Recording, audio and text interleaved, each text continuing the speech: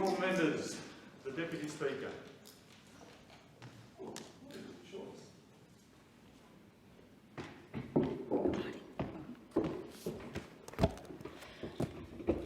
Morning.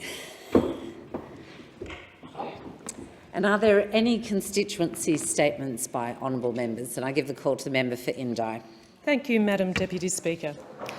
Under the cover of darkness in 2020, using the COVID-19 pandemic as an excuse, the Centrelink office in Benalla was closed. The local community was promised consultation on future services for Benalla, but that never happened. Instead, they were told a year after the closure, with just 2 days' notice, that they would have to settle for an agency model. Basically, an office with a computer and a phone, with no staff who can actually make decisions on their payments. This caused major issues for people in Benalla. The closest Centrelink offices are in Wangaratta, an 80-kilometre round trip, or Shepparton, a 120-kilometre round trip. Fuel is incredibly expensive and public transport options are unreliable and irregular. The closure makes no sense if you understand Benalla. The population of Benalla is significantly older than the general population, less likely to have finished Year 12, and the median household income is 32.2% lower than the Victorian median. Almost 1 in 5 people in Benalla are on the aged pension. This all points to a community already facing significant disadvantage, higher likelihood to have low digital literacy, higher likelihood to rely on government support, to have complex cases that need personalised attention. While I highlight the challenges Benalla faces, don't be mistaken, this is a special town. Since the Centrelink has closed, locals have rallied to make the case for it to be reopened. They've written letters to ministers and editors, freedom of information requests and more. This is a community that gets involved, that gets stuff done. People like Des Moylan, like Hamish McPherson, like Linda Toolberg and many more have stood up for community in a time of need. They've started a petition signed by more than 2,100 people, and more than 200 people have completed a survey about their experiences since the office's close. Madam Deputy Speaker, I seek leave to present this petition asking the government to reopen the Centrelink in Benalla. Can I just ask the member for Indi, has the petition been approved by the Petitions Committee? No. Okay, so you are now seeking leave. Is leave granted for the documents to be presented? Yes. Thank you very much. The current Government Services Minister, Mr Shorten, visited Benalla during the election campaign. Mr Shorten said the community had been gaslighted by the previous government over the closure of the office. The decision to reopen the office now lies with Mr Shorten, who said it so well. We cannot have a safety net in this country which is just for blue sky days. We need a safety net which is there, which can respond in depth and in quality when people are doing it hard.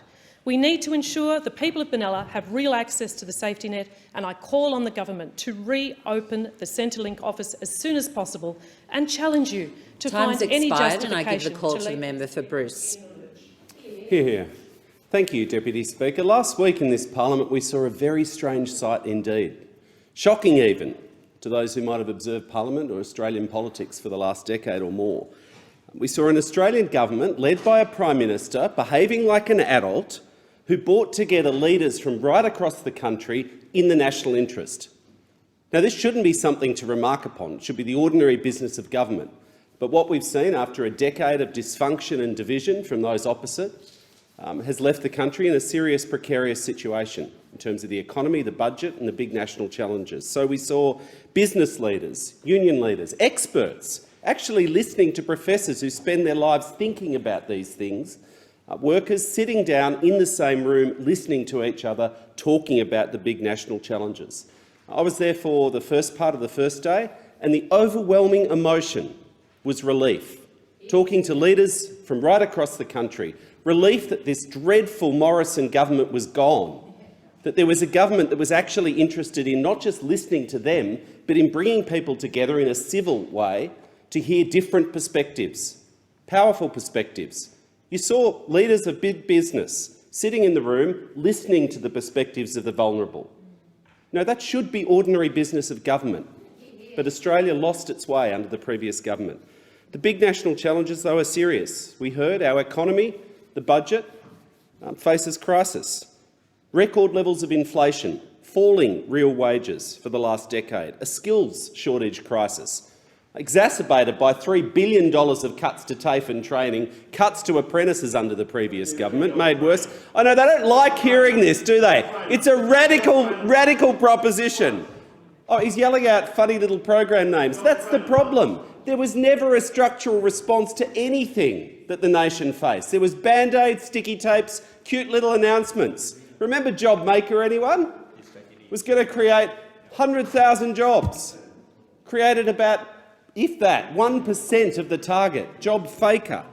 Radical, a decade of dysfunction and division, $1 trillion of Liberal debt that the next generation is going to be asked to repay, a budget riddled with waste and rorts. It was a test, though, for the opposition leader. Had he heard any kind of message? Did he realise the challenges were serious, that Australians wanted a different kind of politics? No, it's a test that the Liberals failed. He chose to hide at home, to hide in the dark, isolated and humiliated. Now, Labor didn't make this mess, but we are taking responsibility for cleaning it up, and I was delighted to see real practical outcomes at the end of the summit.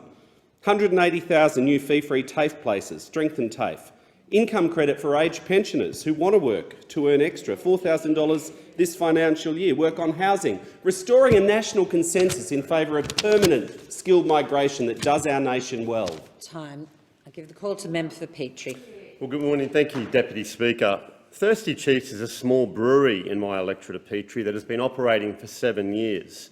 Thirsty Chiefs is a one-of-a-kind establishment, brewing beer, cider and ginger beer and employing local people all in-house. They host local musicians and food trucks every Friday and Saturday night and support the wider community in North Lakes. In fact, Deputy Speaker, many community organisations have held events there, organisations like Save the North Lakes Golf Course, local environmental and koala centres and other community establishments.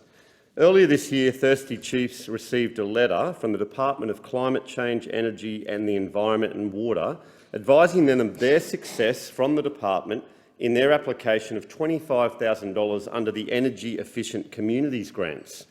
Now, I personally went to the brewery to congratulate them on receiving the grant on hearing this news, and I asked the owner of Thirsty Chiefs, Dean Nolan, what he would use the funding for, and he told me that the $25,000 would help them replace their current 7-year-old LPG gas-run boiler with a more energy-efficient electric boiler. They are currently spending $15,000 a year on LPG gas, and they're spending 10 times the amount that households spend on energy each year. The new boiler would be run off the solar panels that are already on the roof, and the installation of this new boiler would not only decrease emissions, but it would increase the bottom line of the business, making the business more viable to employ more staff and serve the community. And this at a time when small businesses are already struggling to keep up with the week-to-week expenses under the increased inflation of the Albanese government. Then only months later, after the election, what happens? They get a letter from the Albanese government, Thirsty Chiefs, saying that their review that was approved by the department was under review. Now, the Labor government went to the last election on a foundation of climate change and reducing emissions by 43% by 2030. In fact, it's now legislated. So it doesn't make sense that this government would send a letter to grant recipients saying that their grant is under review and might not be funded. It's absolutely absurd, Deputy Speaker. Dean has told me that he was gutted when he received the letter, saying that the grants were under review. So last Friday I made a visit to Thirsty Chiefs with the member for Fairfax, our Shadow Minister for Climate Change, and it is our intention to bring to light the other 800 businesses like Thirsty Chiefs around Australia that were fully approved by the department without even local members' input. It all came down to the assessment by the department. These 800 businesses are being left in the dark, many of them now waiting, worn down, out of broken technology. They deserve answers, and they deserve it now. Thank you. Member for Corangamite. Deputy Speaker, there is a disturbing trend across Australia. It's the closure of many of our bank branches, particularly in regional areas. The Commonwealth Bank of Australia recently announced it is closing the Drysdale branch on the Bellarine Peninsula within my electorate. That is an especially bitter blow for the people of Drysdale, coming in the wake of the National Australia Bank closing its Drysdale branch earlier this year. The Drysdale CBA is an important branch for many in that community. There is a sizable elderly population in Drysdale, many of whom have banked with the CBA for decades. The closure will especially impact those who are less skilled at online banking or who don't even have access to online technologies.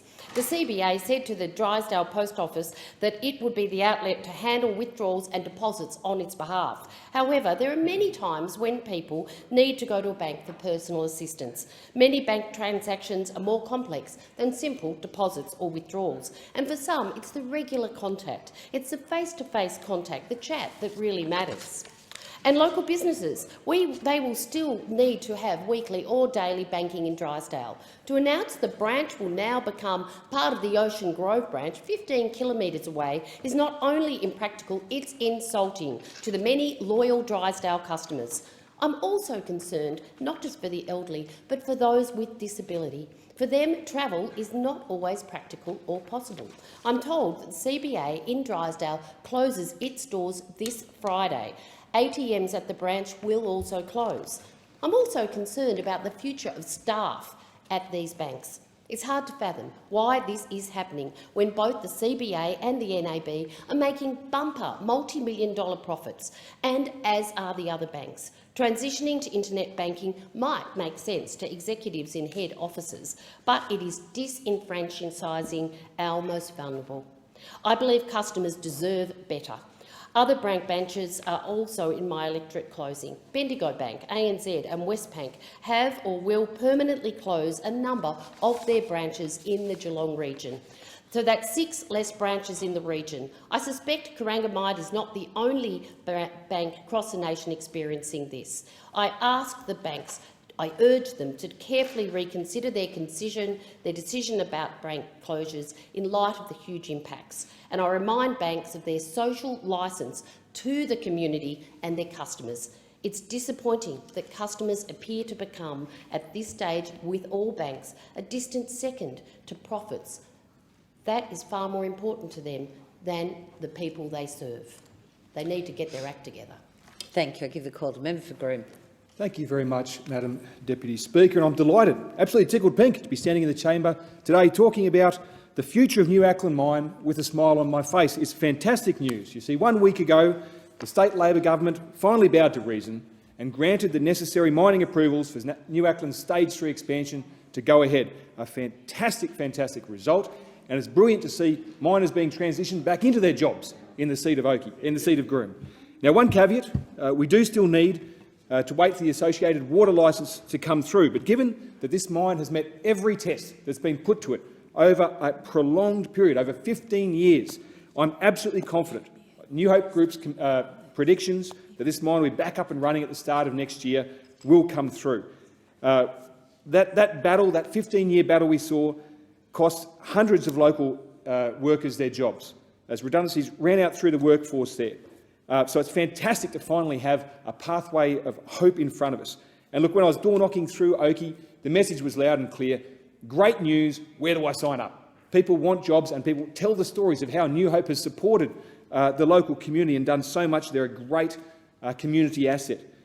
As the feeling shared on the High Street, I caught up with the great country pie shop owner Vicky Reeves, who bought a wonderful cottage pie from Vicky's Pie Shop, best in Groom. And what we're talking about just how important it is for the mine to be coming back to life. We've got a wonderful army base out there, we've got meat works out there, but the mine has been essential to Oakey, to Acland for so long. It's absolutely brilliant to have it back. And she's just one of many businesses in Groom that will receive a much-needed boost from this project going ahead. It's estimated that New Acland will generate $1 billion for our local economy over the next 10 to 15 years. That's something around 10% of our gross regional product. This is a huge, huge investment. But it's not just about the businesses. Let's talk about the workers. Workers who live in Oakey and Goombungie, in Highfields. Workers who will enrol their kids in the local schools, the sporting clubs. Workers who put a little bit of money back into their farms or their mortgages. According to New Hope Group, there'll be 400 long-term jobs on the mine, 600 short-term in the ramp-up. This is fantastic. And while rightly we'll be aiming to bring back the people who lost their jobs through those redundancies, there's still going to be hundreds of other new jobs out there for people. So this is not just great news for Oakey, this is great news for Queensland and Australia. If you want a job in the coal mining industry, come to Oakey. There's fantastic opportunities waiting there for you. There's no better place to live, work and raise a family. And I see, look, this is the start of a whole new decade of investment for Oakey. It's a town that's had some really tough years over the last couple of years with the redundancies, with the PFAS issues, but here we are with a great announcement. We're so close, and I call on the Queensland Government to commit to their decision, grant the water licences and let Oakey get back to business. Thanks. I give the call to the member for Higgins. Thank you, Deputy Speaker. When a breakthrough arrives, according to Pulitzer Prize-winning author Siddhartha Mukherjee, technology dissolves its own past. The adoption of electric vehicles in Australia will be akin to switching from analogue to smartphones. It will be a step change in transport that will liberate us from the irritations of the nozzle. But that's not all.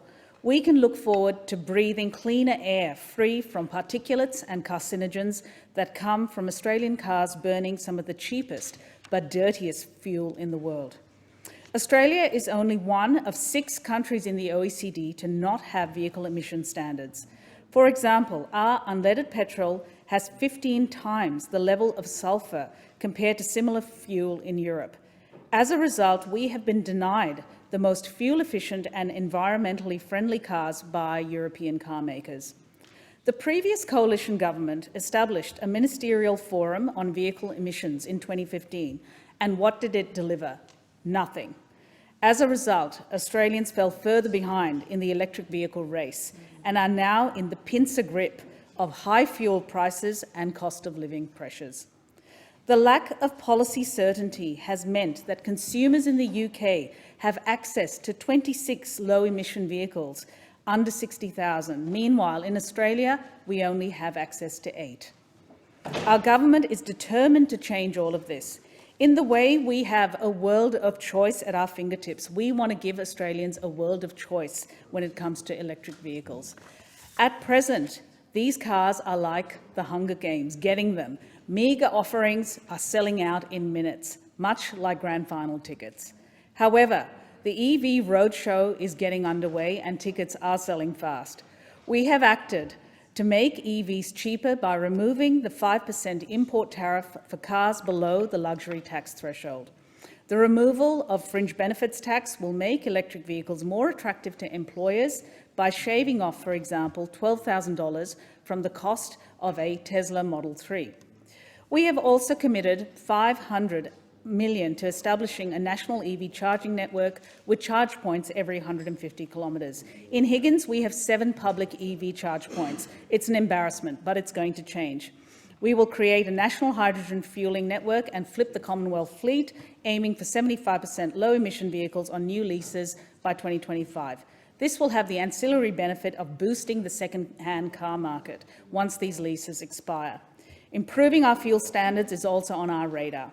It is entirely conceivable that the young Aussie kids of today will learn to drive on EVs. Lucky them. But it's commitments that we make today, not luck, that will actually make this a reality. Thank you. And I'll give the call to the member for Hasluck. Deputy Speaker, on the 23rd of August this year I hosted the Hasluck Green Energy Jobs and Skills Summit, roundtable in Perth, in order to help inform the Jobs and Skills Summit and the government's white paper process. Around our crowded table were industry representatives, union leaders, heads of training organisations and delegates from state ministries and departments. I was ably assisted by Brad Weir from IMS Consulting as facilitator and impressed by the candour of the participants and the breadth and depth of experience in the room. We heard constructive ideas from all present, including Rio Tinto, Woodside, Province Resources, Met Ignited, Penske Australia, Synergy, Horizon Power, Future Batteries Industries, CRC, JetCharge, Hoffman Engineering, Intercontinental Energy, NHOA Energy, Tails New Energy, ConnectSource, Ardash Australia, the CFMEU, the AWU, North Metro TAFE, and the State Ministers of Education, Training, Tourism, Science, Innovation, Mines, Petroleum and Energy. The roundtable, which focused on opportunities and challenges in the renewable sector, identified many areas for further consideration, including setting additional interim targets to net zero at state and federal level, the setting of both domestic and export targets for the production and manufacture of renewables, reservation of a supply guarantee of essential minerals, the review of government investment risk parameters, guaranteeing government procurement at useful levels across all departments and providing long-term government contracts. We discussed the need for frameworks for more livable communities in the regions where the new industries will flourish, improving the alignment of vet and university courses with workforce planning data, nationwide licensing standards and competency tests, modular training and more work placement programs for students, retention risk measures for firms taking on apprentices, improving apprentice paying conditions, and reviewing of the visa system to allow easy access to skilled migrants for businesses that have a healthy apprentice program in place. I thank all participants in the HASLUC Roundtable and hope to carry on this work with them in the future. In the end, Deputy Speaker, what does industry really need from government? Sometimes they do need support, and that in a timely manner, but what they need at all times is consistency and leadership. They need clear intent. They need overarching goals and targets that are set, stuck to, regularly reviewed and, if possible, improved over time. Our government has already started this work, the Jobs and Skills Summit, leadership and goal setting, allowing for periodic review and heeding recommendations, and all the time being receptive to innovative ideas and solutions. There's another word for this. It's called governing. Thank you. And I give the call to the member for Riverina. Thank you, Deputy Speaker. And a bull rider I ain't, and anybody who saw the end of Insiders yesterday would have noted with some humour and mirth the fact that I couldn't stay on one of those electronic bulls for longer than a mere few seconds. But I raise this point because the bull riding was in vogue at the Park Show, and the shows are back in town. And it's so good when you go across the countryside, regional Australia, to see the agricultural shows back in force. And recently I visited the Trundle Show. What a fantastic event that was.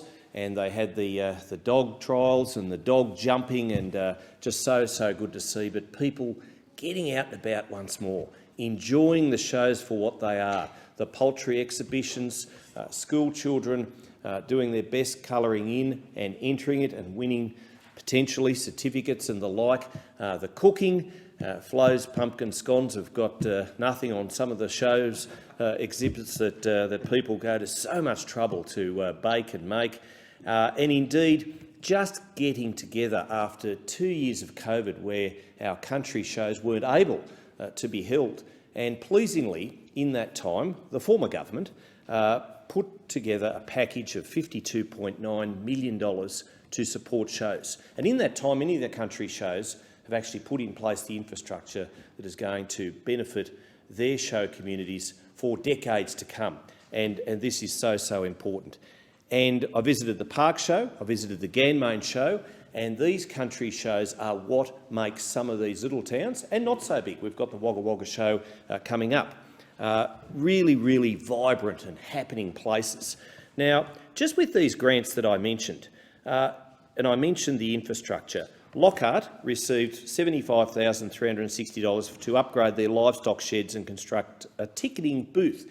And you know, those ticketing booths are staffed by people who've, in some cases, been there for decades. It's their place in that community. They turn up, they hand out the tickets, they sell the tickets, and you know, they man the gates, and it's so important. But Ardlethan, they refurbished their kitchen there, $46,000 grant. Bajerabong, $70,000 to upgrade their watering system. Cowra, $67,000 for new air conditioning and solar panels. Illabo, $118,000 to upgrade their pavilion kitchen. All of these things have made these little community shows what they're going to be in the future, and they're loving it. And I look forward to going back to parks, hopefully staying on the electronic bull for longer than 3 or 4 seconds, and I look forward to getting to as many shows as I can. And I do hope the member for Riverina... I'm trying to make a comment to the member for Riverina. I do hope you have fully recovered from that, albeit brief, effort on the mechanical bull. And Thank you, Speaker. I give the call to the member for Wills. Deputy Speaker, last week the Minister for Immigration made an important announcement. The Albanese Labor government will invest $36.1 million in visa processing to clear the backlog, to decrease waiting times and to welcome more people who decide to call Australia home. This investment will surge staff capacity by 500 people over the next 9 months to address the crisis crippling our visa system. When the Albanese government was elected in May, nearly 1 million visa applications were awaiting processing. The previous government, the Liberal government, cut resourcing, drove department culture into the ground and intentionally slowed down processing times. They knew that the harder and longer you made the process, the longer people would be living in limbo and uncertainty away from their loved ones. And the longer that businesses and workers couldn't make decisions, the more likely people were to give up. What has this gotten us, Deputy Speaker? We have a visa processing system in crisis. We are facing critical skills shortages, lagging in the competition to attract talent, and we have a reputation unbefitting of a proud multicultural nation built off the back of generations of migration. We are already addressing this issue. In the short time we've been in government, we have already cleared 100,000 applications. Last week, the Minister for Home Affairs announced an increase of approximately 35,000 additional permanent migrants, skilled migrants, lifting the annual cap to 195,000 places. This means more skilled migrants to help fill job shortages in critical areas like nurses, engineers and tech experts. Wait times are also down. Instead of waiting 53 days on average, the wait time for a skilled migrant is down to 42 days. Instead of 37 days for new businesses for sponsorship, it's now 18 days, less than half the time under the former government. Student wait time is down from 40 days to 31 days, and more than 50% of working holiday visa applicants are now finalised within a single day. What does this mean for Australia? It means that businesses can have certainty and can fill areas of skill shortages quickly. It means that families can be reunited sooner, some separated for many years because of the pandemic. It means a boost to our economy, as migration has proven time and time again to create more jobs and investments that benefits all Australians. And it means that we can reclaim the true spirit of the Australian story as a country that has welcomed people from across the seas. Now, like my parents who migrated from Egypt and worked hard every day, not only to give their children, myself and my sister, a better life, but to give back to the country that gave them so much. They settled here as permanent migrants, as Australians, as new Australians. This story is common across the country, in my electorate of Wills, communities, whether they be generations of Italians and Greeks or Vietnamese, Lebanese, Iraqi, Indian, Pakistani, people from so many countries around the world have come here to make a new home.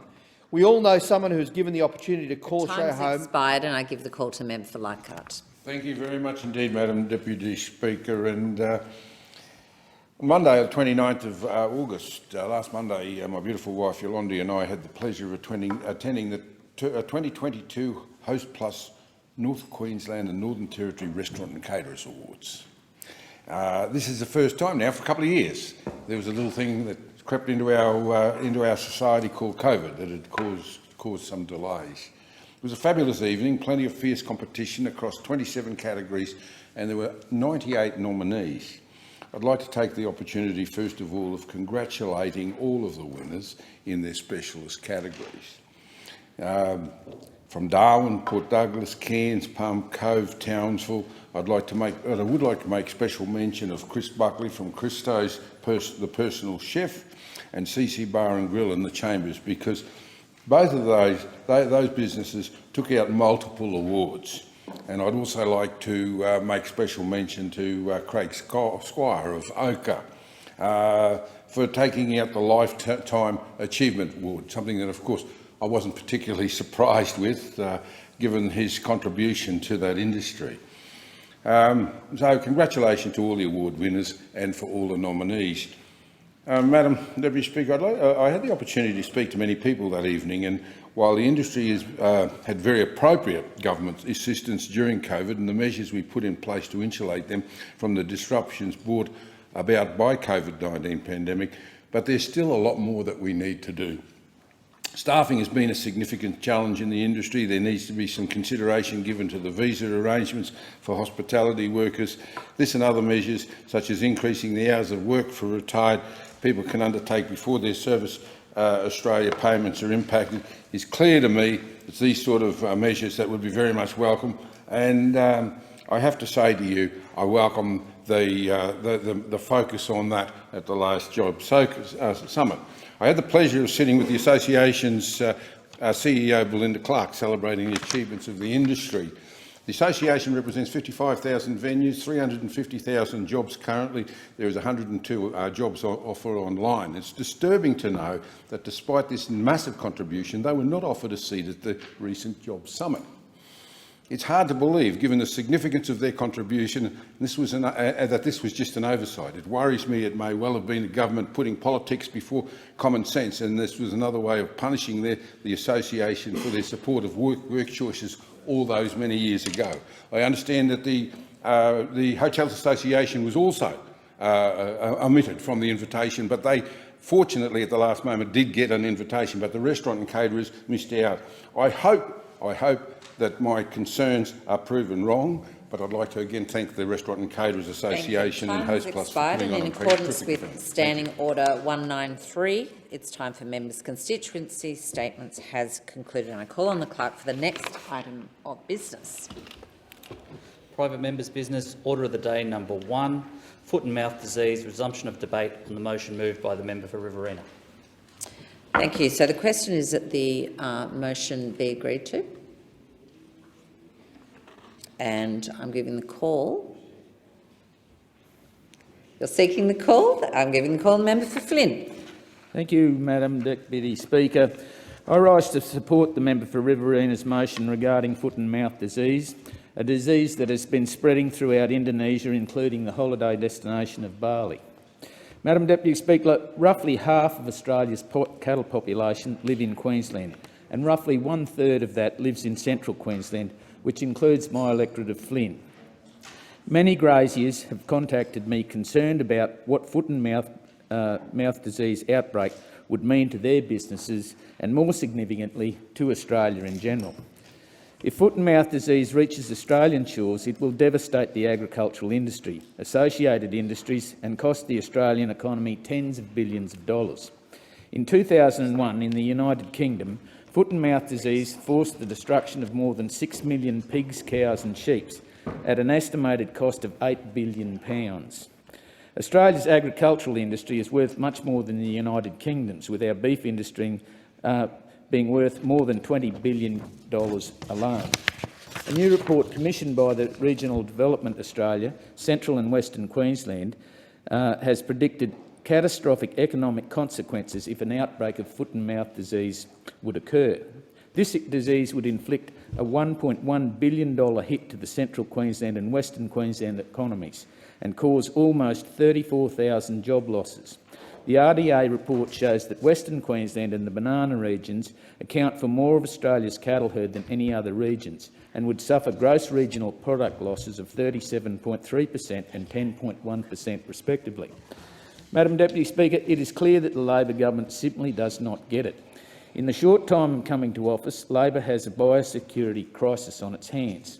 The Labor government's response to FMD has been marred by indecision, uncertainty and embarrassing backflipping. Since FMD outbreak in Bali, the federal government has been slow to react. Labor's approach to an $80 billion risk to the Australian economy is dangerously indecisive at a time when Australian farmers are crying out for tough measures. A prime example of this is that Labor took over 4 weeks to put foot mats at airports, allowing tens of thousands of people to waltz through our borders from Indonesia despite our calls. There has been the State Minister for Agriculture in Western Australia, Labor government saying that an outbreak of FMD in Australia would result in cheaper meat and milk. These comments from a state Labor minister about a disease which threatens tens of thousands of livelihoods is appalling and offensive. Agricultural ministers have a serious job. They are meant to understand the industry and then support and promote it. This minister has shown she is incapable of this, and it demonstrates yet again that the Labor Party does not understand the needs and concerns of the agricultural sector. Our agricultural industry needs to be protected against biosecurity threats such as foot and mouth disease, and this requires leadership. On the 22nd of July, New Zealand introduced a ban on travellers from Indonesia bringing in animal and meat products. If this measure was good enough for New Zealand, why not Australia? Mr Deputy Speaker, every single arrival from Indonesia needs to be screened. This does not matter whether arrivals have visited the cities in Indonesia or rural areas. The foot and mouth disease threat is too great. Since the outbreak of foot and mouth disease, the Coalition has been calling for this Labor government to immediately offer 3D X-ray technology to Indonesia to help combat the threat of the disease at their airports. This state-of-the-art technology works, and the Labor government must urgently move to establishing a similar screening program with Indonesia. Labor must act swiftly and work constructively with Indonesia to get this technology operating for incoming luggage. If we are to have the technology, why not use it? Offering 3D X-ray technology to Indonesian airports and banning travellers from carrying food products from Indonesia are all necessary, particularly when the federal government's 1 million vaccines for Indonesia have only just arrived, a shameful 7 weeks after they were promised. Mr Deputy Speaker, we need to explore the possibility of temporarily suspending all but essential travel to Indonesia, including Bali, at the same protocol that has implemented to contain the spread of COVID-19. Industry groups are calling for border closures because they are not convinced the Labor government has a plan to adequately manage this major issue. To restore public confidence in the management of this Labor government must explain why border closures will not be considered and explain why existing measures are adequate. The question is that the motion be agreed to. The member for Hasluck. Thank you, Deputy Speaker. We can all appreciate the seriousness of an outbreak of foot and mouth disease in Indonesia and the devastating impact FMD would have on Australia's livestock industry. Thankfully, there is no evidence that FMD is currently in Australia. And as my colleagues made mention of last time this motion was debated, we certainly plan on that remaining the case. Without the continued vigilance of this government, FMD poses a massive risk to Australia's livestock industry. Western Australia has a thriving livestock industry, including, I'm proud to say, in parts of my electorate of Hasluck.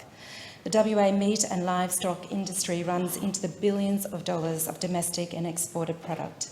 We are a world leader in meat exports, high-quality beef, sheep and pork, as well as leaders in superfine wool production. In Hasluck, we are very much alive to the importance of vigilance when it comes to biosecurity. The Swan Valley and the Perth Hills both run through my electorate and produce world-class wines, cheeses, table grapes, stone fruit, apples and much more. The threat of pest and disease is ever present.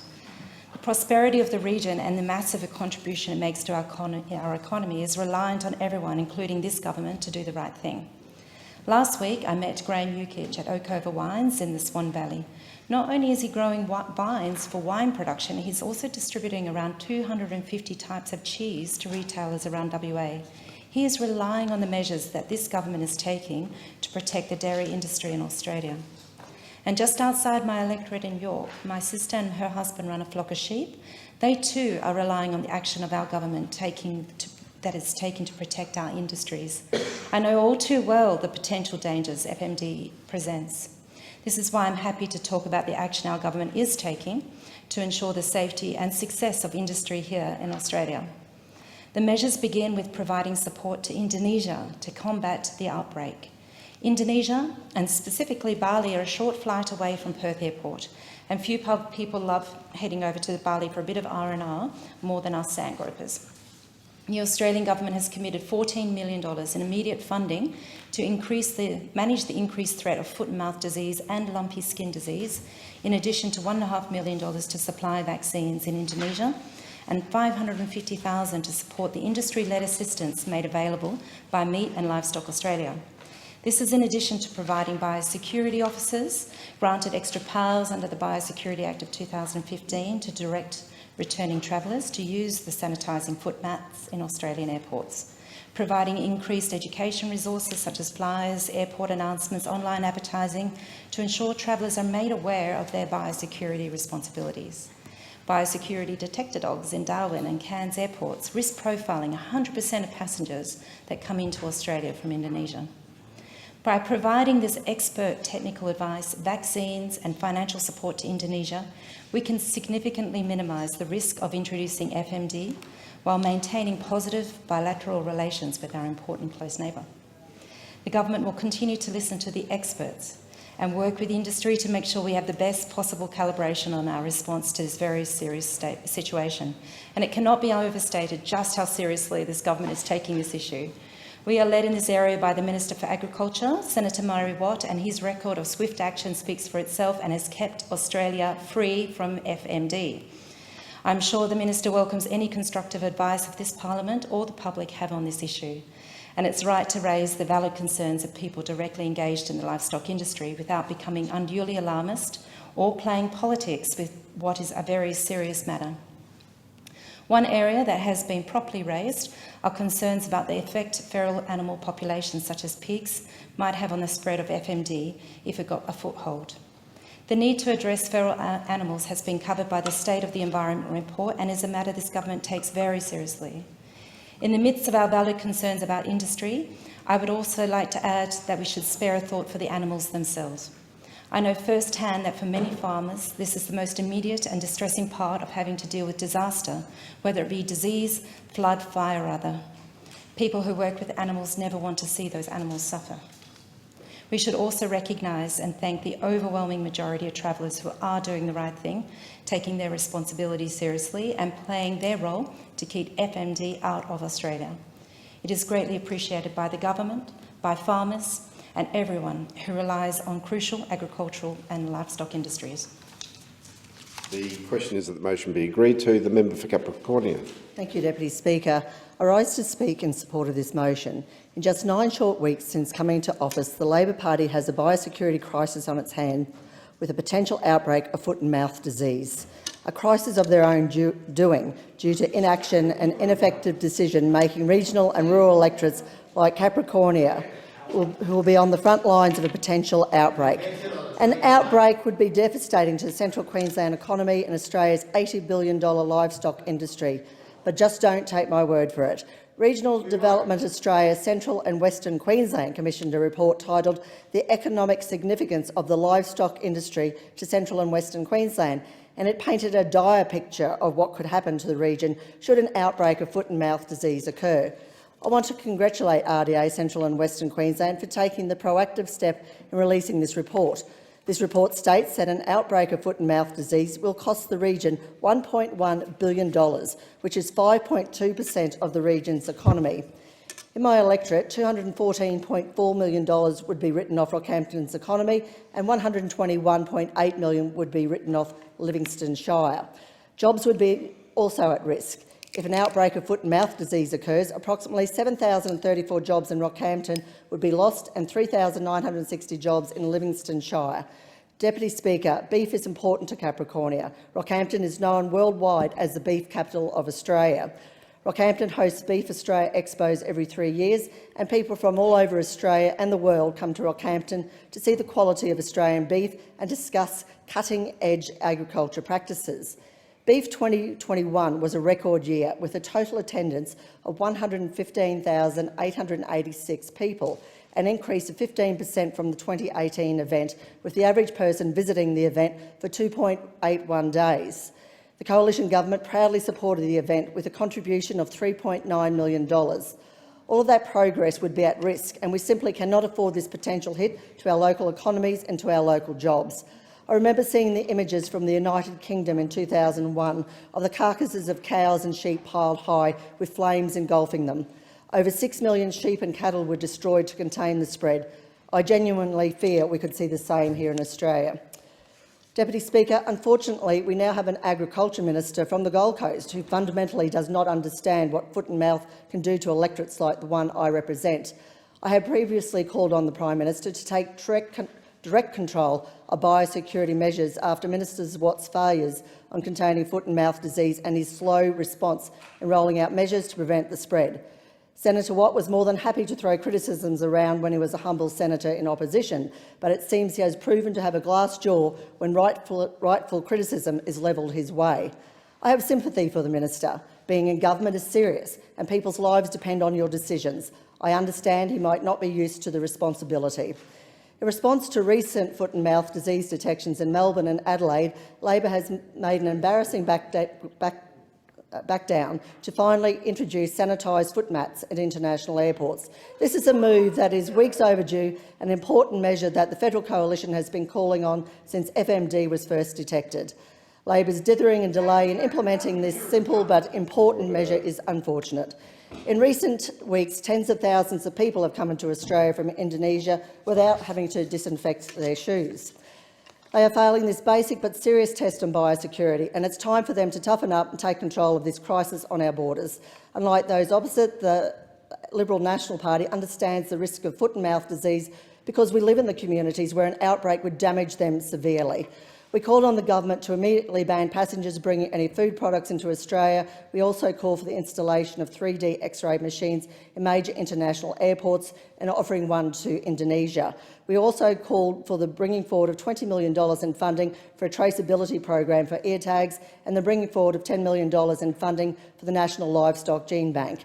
It is our view that consideration needs to be given to stronger measures, including introducing border controls that restrict travel from Indonesia. The opposition will continue to be constructive on this developing situation, but at this new juncture there are biosecurity and border questions that need to be answered.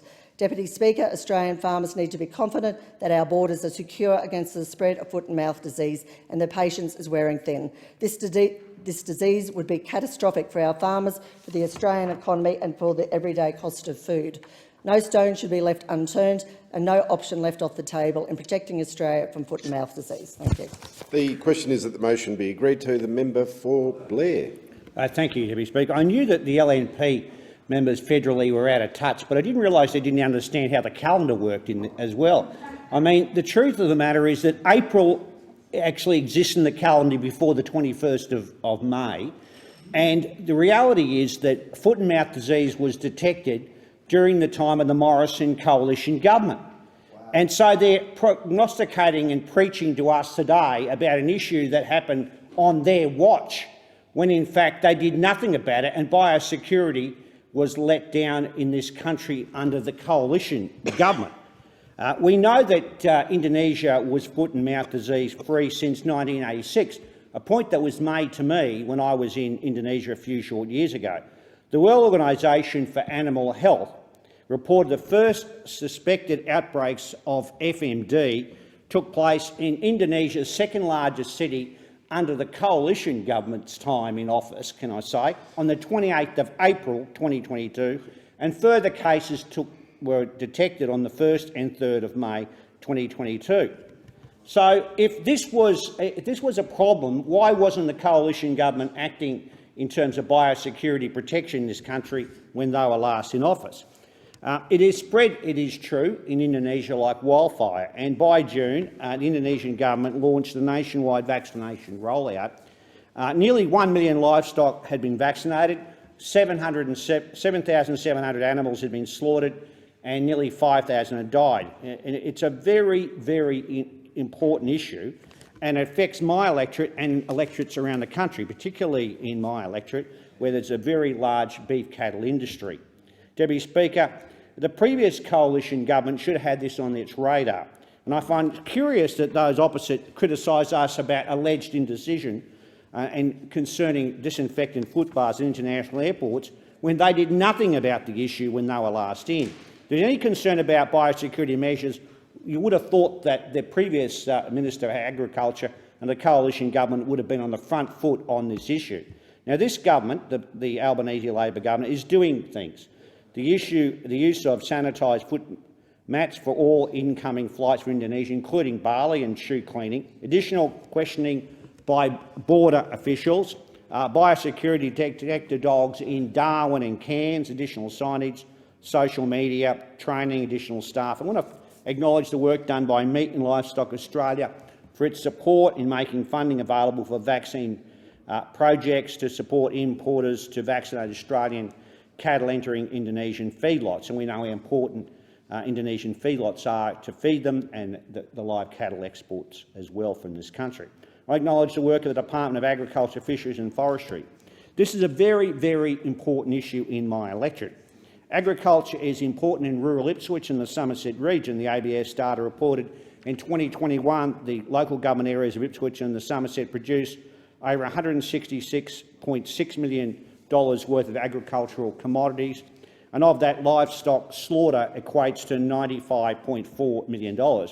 And my electorate of Blair is the home to the two largest meat processors in the country, JBS at Dinmore and Kilcoy Global Foods in Kilcoy. In fact, JBS played an important role in the Blair Jobs Summit I held on the 10th of August this year. It employs nearly 1,400 people, and their capacity can employ nearly 2,200 people. And there's an issue in relation to certification and health in the Chinese market as well. This is the largest private employer in my electorate. The LNP members and senators have done what they can to politicise this issue. This motion gives the impression that everything happened chronologically on our watch when it started under their watch. They're very quick to blame Labor for any cracks in biosecurity issues, including walls, when they were responsible, of course, until the 21st of May this year. I find this curious, this whole motion, because those opposite loudly call for borders with Indonesia to be closed, when the same members cried when borders were being closed interstate in relation to COVID and said we should open borders. I mean, the member for Nananga, who's talked about this in my local newspapers, was vocal on multiple occasions calling on the Anastasia Palaszczuk government to open borders, but now they're talking about closing borders. I mean, they're suffering from foot-in-mouth disease, those opposite, in relation to this issue. They're playing politics, and I call on those opposite to work collaboratively with the federal Labor government and the Palaszczuk state government as well in relation to this. The member's time has expired. The question is that the motion be agreed to. The member for Groom. Thank you very much, Mr Deputy Speaker, and I rise to support the motion. I do find it interesting. I'll make the comment. The member for Blair seems to think that this is an issue that is over. This is something that happened. And I think that probably explains a lot of what we're seeing, quite frankly. But since we were last in this place, to be frank, the uproar around Australia's response to foot-and-mouth disease has died down. And while it may no longer be dominating news headlines, the threat of this disease remains front of mind for regional communities like mine. Groom has a couple of 100,000 head of cattle on feed sitting in it. This is a concern that's not new to us. This is something that we've been watching for a long, long time. Although it hit the news headlines quite prominently, this is something that we have to plan for and watch and prepare for. And we'll continue to watch intently the spread in Indonesia and the actions of our respective governments. And we do this because the impact of foot-and-mouth disease simply cannot be understated. There's an $80 billion meat industry on the line, along with every locally owned business that supplies it. In my electorate, that includes trucking companies, vets, lawyers, accountants, mechanics, and so many more. Agriculture still underpins so much of Groom's local economy, and I was lucky enough to open the sales at Durrabee Speckle Park just a couple of weeks ago there, and it was fantastic. This is the second sale that they've had of the Speckle Park breed, and relatively new breed. So there's a build of enthusiasm, people coming in to the sales, but amongst all that optimism, there's a cloud on the horizon that everyone's aware of. An outbreak here would prevent trade for at least a few years in a best-case scenario from department officials, and could require the mass slaughter of animals like we saw in the UK in 2001, when more than 6 million animals were lost at a cost of $13 billion to the economy.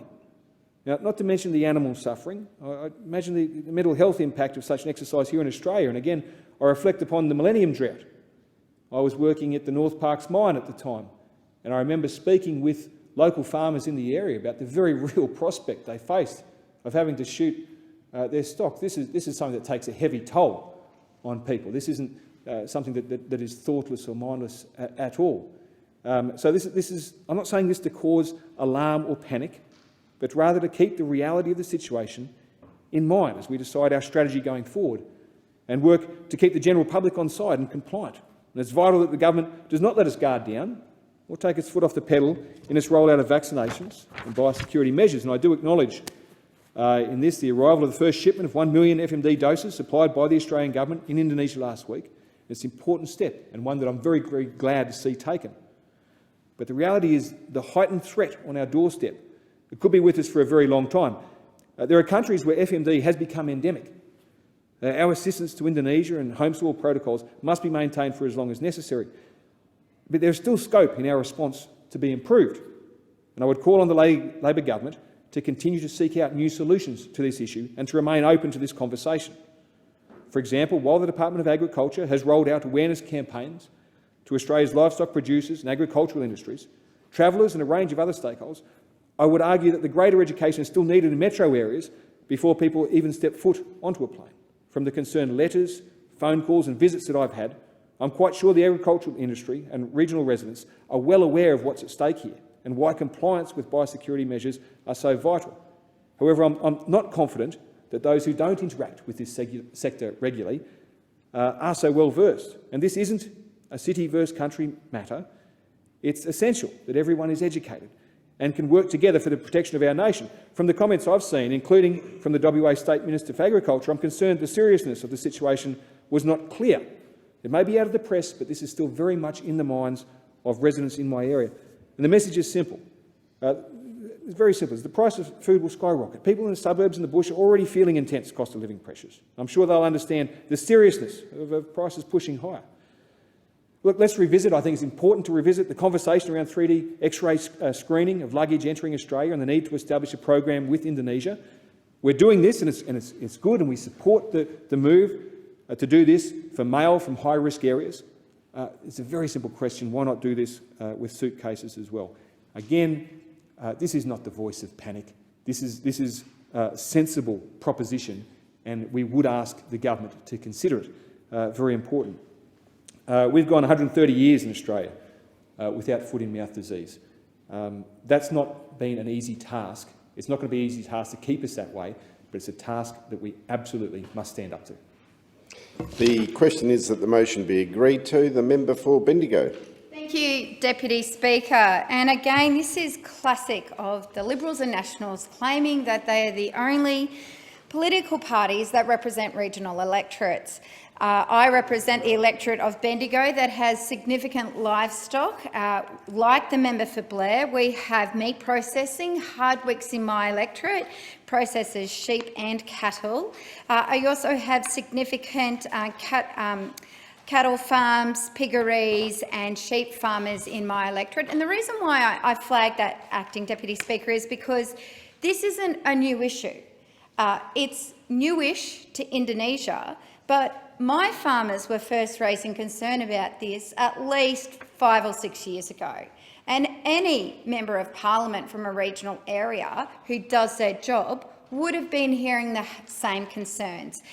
It was still a problem in Europe, foot and mouth disease, and was Australia ready?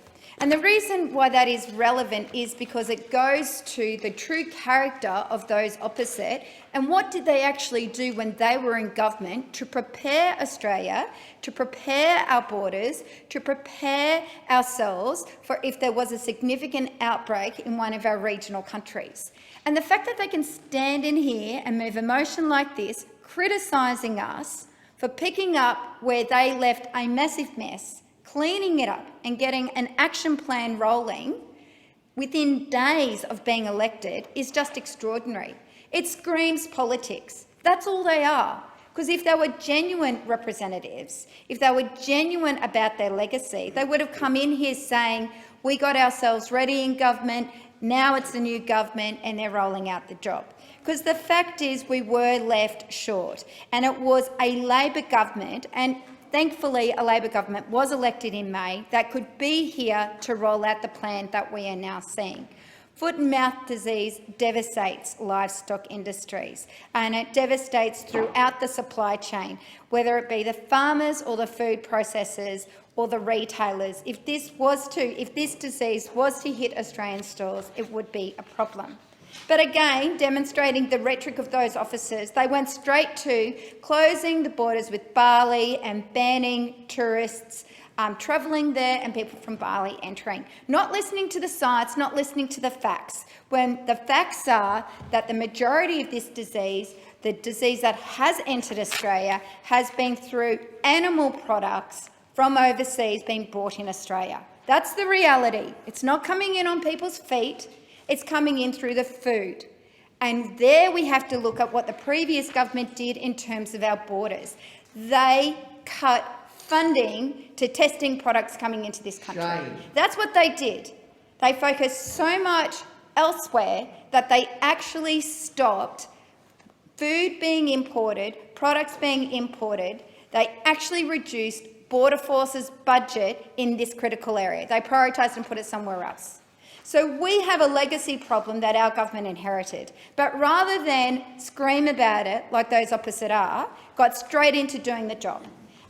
The response that we've seen for the Minister for Agriculture and from the Labor government has been phenomenal. They've introduced the toughest measures we've seen when it comes to this disease and other diseases of its nature. And the Minister should be congratulated for the way in which we have worked with industry, and we have worked with farmers, and we have worked with Indonesia, where the real threat is right now. Didn't happen under the previous government, it is happening under this government. And the relief that farmers in my electorate have, farmers who this is their life, this is their industry, and they're not the big graziers that we see in Queensland, but they are significant. They produce a lot of Angus cattle, they produce a lot of merino wool, but again, whether it's getting into our sheep for meat production or our sheep for wool production, if they're infected with this disease, they'd have to be destroyed.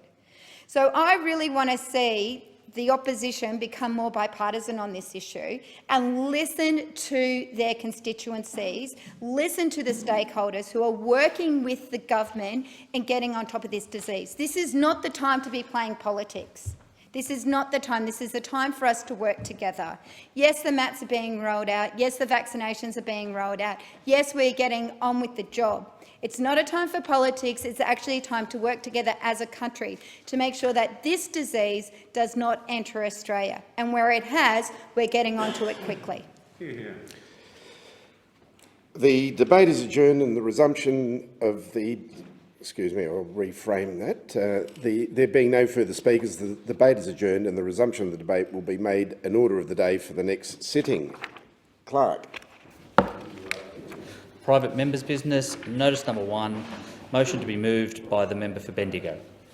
The member for Bendigo. Thank you. I move the motion as it appears. I move the motion relating to low-paid workers in the terms in which it appears on the notice paper. Is there a seconder?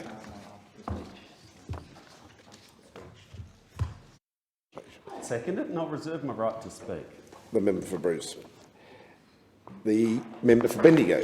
Thank you, Deputy Speaker. Well, it was a big one, and it needed to be. The Fair Work Commission's most recent decision to deliver a 5.2% rise to minimum wage workers is slightly above inflation, but depending upon what the inflation figures are when we next hear the accounts, it will be below inflation. It works out to be about $40 a week for a full-time worker on minimum wage and those on low pay awards. In some other industries, it's slightly less, depending upon where they actually sit. It works out to be about an extra $1 an hour. That's what we're talking about. And it's relief for a lot of these hard-working people. They're in industries like cleaning. They're in industries like security. They're the people who quite often are the hidden workforce that we have in these places. They include the cleaners of this place. It includes the hospitality workers of this place. People who do a tough job, who are proud of their job but yet are locked into minimum wage. So this announcement by Fair Work is relief for so many working people. It helps them get by, it helps them pay their bills. And it wasn't just because our government supported the increase and called for it, but it was because the Fair Work recognised that because of the cost of living, a substantial increase was needed. High and rising inflation and weakening wages growth is reducing people's real wages. And we do talk about that a lot. And it's something that the other side seems to miss, that if real wages don't keep up with the cost of living, people fall behind. They have less in their pay packet to be able to spend on what they need. This is only the beginning. Our government, in our own submission to Fair Work, said that an immediate wage increase was needed and that we backed the call that it needed to be at least inflation so people didn't fall behind. But what we're also doing, and what came out of the Jobs Summit that happened last week, is that we've brought industry and business leaders together in a room with unions to say we have to do this better. Far too many workers are stuck on the award minimum, and I reiterate it should be a minimum and not a ceiling. Productivity has also declined. The way in which we get productivity moving, which is what industry wants to see, and the way we get wages moving is by creating a bargaining framework that works, giving more people the opportunity to bargain. And that is where it is really exciting to see coming out of the Jobs Summit, industry and unions and government working together. For the first time in over a decade, there's not one outside being the enemy or being ridiculed or dragged to a Royal Commission. Everybody working together, because we have to get real wages moving and we have to get productivity moving. That is what is going to help our economy get back on track. These people who are trying to survive on the minimum wage are doing it tough. It's at a time when the cost of the basics are going up. It's not just electricity prices going up or fuel prices going up, but your average grocery items are going up.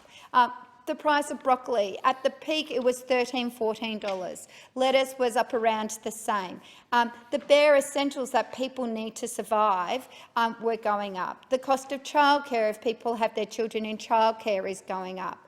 All legacy issues, some of which we've inherited from the previous government, but yet a real wage increase will help people get by. It's about giving working people the dignity of being able to work one job, not multiple jobs to make ends meet. It's about ensuring that people earn enough. When we think back to when the minimum wage was first introduced, it was introduced through the harvester dispute way back when in Sunshine, with its legacies throughout Victoria. But basically the judge then decided that, and back then it was, that the main income earner could live with their family frugally, that they could afford, to cover the costs of accommodation, of food, of basics, but they could also afford a holiday. Well, you talk to a minimum wage worker right now and they don't get that. They are struggling. They're struggling to survive. This wage increase of 5.2% is a relief. It's an extra $1 an hour, but it's not enough to really help people struggling with the cost of living. So I congratulate the government on what they've done and strongly encourage all those speaking to remember that our load pay workers right now need our support so that they've got the means to live their best life. Is the motion seconded? I understand it needs to be seconded after the speech. Is the motion seconded? I second it and I reserve my right to speak, Deputy Speaker. And I thank the member for Bruce. And I give the question is that the motion be agreed to, and I give the call to the member for Sturt. Thank you, Acting Deputy Speaker. Well, this is a confusing motion. Probably it needs to be updated. I note that notice was given on the 22nd of July, and it, in its first line, says notes that the Fair Work Commission has delivered a 5.2% rise in the minimum wage, slightly above headline inflation. Well, inflation is at 6.1%, so the June quarter's annualised inflation figure was 6.1%. So someone got a little bit overexcited, Mr Acting Deputy Speaker, and thought they would be moving a motion to celebrate an achievement of growing real wages for those on the minimum wage. Patently, that's not what is occurring. If inflation is higher than the increase that is being put in place, then the real wages of the lowest paid in our society, those on the minimum wage, is actually decreasing. That's simple macroeconomics that I don't think can be disputed. I note the motion was given notice on the 26th of July. It was actually the next day, would you believe it, that the updated figures may be hanging back just one day to check that you were right about that before moving this could have saved the embarrassment. But nonetheless, we've now got a situation where The mover's not choosing to move an amendment to the motion to make it accurate, but nonetheless it's not my motion, so that's not my problem. I simply start by pointing out that it is a simple reality that with inflation running at 6.1% in the June quarter and potentially, unfortunately, the signs are that, and the Reserve Bank's indicating they think inflation will be climbing into the sevens, that 5.2% will not result in a real increase for those earning the minimum wage. Nonetheless, I note also in point 3b that this motion congratulates the government on its position that it does not want to see Australian workers going backwards. Well, it's good if that's their position, but they're not achieving it. Australian workers on the minimum wage are going backwards for the exact same point that inflation is running higher than the increase that was achieved. So that's regrettable, and it makes the motion inaccurate, unfortunately. But nonetheless, I don't think there's a debate about the importance of growing real wages. Of course, that's what we want to see. We want to see an economy that's growing, and we want to see the growth of that economy shared very much with, between labour and capital. That's the most important social compact that we have got in our economy, that we all see the benefit and a dividend of the economy growing, and particularly where there's opportunity for productivity increases, that is flowing through to increases in real wages. And that underscores the very difficult position we're in right now, where inflation is galloping ahead so rapidly, and that there is really no response to inflation at this stage coming from the government. It'll be interesting to see, Mr Acting Deputy Speaker, what they've got to do in the upcoming October budget to dramatically address runaway inflation, because with the government not doing anything, we're only going to see the Reserve Bank doing the majority of heavy lifting, which will be through higher interest rates, which we don't want to see interest rates any higher than they need to be, and we don't want to see the destruction of people's finances, whether that be through wage reductions like we will see with low-paid workers because of the Inflation versus Fair Work Commission decision increases, the negative increase in real wages there, or through other impacts of inflation destroying the value of the savings of self-funded retirees and all retired Australians, frankly. So inflation is an enormous challenge to be addressed, and this motion did, when it was relevant, seek to make important points about the significance of increasing real wages. And I'm in this building to be a part of growing the wealth of all Australians, and real wages growth is a very important part of that. So this government is not achieving that. That is regrettable. They held the policy levers to do that, of course. They will have a budget coming to us in a little over a month's time.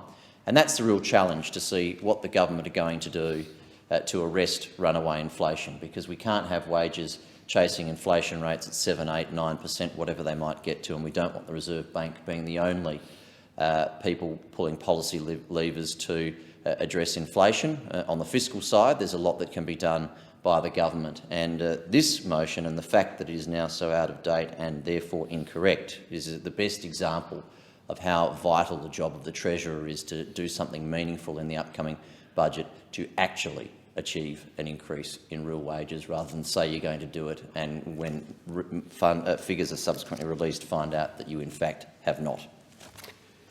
The question is that the motion be agreed to, and I give the call to the member for Adelaide. Thank you, Deputy Speaker. And Deputy Speaker, I too rise to speak on this important motion and thank the member for Bendigo for raising this for debate today, because it is a very important issue. Now, at the time of the federal election in May this year, Australians had suffered through more than 2 years of COVID, and this included people losing their job or losing shifts, hours, and at the same time the cost of living and prices for essential items continued to increase. Housing costs, rents were going through the roof. Interest rates were rising for the first time in years, and you'd think that in that climate, Deputy Speaker, a rise in the minimum wage would be a no-brainer. But it was only Labor that openly called for it and supported it. We unashamedly put forward our own submission to the Fair Work Commission, advocating for an immediate wage increase for Australia's lowest paid workers. And, Deputy Speaker, I'm very proud that the Fair Work Commission delivered a 5.2% rise in the minimum wage, just slightly above the headline inflation at the time. Now, this translates to around $40 a week difference for full-time workers on the minimum wage or low-paid awards. And this will make a difference to the lives of many of our lowest-paid workers. And let's not forget, Deputy Speaker, that many of these workers are young people and often female. They find themselves often in precarious and casual employment, not knowing from week to week what their shifts are, what they'll be earning, etc. And many of them are on the front line delivering essential services and were there delivering those essential services during our COVID-19 pandemic. And they are suffering, and suffering real and ongoing financial hardship. These people kept the economy going during the worst of the pandemic in our aged care homes, hospitality, service industries, deep cleaning services. For nearly a decade, low wages, Deputy Speaker, were a deliberate design feature of the former Liberal government. They put policies in place that were designed deliberately to keep wages low. Wages didn't only stagnate, they went backwards thanks to these policies. And the former government wouldn't deal with it. They thought there was no problem about that. And this was confirmed by the Australian Bureau of Statistics' latest measure on wage growth, published on August the 17th. It showed that the latest wage growth for the June 2022 quarter in both the public and private sectors has been the highest since September 2013. During the same period, the gender pay gap has increased. It now sits at 14%, Deputy Speaker. And according to the World Economic Forum Global Gender Gap Index, Australia now ranks 70th in the world for women's financial empowerment.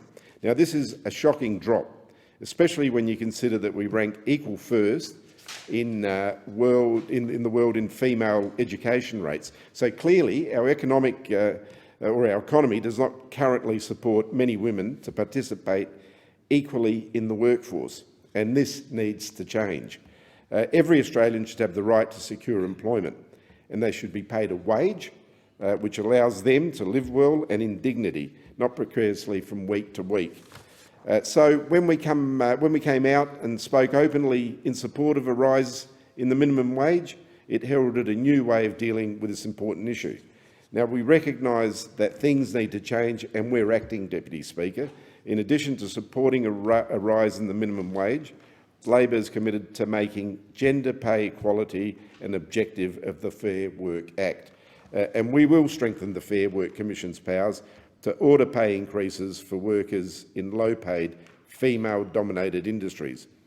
But, Deputy Speaker, we on this side of the House recognise that we need both legislative change and cultural change, especially following the policies of the past government in the last decade.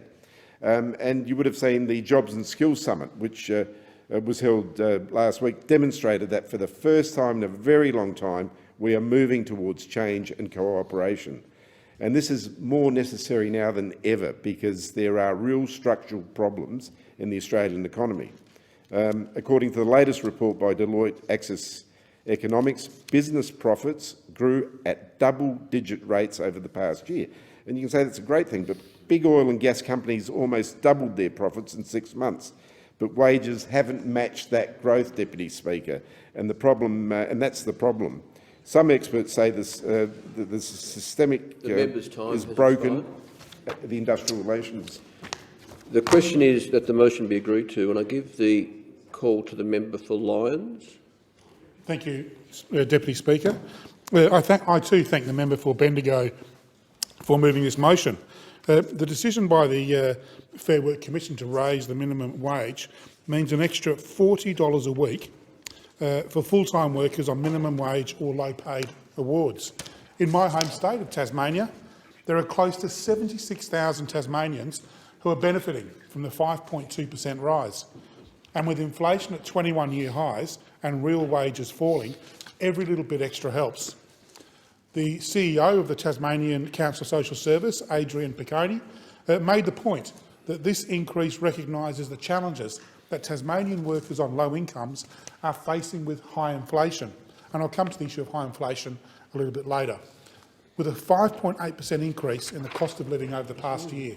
That's a massive increase in Tasmania, Deputy Speaker, as you would well know, and as the member for Braddon would well know. That the cost of living in our state is one of the biggest issues facing our constituents.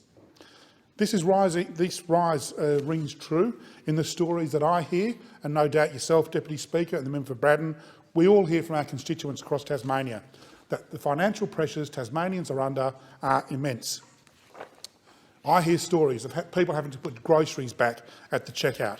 They're putting off visits to the GP. They're cancelling the family day out because it's too expensive to fill the car up with petrol. Affording the essentials has become increasingly more difficult for Tassie families in recent times. The cost of food, housing, health, transport and education all going up. You know, people often talk about Tasmania being a cheap place to live with property prices. That's not the case anymore, Deputy Speaker, as you would well know, with Hobart being one of the fastest rising property price indicators in the country. It's no longer a cheap place to live, and yet we suffer wages in Tasmania that are lower than the Australian mean and lower than the Australian average. And yet it's more expensive than ever to have a mortgage and to be able to pay the rent. So I take this opportunity, Deputy Speaker, to echo the calls made over the weekend from Tasmanian Labor leader Rebecca White for the Tasmanian government to start getting the basics right when it comes to addressing the cost of living. We all have a role to play, and we often hear, too often hear, the state government in Tasmania calling on the federal government to do all the heavy lifting. The state government needs to do its fair share. The skyrocketing cost of living is the biggest issue, I think, facing Tasmanians today, perhaps with the exception of health across regional Australia. As Dr Haynes, the member for Indi, would know too well, regional Australia facing massive issues in terms of health access. In the face of such pressures, I am proud to be part of a federal government that fought for lowest paid workers to get the pay rise they deserve. The very first decision of the Albanese Cabinet was to agree on our submission to the Fair Work Commission, recommending that Australians get a decent minimum wage increase. The very first decision. That set the marker for what this government believes is an important issue going forward: wage justice for Australian workers. The Albanese Labor government does not want to see low-paid workers go backwards. Under the former government, wages were deliberately kept low, and Australian workers were worse off for it. It needs to be said time and again, Deputy Speaker, they were deliberately kept low by the former government. It was a deliberate piece of their economic architecture. It wasn't happenstance, it wasn't coincidence. They deliberately wanted to keep wages low because they saw that as a recipe for economic success. And workers and their families are paying the price now after a decade of wage stagflation or deflation. For the record of Hansard, stagnation is the word I meant to say. That era is now over, Deputy Speaker, for cleaners, for carers, for shop assistants and for the other heroes of the pandemic who put themselves on the line to keep Australia functioning over the past 2.5 years. Workers know they now have a government that will show up and fight for them. We will fight to address issues like weak wage growth, flatlining productivity, the gender pay gap, skill shortage and barriers to work. And one example is last week's Jobs and Skills Summit over 2 days.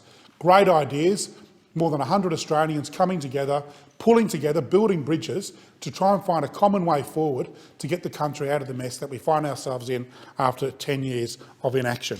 So really great hopes for the future out of that. Very briefly, in the last few seconds, I want to come to the issue of inflation. There's been no wage growth over the past few years, Deputy Speaker. Workers and wages have not caused the inflation issue. We've got record profits in this country. We've got a demand and supply issue. But I call on corporate Australia to do its fair share of the heavy lifting, maybe look at the profits they're taking home for shareholders and bring some of those prices down, which are far in excess of their costs. Time has expired. There being no further speakers, the debate is adjourned and the resumption of the debate will be made in order of the day for the next sitting. The Clerk. Private members' business. Notice number 2, motion to be moved by the member for Indi. Thank you, Mr Deputy Speaker. The member for Indi. Thank you, Mr Deputy Speaker. If the member could resume her seat. Okay.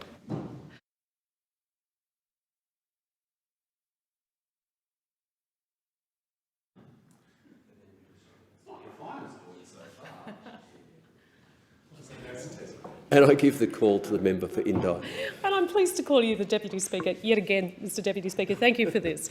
I move the motion relating to housing affordability in the terms in which it appears on the notice paper.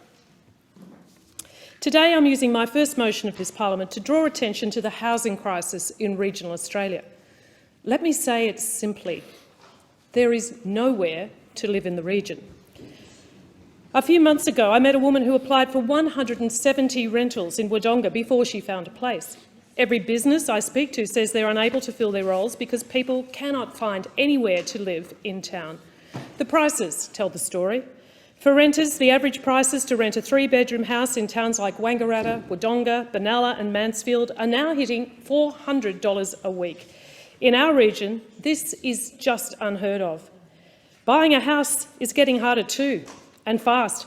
In the last 2 years, prices are up 33% in Wodonga, 34% in Wangaratta and 25% in Benalla.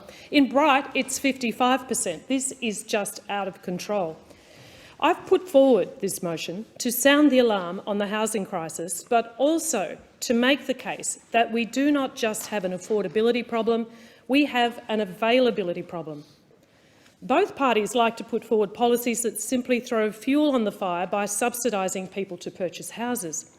What we need is a comprehensive plan to actually better match supply and demand for housing. And in the regions, we're simply not building enough houses to accommodate our rapidly rising population, especially since the pandemic, with people going regional out of the cities. Right now, Wangaratta can't build any more houses because the main sewer line is at capacity. But it will cost hundreds of millions to upgrade that infrastructure. And that's money a regional council doesn't just have lying around. Benalla has a similar problem. It needs $10 million worth of drainage works done in the west and northwest of the town. Otherwise, you just can't build more homes there. Mr Deputy Speaker, we need to be making strategic investments in infrastructure in our regional towns that would unlock more housing supply. The housing problem is probably the biggest economic handbrake we are facing. Businesses can't fill their jobs because prospective workers cannot move to town. You solve housing and you go a long way to solving the regional workforce problem. You solve the workforce problem and our towns can really start to blossom. I've put a proposal to government to set up a dedicated regional housing infrastructure investment fund. The current policy framework set up by the last government, the National Housing Infrastructure Facility, has manifestly failed to meaningfully solve this problem. In the 5 years since it was set up, it's spent just 40% of its allocated funding and helped build just 1,400 dwellings a year across the entire country. And the proof is in the pudding. The problem is just getting worse. And clearly the former government's policy didn't work. Now, this new government announced last week that they were releasing $575 million from this fund. Well, that's good and it's a start, but I want to see that money actually gets out the door and into the regions, to regions such as mine. I want money urgently targeted to regional Australia. That it gets to the critical infrastructure priorities holding back new housing supply in the regions. In Indi, we've got people sleeping in tents in numbers we have never seen before. It's frequently below 0 degrees in the mornings these days. And many of these people have jobs and they still can't find somewhere to live. And whether you have a job or not, surely we are decent enough as a country that we should not be letting people fall behind like this. It's a problem that affects us all. And the new government needs to offer something more than what's been put on the table thus far. We need to think a bit differently and we need to think contextually. We need to think about rural and regional Australia and what we need there to open up housing stock. And it's housing stock that's at all levels. We need something creative. We don't want to create suburbia in our regional towns, but we need medium-density housing, we need social housing, we need clever housing. And, Mr Deputy Speaker, I will not leave this place, this parliament, without making a lot of effort in this area. It's work I will do every day, because we in Indi come from a beautiful part of the world. We have jobs aplenty. We have enormous desire for people to come and live in our region, and we have a strong desire to look after those people who are sleeping rough and to give them a chance. Mr Deputy Speaker, I want to see this government do something substantial, creative and nation-building on regional infrastructure, housing in particular. Thank you. Is the motion seconded? I second the motion, Mr Speaker, and I reserve my right to speak. And I thank the member for Indi. The question is that the motion be agreed to, and I call the member for Lyons. Thank you, Deputy Speaker. Let me be clear for the member of Indi. This government does understand the significance of homelessness, and we do understand it's not just an issue of housing affordability, but also of access, and of the fact is we've got far too few homes in this country for people to live in, whether you're working or not. We recognise it. We know it's a major issue, and we will work with state and territory governments and all stakeholders to tackle this massive issue head on. And it is a massive issue. The member for Indi has identified it very well. But I'm proud to be a member, Deputy Speaker, of a government led by the Prime Minister who understands from personal experience the importance of safe and affordable housing. He has a lived experience of this issue. He grew up in social housing in Sydney, and he is leading a government committed to improving housing in Australia. Deputy Speaker, anybody who's listened to the Prime Minister would know of the importance of safe and secure shelter for people being able to get on with their lives. He recognises this down to his bones, and he's leading a government that takes this issue very seriously. We've elevated the portfolio of housing and homelessness into Cabinet, such as our commitment to ensuring this issue gets the ventilation it requires. I'm also proud of the work that the Minister for Housing and Homelessness, my friend and fellow Tasmanian, the member for Franklin, Julie Collins, is doing in this area. From day one, the Minister has jumped right in and worked hard to deal with the issues that we as a government and as a nation are facing within the scope of this portfolio. As soon as she was sworn in, the Minister hosted a meeting of housing ministers from across the country and made strong first steps in addressing the challenges across Australia. This was a significant moment. It was the first time in almost 5 years that Australia's housing ministers sat in a room together to discuss the issues facing our country and how governments could work together to deal with them. This will not be the last time they'll meet either. The housing ministers will meet again in the coming days to continue these discussions. Now, my electorate of Lyons, like most of Tasmania and indeed like the member for Indi, people are struggling with high rents, unaffordability, inaccessibility, the inability to secure finance from banks due to the need for high deposits, and of course tradie shortages. We've said last week that we're releasing $575 million, but frankly, Deputy Speaker, there's a shortage of labour. We could release money into the economy right now to build homes, and there's nobody to build them. The supplies aren't there, and the supplies that are there have gone up between 40% and 50% in cost for critical supplies. You talk to any builder, any tradie who's working in construction, and these are the issues they face. We know we've got a construction boom going on because they can't keep up with the demand, but prices have gone so far out of kilter that at the same time as we have a construction boom, we have construction firms going bust. It's an awful situation that the country's facing, and there's no easy solution, but we are committed to tackling it. Now, I join with the member for Indi in agreeing that we have not built enough homes in the public sector, in the social housing sector, for decades. And I can certainly look at the last 9 years of the previous government, but frankly it goes beyond that, and I won't pretend that it doesn't. I think for decades the federal governments of all stripes, and particularly state governments, have dropped the ball big time on housing, and particularly affordable housing. They've left it to the charity sector and to the private sector, thinking, oh, well, that's a problem they don't need to deal with, and now it's facing us stark in the face. Deputy Speaker, housing, it's one of those issues in my electorate, cost of living and health being the other two, that keeps me awake at night. The once renowned Australian dream of owning your own home is now but a pipe dream for many young Tasmanians and many young Australians. And it has been a massive failure of governments of the past to ensure that people can get into the housing market and live in secure and affordable housing. The Albanese Labor government is fighting to turn this historic neglect around and focusing on providing for Australians. We made it clear during the election we are serious about tackling the housing crisis, and it is a housing crisis. We brought to the people our housing reform agenda, which included the development of a national housing and homelessness plan. It's something we remain committed to. And of course we know it's 30,000 homes over 5 years. Now sure, that's not enough. I'm not going to pretend that it is, but it's a start. It's a start, and it's certainly a lot more than we had under the previous government, and it's an indication of how seriously we are taking this issue. I thank the member for Indi for bringing on this motion. It's an important issue for regional Australia. We need more houses, and I join with her in hoping we get as many built as soon as we can. The question is that the motion be agreed to, and I give the call to the member for Mayo. Thank you, Mr Speaker. It's no surprise to me that Mayo continues to attract a growing number of new residents to live in our beautiful hills and coastal regions. Between 2016 and 21, our community of Mayo collectively absorbed an extra 33,368 people, more than 10,000 families. And during this time, median weekly rental payments in Mayo have increased by far more than people's wages. Median weekly rental costs now represent close to half of a weekly income and more than half once utilities are considered. The Domain Rental Report in March this year indicates that Mount Barker residents experienced a 25% increase over that time. Even more worryingly, down at Victor Harbour and on the South Coast, 62.5% increase over that period.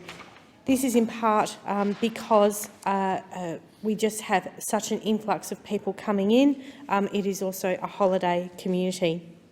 And when we look at the fact that we have so many older Australians in my community on the age pension and renting, it is deeply worrying. What this means for my constituents is that affordable properties, particularly for those on a low fixed income, are very few and far between. And like the member for Indi, we are now seeing rough sleeping, couch surfing and people camping in car parks, in tents. This never happened in Mayo, but it's happening now. And Mayo is not alone. A recent housing critical briefing from the community housing and homelessness sector provided an insight into new impact economics analysis exploring the role of housing in critical skill shortages across the regions. In short, there is no surprise that no housing means no worker mobility.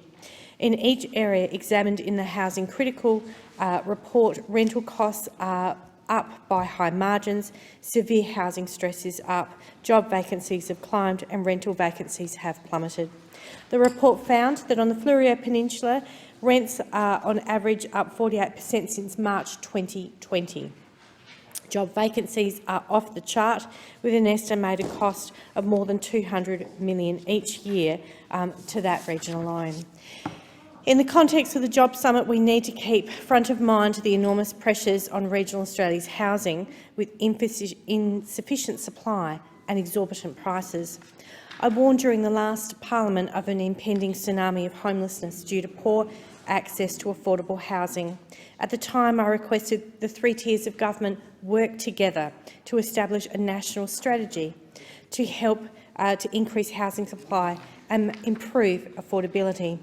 And I've therefore welcomed the government's commitment to develop a new national housing and homelessness plan and the $10 billion Housing Australia Future Fund for social and affordable housing. But I'm also of the view that a new improved generation scheme like NRAS, and I would just say to the government, we've got thousands of properties still within the NRAS scheme, they're yet to expire. Please look to extend those properties beyond their date, because otherwise we're going to face really a valley of death with respect to affordable housing stock that's currently there in the market, but will potentially be gone in a matter of years when NRAS finishes. As the member for Indi points out, more is needed in the regions. And like Mayo, the member for Indi's electorate has also experienced significant population growth, and so has regional Australia. And this growth puts great pressure on regional infrastructure, pressure on our water, our drainage, our power, more users using our road and our transport systems, and increasing demand on housing, local health and community services and more. The member's proposed $2 billion Regional Housing Infrastructure Fund would be used by regional councils to provide for critical infrastructure to strengthen these foundations for the building of new housing.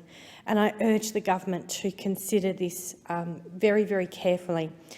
We need to ensure that regional Australia is not left behind with respect to affordable housing, as well as housing our needs for childcare, community centres and other infrastructure. If we want a decentralisation. If we want our regions to thrive, we need to invest in them, and I urge the government to consider this motion by the member for Indi. Thank you. The question is that the motion be agreed to, and I give the call to the member for Gilmore. Thank you, Deputy Speaker. Well, in my electorate on the New South Wales South Coast, we have been facing a regional housing crisis for years. Then came the bushfires, the floods and the pandemic.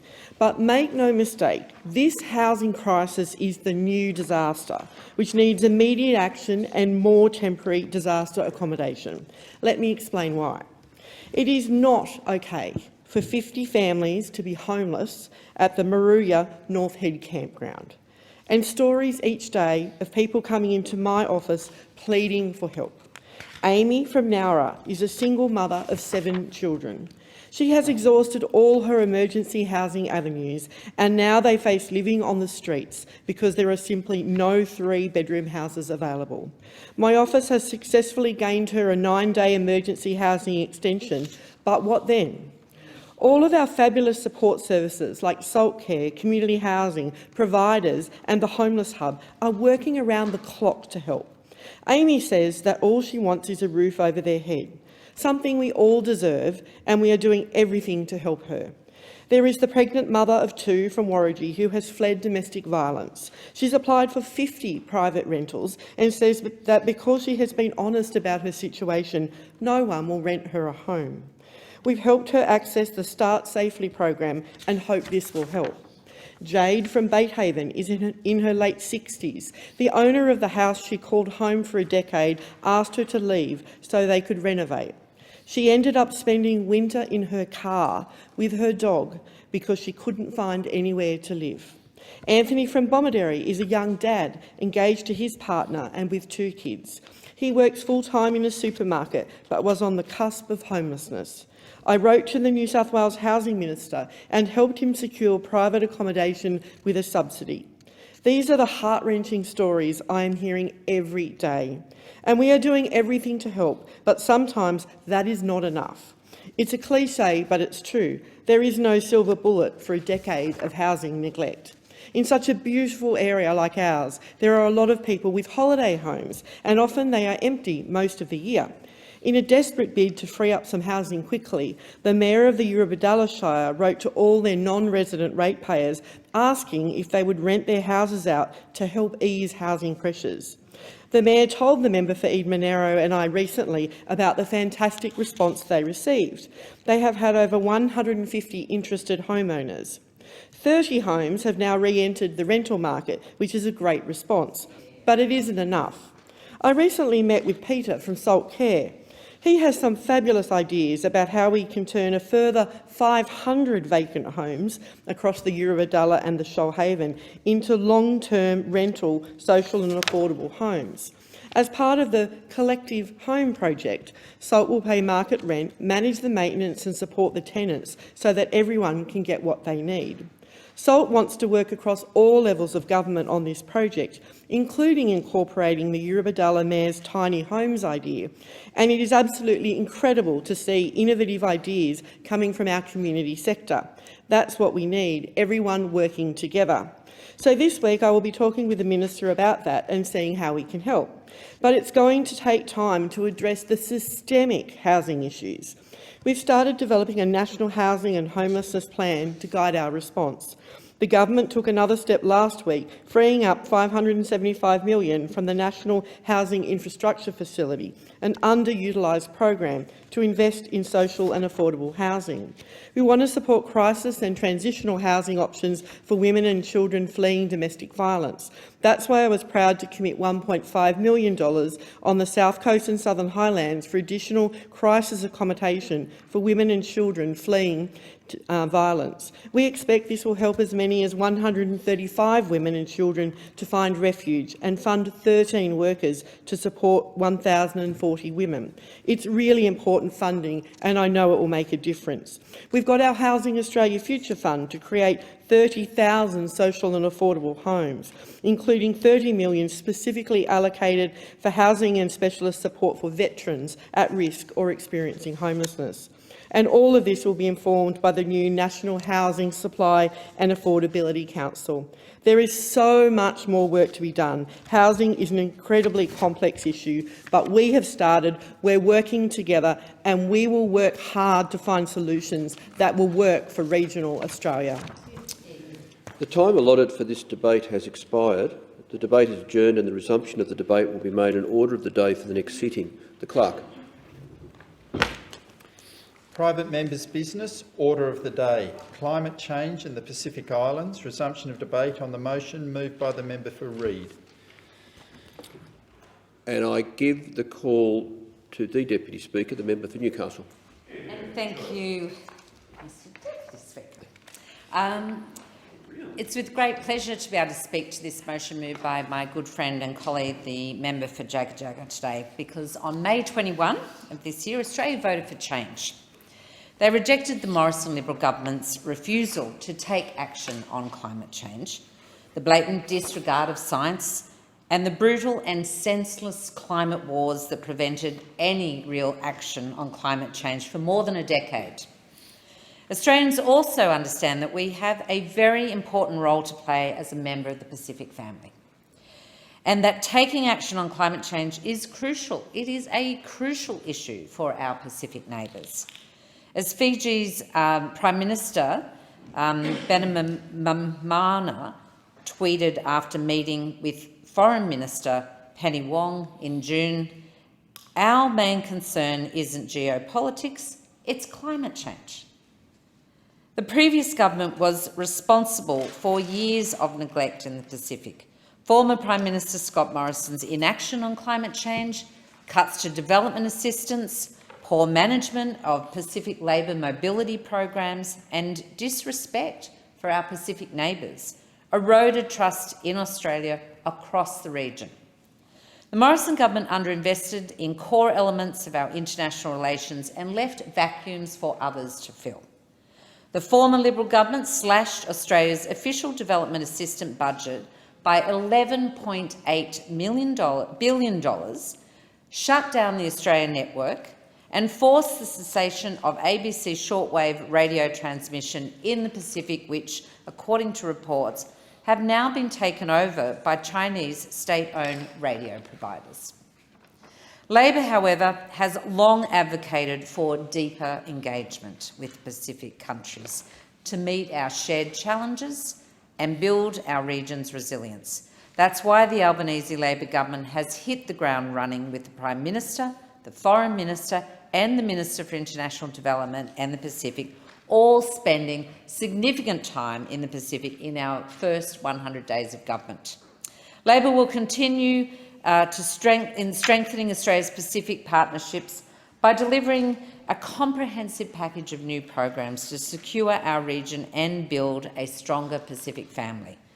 Australia is proud to be part of the Pacific family, but being part of a family means that you listen to each other. And the Pacific family have been very clear. Climate change is their #1 security threat to both their nations and their peoples. Australia stands shoulder to shoulder with our Pacific Island countries in response to the climate change crisis. The Prime Minister joined Pacific Island leaders in Fiji last July, declaring a climate emergency and a commitment to limit global warming to 1.5 degrees Celsius.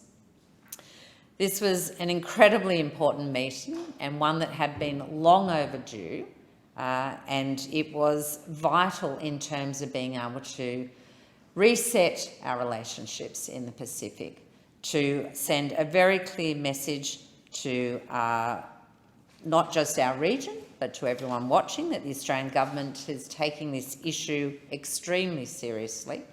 And like our Pacific neighbours, we understand their anxiety around the lack of action on climate change for the last decade.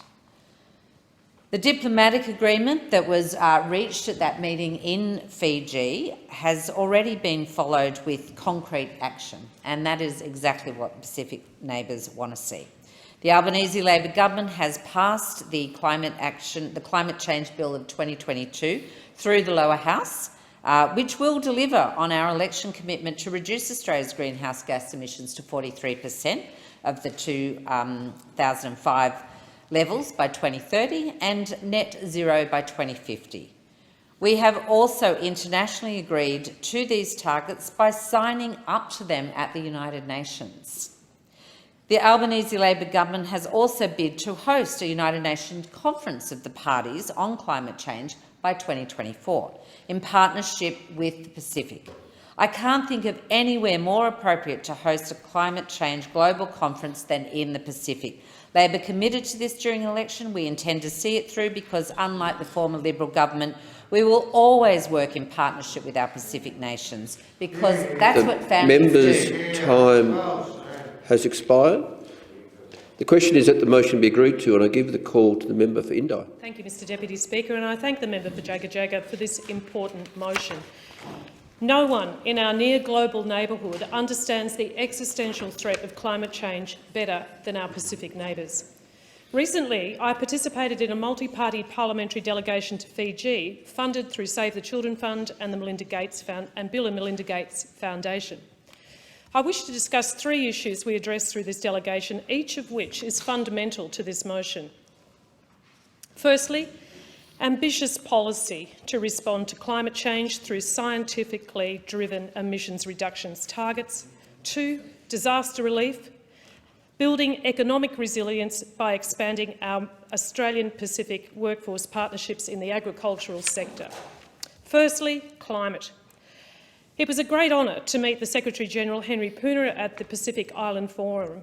Mr Puna described the Blue Pacific strategy and the crucial top-order priority of a scientifically backed response to climate. This was not new. The Pacific Island Forum was formed in 1971, and the Pacific Island Forum have been global leaders in calling for action for more than a decade. Climate action and climate adaptation is already happening at speed in the Pacific Islands. They have no choice, Mr Deputy Speaker. Take biosecurity as an example. Climate change is threatening biodiversity and food security in Fiji. I visited the Centre for Pacific Crops and Trees.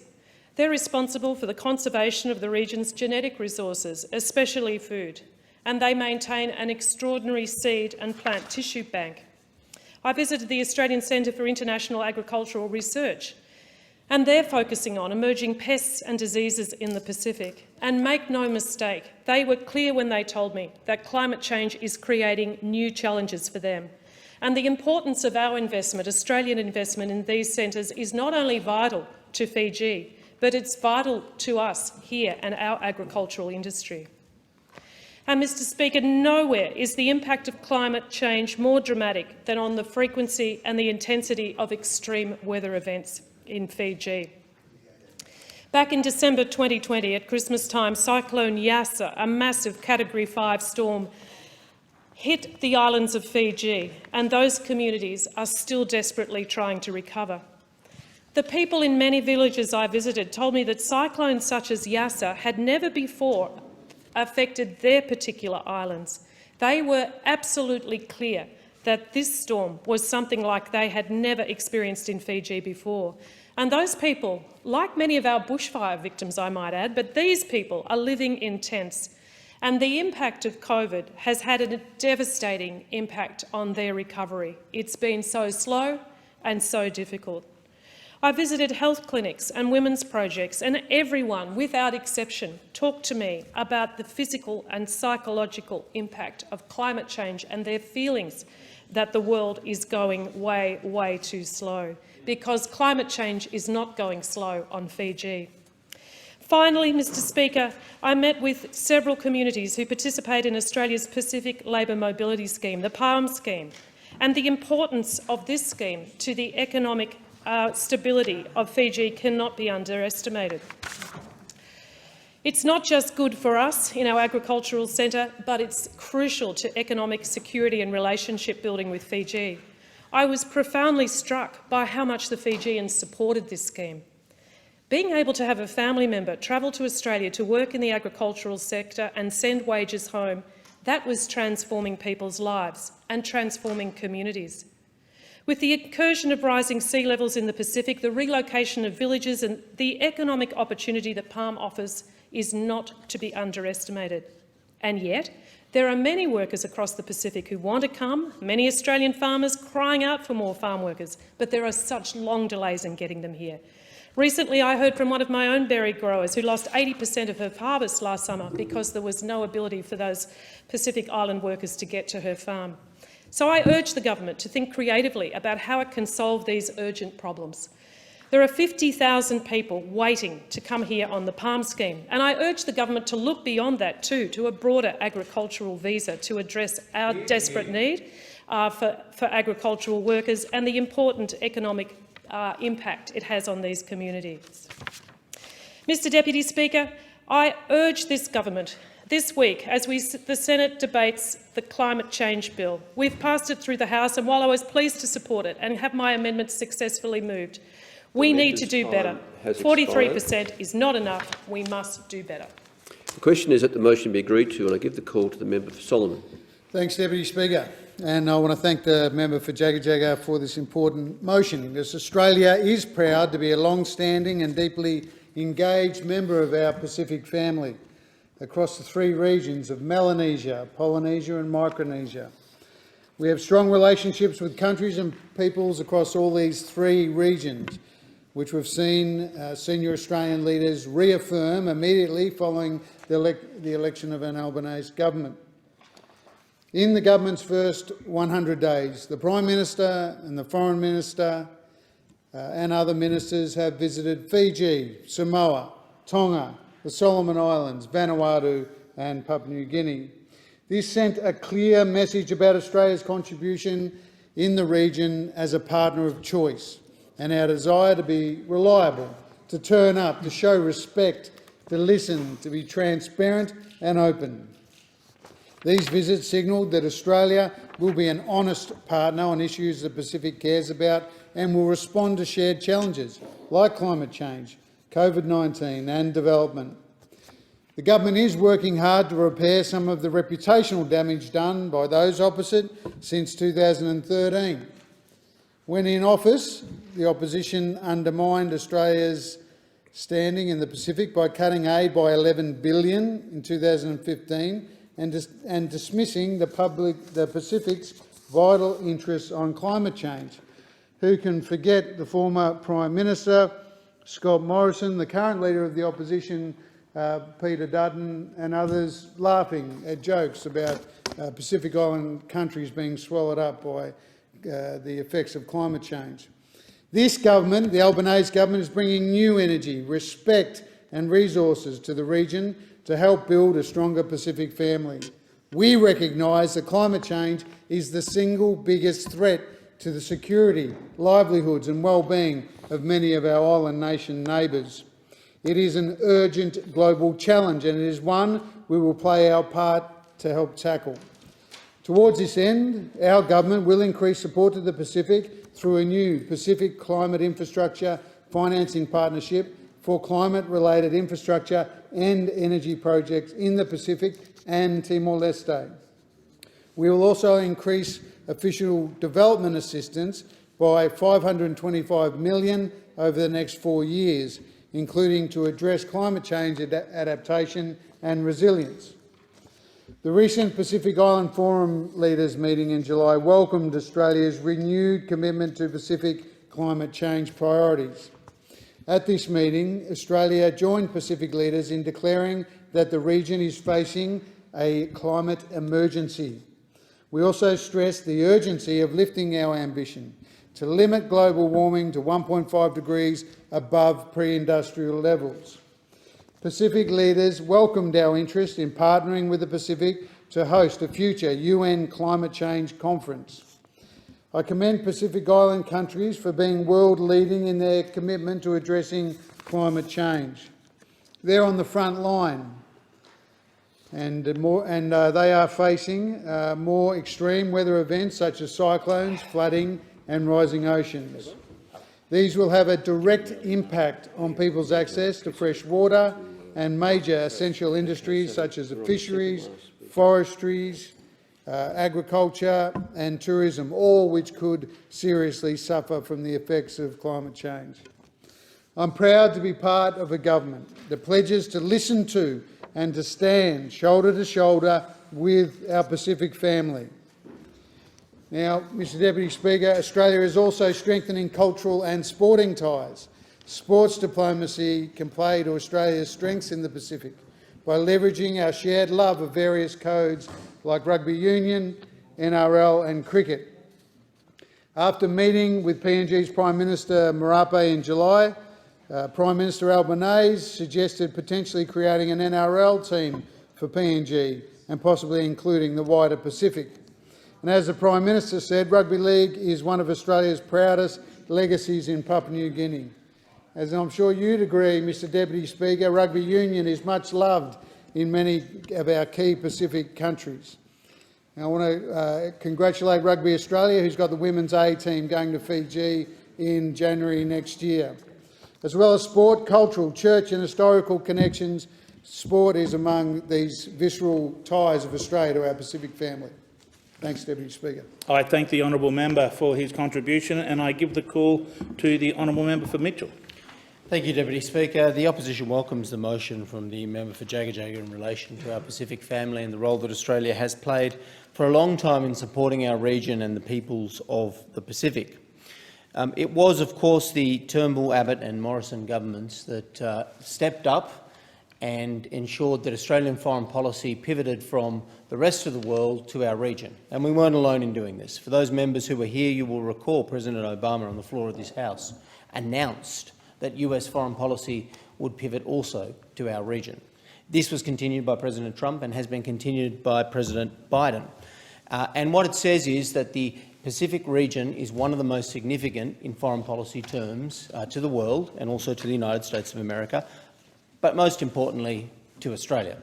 Our Pacific family came first under the previous government, it came first in our foreign policy objectives, and it came first in our aid and other delivery budgets. That's why most of our aid budget got spent in the Pacific. That's why Australia is still the largest development partner of every single country in the Pacific today.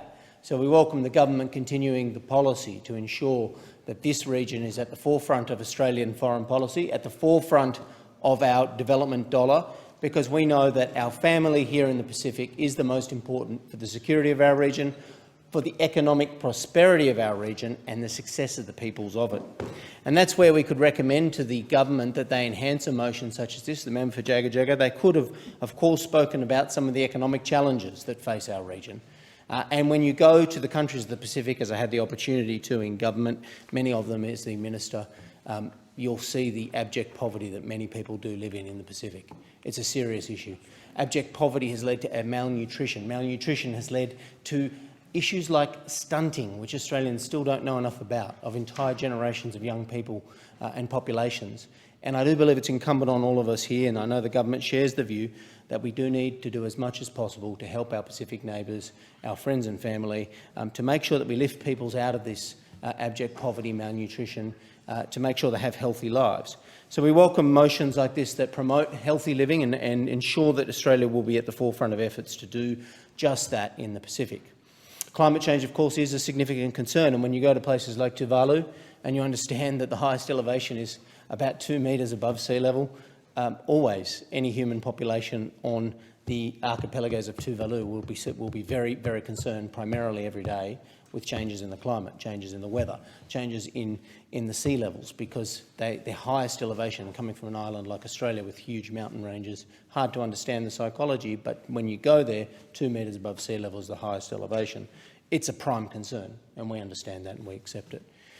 Of course, the government will say, as it says here, continue our government's policy of having climate at the centre of our infrastructure development. And that's why Australia has been such a good partner for this region, because the infrastructure we build is resilient for the climate. It has to take into account the frequent tropical storms and cyclones that have happened over many generations in the region that happen more at these days, the frequent and extreme weather events mentioned here. So our funding has been resilient. It has taken into account climate.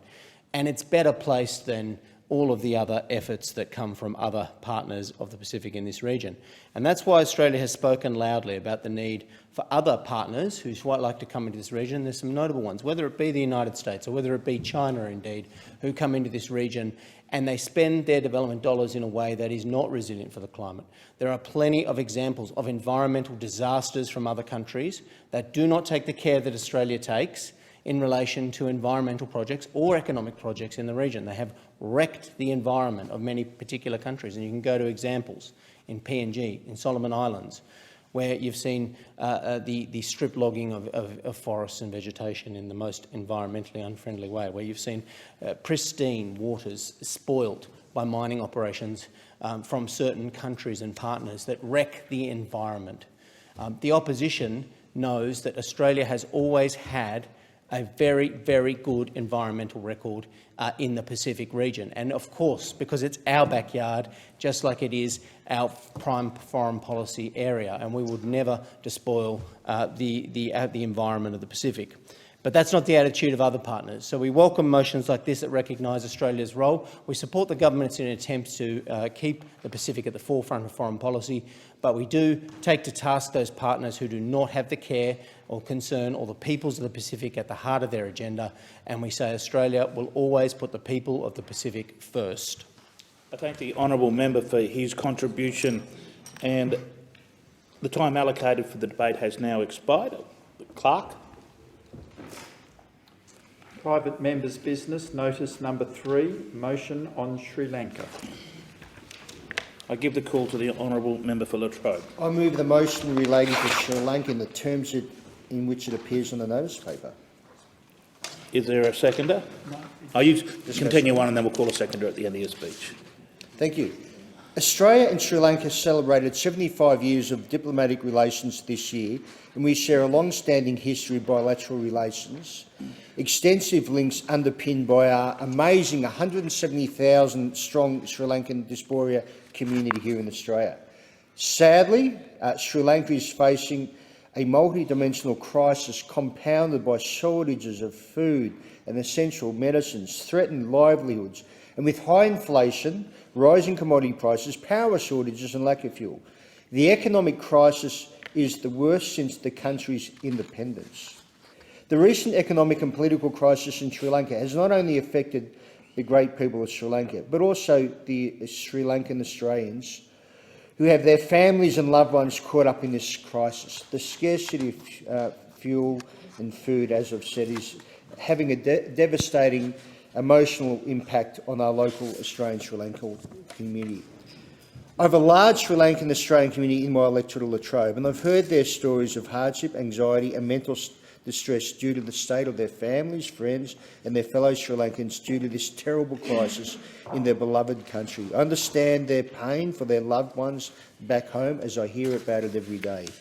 Recently, I had the great honour to attend the Dance for Cause Save a Dream fundraiser dinner dance on Friday the 19th of August at the Clayton Community Centre on the invitation of Dr Lionel Bowpage, President, and Miss Sithi Makra, Vice President, and Sri Lankan Australians Incorporated. Also acknowledge the member for Bruce, Julian Hill, was also there, and thank you very much for your support and support of this motion.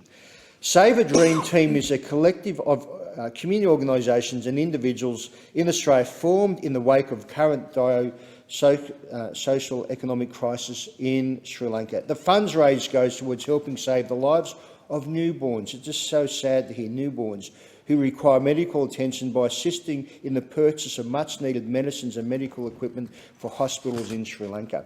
Last Saturday, an invitation to Naween Padagrathran and Dimith Damel from the Black and Gold Victoria, I took part in launching at the launching ceremony of fundraiser cycling campaign for Sri Lanka. Black and Gold of Victoria Incorporated has initiated a campaign to raise funds to procure much-needed medicine, equipment and medical apparatus to the Apparachi Cancer Hospital in Sri Lanka. Again, very sad to hear. It's a children's hospital and they need this equipment.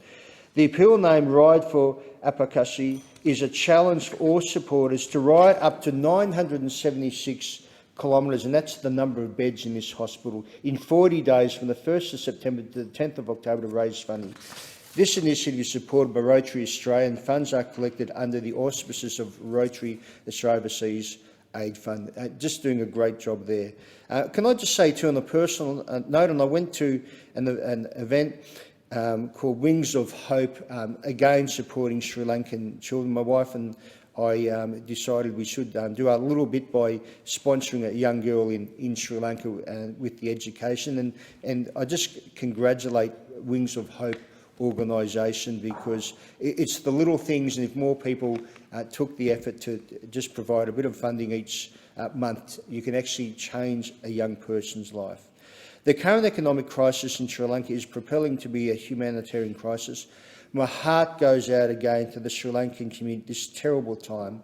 And I assure the Sri Lankan community of the unwavering support from coalition members, but also know the government members. And the great thing is there has been bipartisan support by the previous Liberal government, the new Labor government, in humanitarian support and equipment and health to our great friends in Sri Lanka.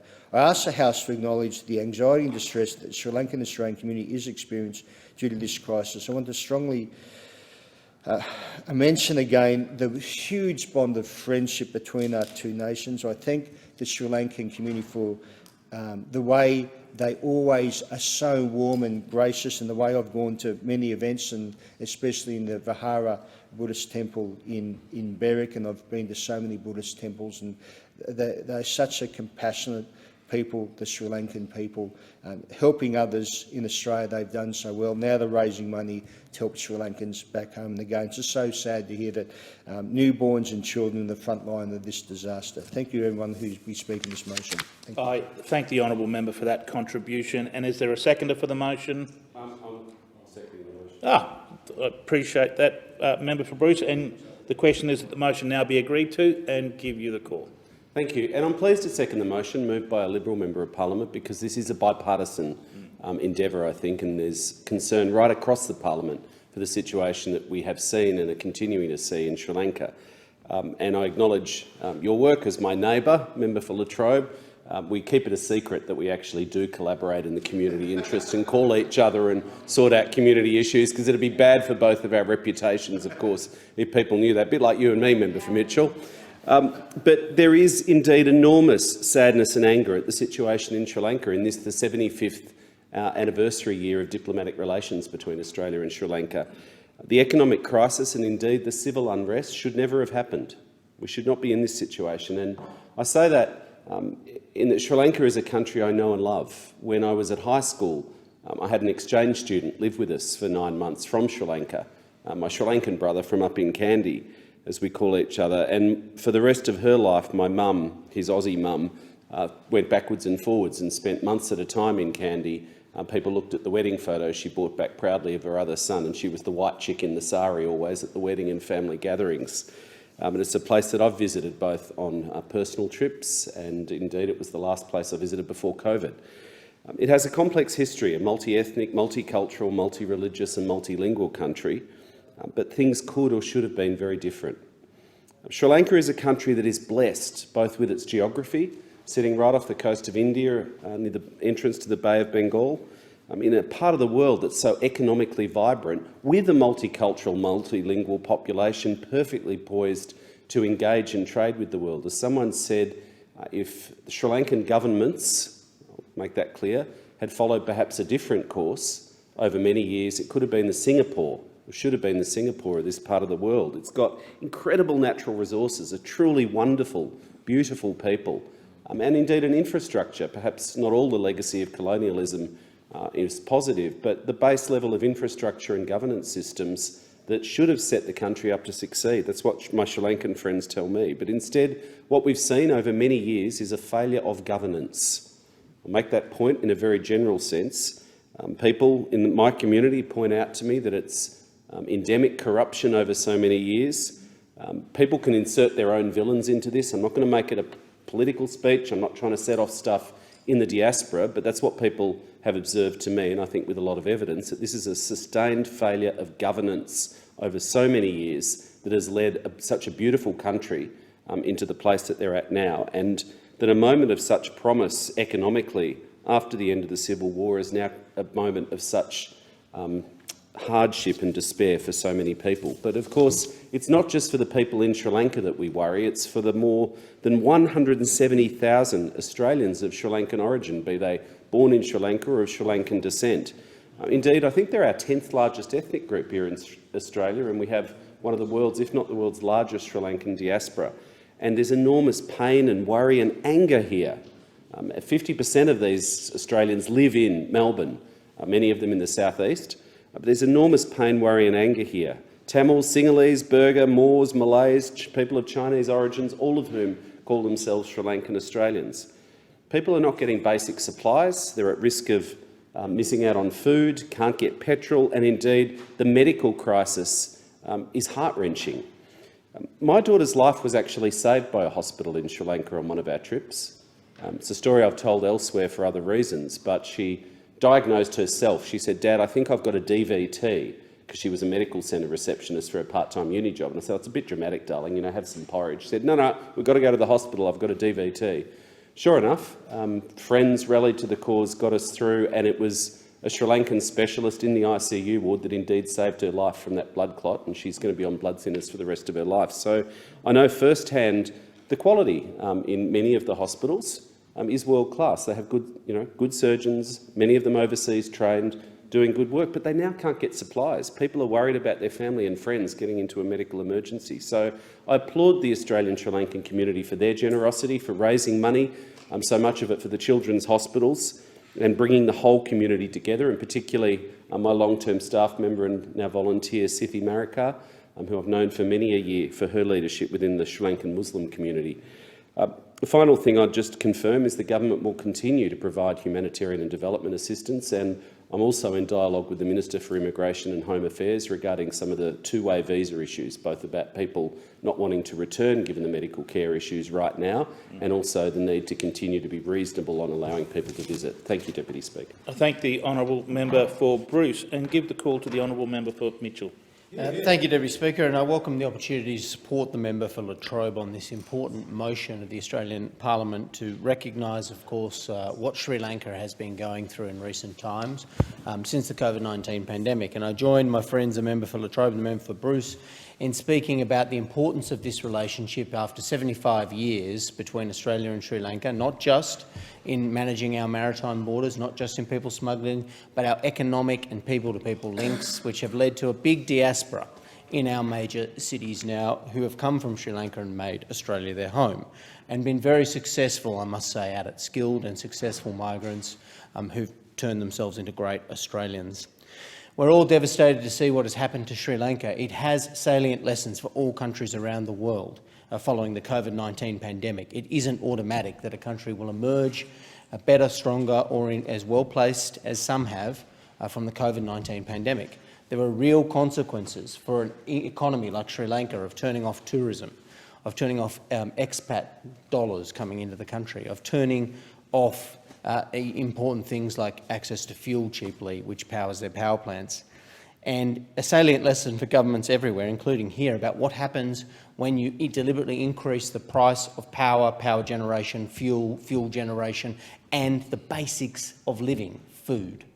And what we saw in Sri Lanka, of course, is when a government fails in this department and the basic costs of living, the cost of power, the cost of fuel, the cost of food, it leads to revolution, because people can't afford to eat, they can't afford the basics.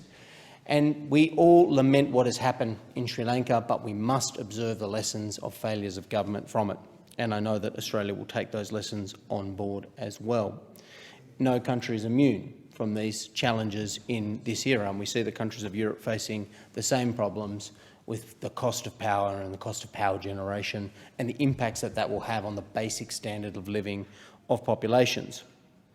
And so we ask the Australian government as the opposition to do whatever we can to help our Sri Lankan partners. We welcome Sri Lanka's move to approach the International Monetary Fund and secure that vital loan to make sure that they can sustain their debt, a very serious debt now, which has hit about 79% of GDP, and pay that debt, and not be in debt to countries that seek to take advantage of these situations. And Australia, of course, is a good partner in all of these situations. We will help Sri Lanka with our development dollars, we'll help Sri Lanka as friends and partners and neighbours in our region, and of course we won't be seeking a return on helping that other than their success, prosperity and their stability, and we'll continue to urge the Australian government to do that from the opposition benches. But of course we have seen with concern reports that China, who has put itself in a debtor position to Sri Lanka, has asked, instead of payment, to own the resources and the resource-generating mechanisms of the country of Sri Lanka while they are in financial crisis and debt. And we, of course, urge China to be a good international partner, not to take advantage of countries who fall into economic hard times, and we ask them to be the right neighbours that they ought to be to countries in their region, to make sure that they do not seek advantage at the expense of the Sri Lankan people. So we welcome the International Monetary Fund lending money to secure the future of Sri Lanka. It's the right deal. It will mean that Sri Lanka will be able to make its payments, get back on its feet, get its tourism economy going, get its expats financing money again, and of course restore the great skills and success that we've seen from the migration population that's come to Australia from Sri Lanka. It's a very successful country and it can get back on its feet again with good government, with stable government, and of course with government fixed on lowering the cost of living for its population. So the Australian government ought to do as much as we can do during this economic crisis. We have been supportive. We need to continue to be supportive. And I know the diaspora here in Australia is doing everything it can as well to support Sri Lanka back home, make sure that those expat dollars go back and stabilise the situation. We want a strong and sovereign Sri Lanka. We want our friend and partner back on their feet again, succeeding for their population, feeding themselves as they always have, succeeding economically, providing such great, skilled and successful people as they have to the world. Sri Lanka exports so many great products to Australia and around the world. They are a very successful place. They've fallen into a hole. A lot of it has come from COVID. A lot of it has come from some bad decisions. We know they will get back on their feet again. Australia supports them, we support them, and we ask the Australian government to do everything they can to support our good friends and neighbours, Sri Lanka. I thank the honourable member. And the question is that the motion be agreed to, and I give the call to the honourable member for Corwin. Thank you, Deputy Speaker. I want to thank the member for Latrobe for putting forward this motion and acknowledge his ongoing interest in our local Sri Lankan community, and also thank my colleagues before me. I want to begin by acknowledging the long-standing and ongoing friendship between Australia and Sri Lanka. This year marks 75 years of diplomatic relations between our two nations, a friendship that shares a proud history of joint cooperation in trade and investment, in education, in our love of sports and in culture and development. Our friendship, Deputy Speaker, is supported by a strategic partnership also characterised by mutual interests on shaping the future of our region. But it's the people-to-people links which stand out the most for me. And to that end, I'm very proud of my local Sri Lankan community, which is part of the very large Sri Lankan diaspora across Australia. Their ongoing contribution to the strength of Australian multiculturalism has been significant. Wherever we look, in the fields of education, in media and in culture, literature, science, medicine, politics, in commerce and in law, the people who make up the story of the Sri Lankan diaspora here in Australia continue to actively shape our understanding of modern Australia. In any one of these fields, there are prominent Sri Lankan Australians making their mark, and we value their contribution to our skilled migration program and our international education sector. Which is why, Deputy Speaker, I'm saddened to be marking this significant occasion amidst the backdrop of a significant economic crisis and civil unrest in Sri Lanka. There's been a long systemic downfall of the Sri Lankan economy, where the country is now having to import basic staples such as rice, where it has been known to all of us and to the world in general to be one of the world's leading exporters of this commodity. Sri Lanka has lost a whole season of recovery in agriculture because of policies that have been set in place primarily as a result of bad political decisions. Sri Lankan industry, the breadbasket of rice and tea in the world, renowned globally for their quality and quantity, is now a shadow of its former self.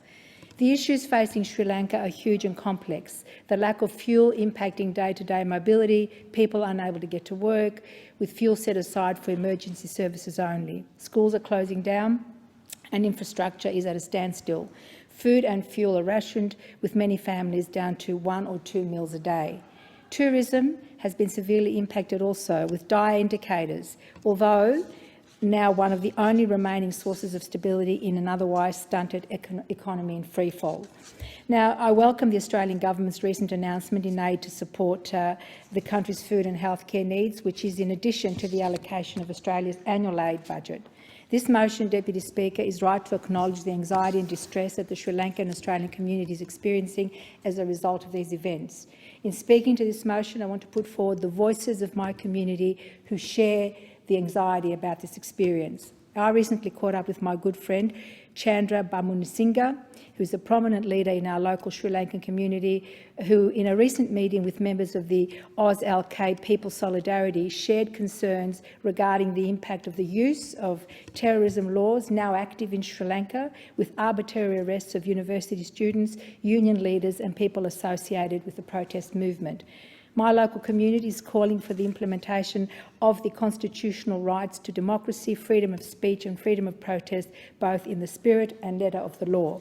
This parliament should share the position held by my constituents, Deputy Speaker, because strengthening regional norms and rules-based order requires a commitment to human rights. Australia has been a strong supporter of human rights and reconciliation in Sri Lanka, and I want to see this emphasis as a basis of our relationship to continue into the future.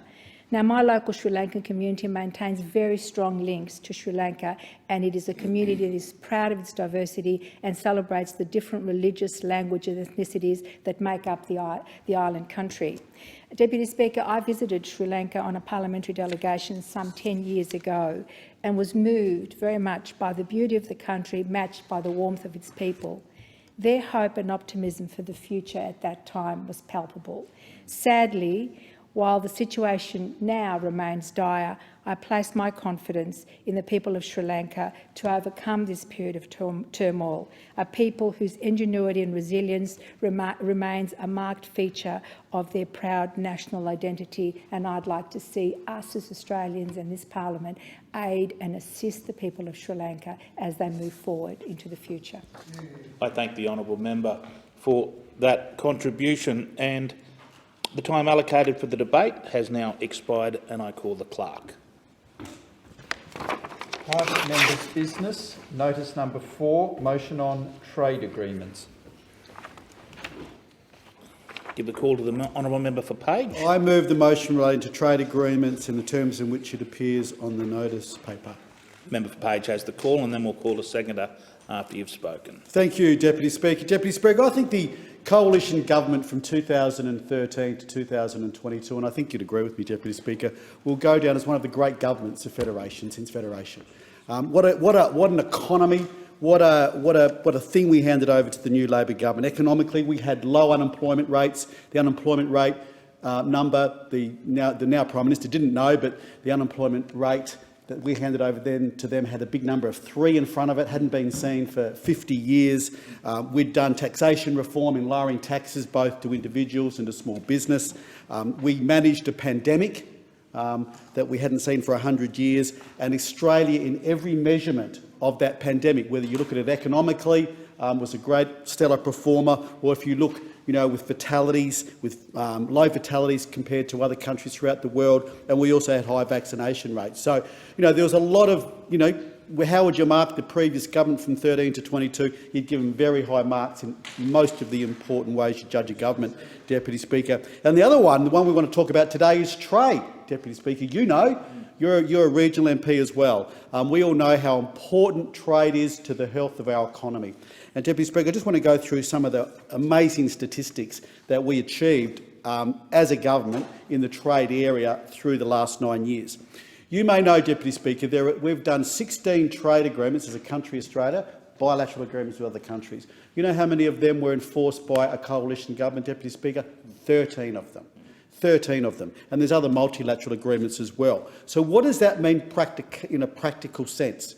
So in a practical sense, it means this. When we came to government in 2013, around 27% of the goods and services that we export were covered by a free trade agreement. Deputy Speaker. Do you know what it is now? Do you know what it is now, Deputy Speaker? You might be surprised to hear. No, you wouldn't be surprised because you're all over this.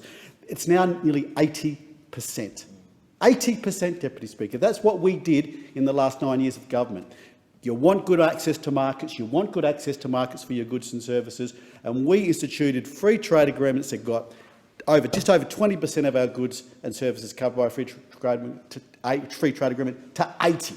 An amazing, amazing legacy that we've left the new government.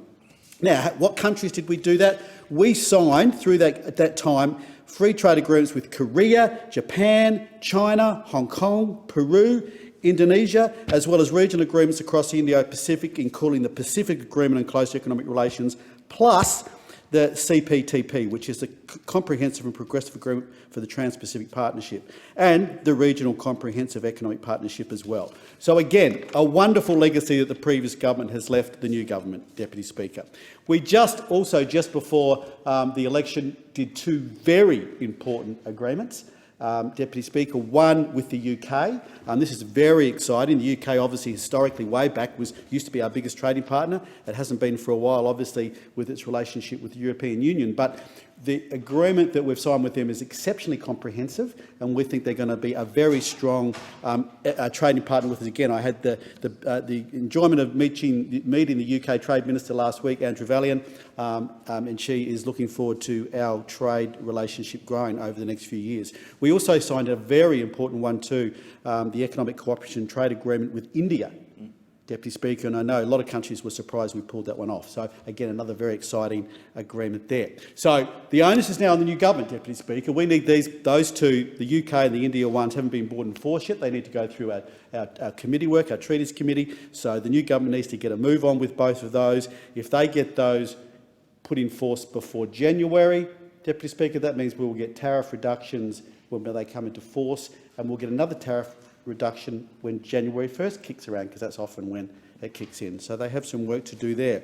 The one big one left too that we were already working on, Deputy Speaker, is a free trade agreement with the European Union. So this is a test for the new government. They haven't got a good record compared to us with free trade agreements, so the EU is a big test for this new government.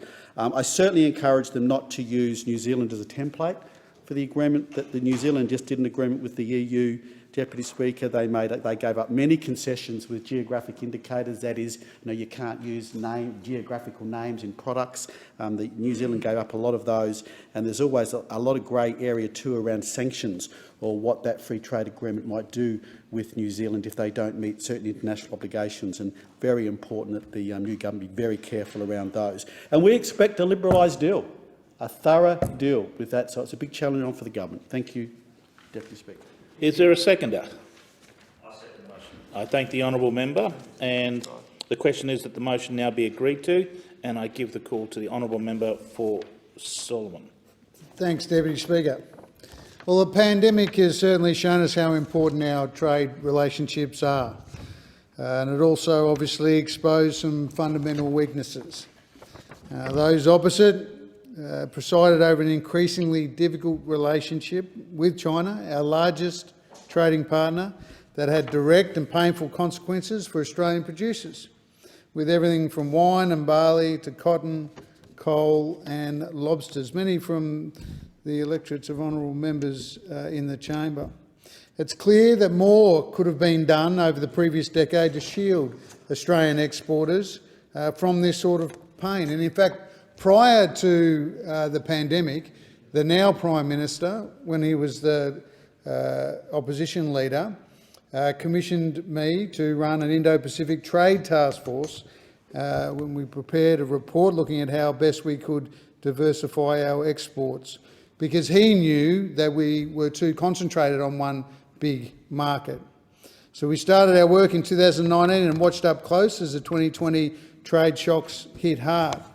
Now, Labor's approach is to look at trade as a really important part, a tool of nation building to modernise the economy and then in turn change Australian society for the better. And I think we have seen that to some extent.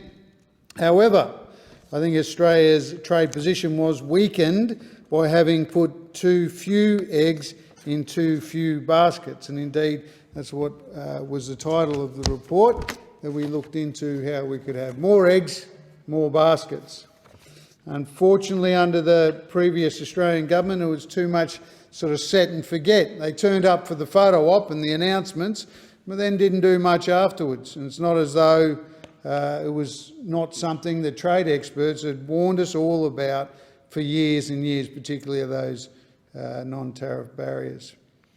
But what we ended up with was a narrowing export base of products facing stiff market and non-market headwinds concentrated in a handful of key markets.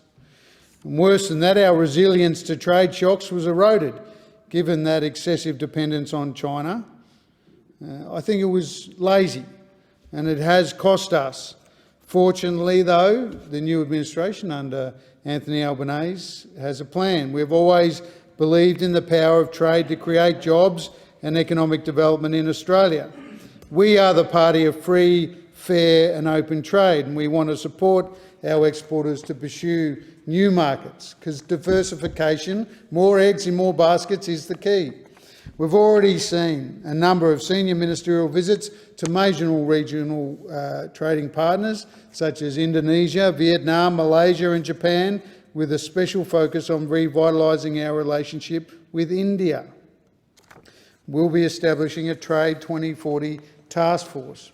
And recently, ministers for the Pacific Agreement on Closer Economic Relations Plus met to discuss deepening trade cooperation in the Pacific to support our Pacific family and their region's economic recovery.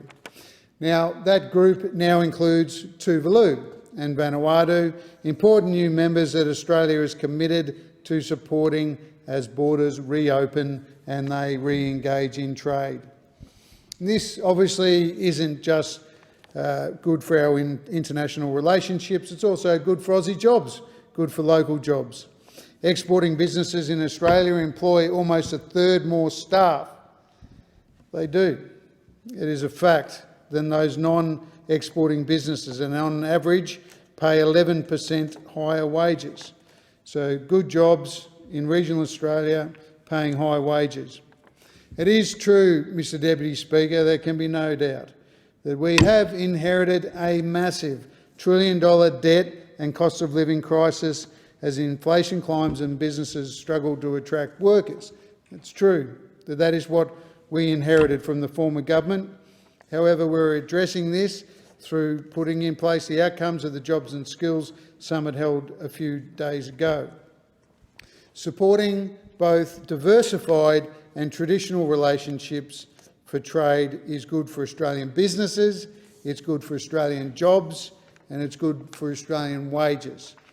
Trade is a nation builder, and this government under the Prime Minister Anthony Albanese will give it its due respect, but we'll do the work that's required to grow our economy into the future. Thanks, Deputy Speaker. I thank the honourable member for the contribution and give the call to the honourable member for O'Connor.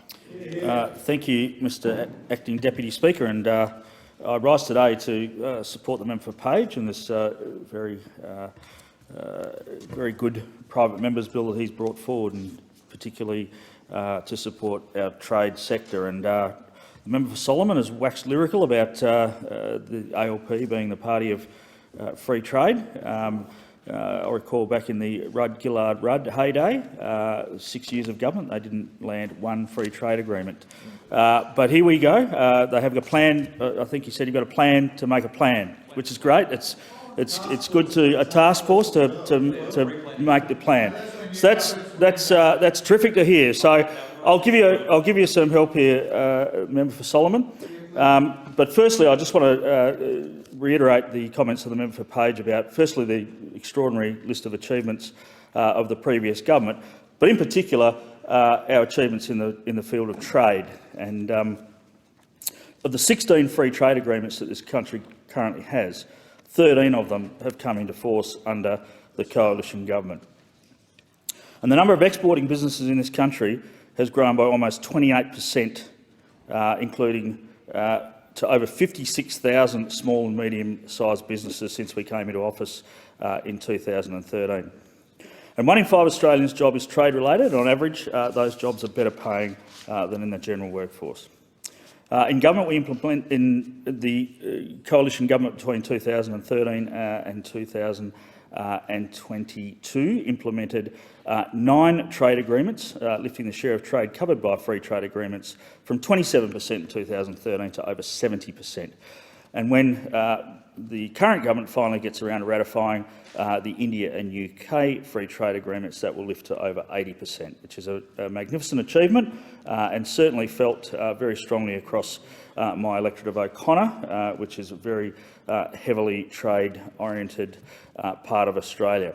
One thing I just want to touch on is the modern manufacturing strategy, where we saw investment by the Commonwealth Government to support a whole range of industries, but most particularly I want to touch on today is the critical mineral supply chain.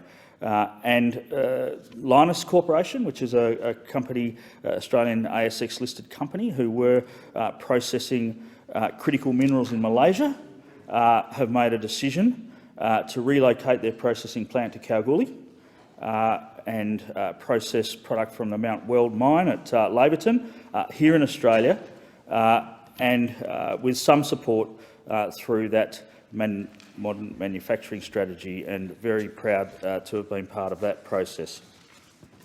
Deputy Speaker, I want to touch on the UK FTA and the importance to Australian businesses, and particularly agricultural businesses.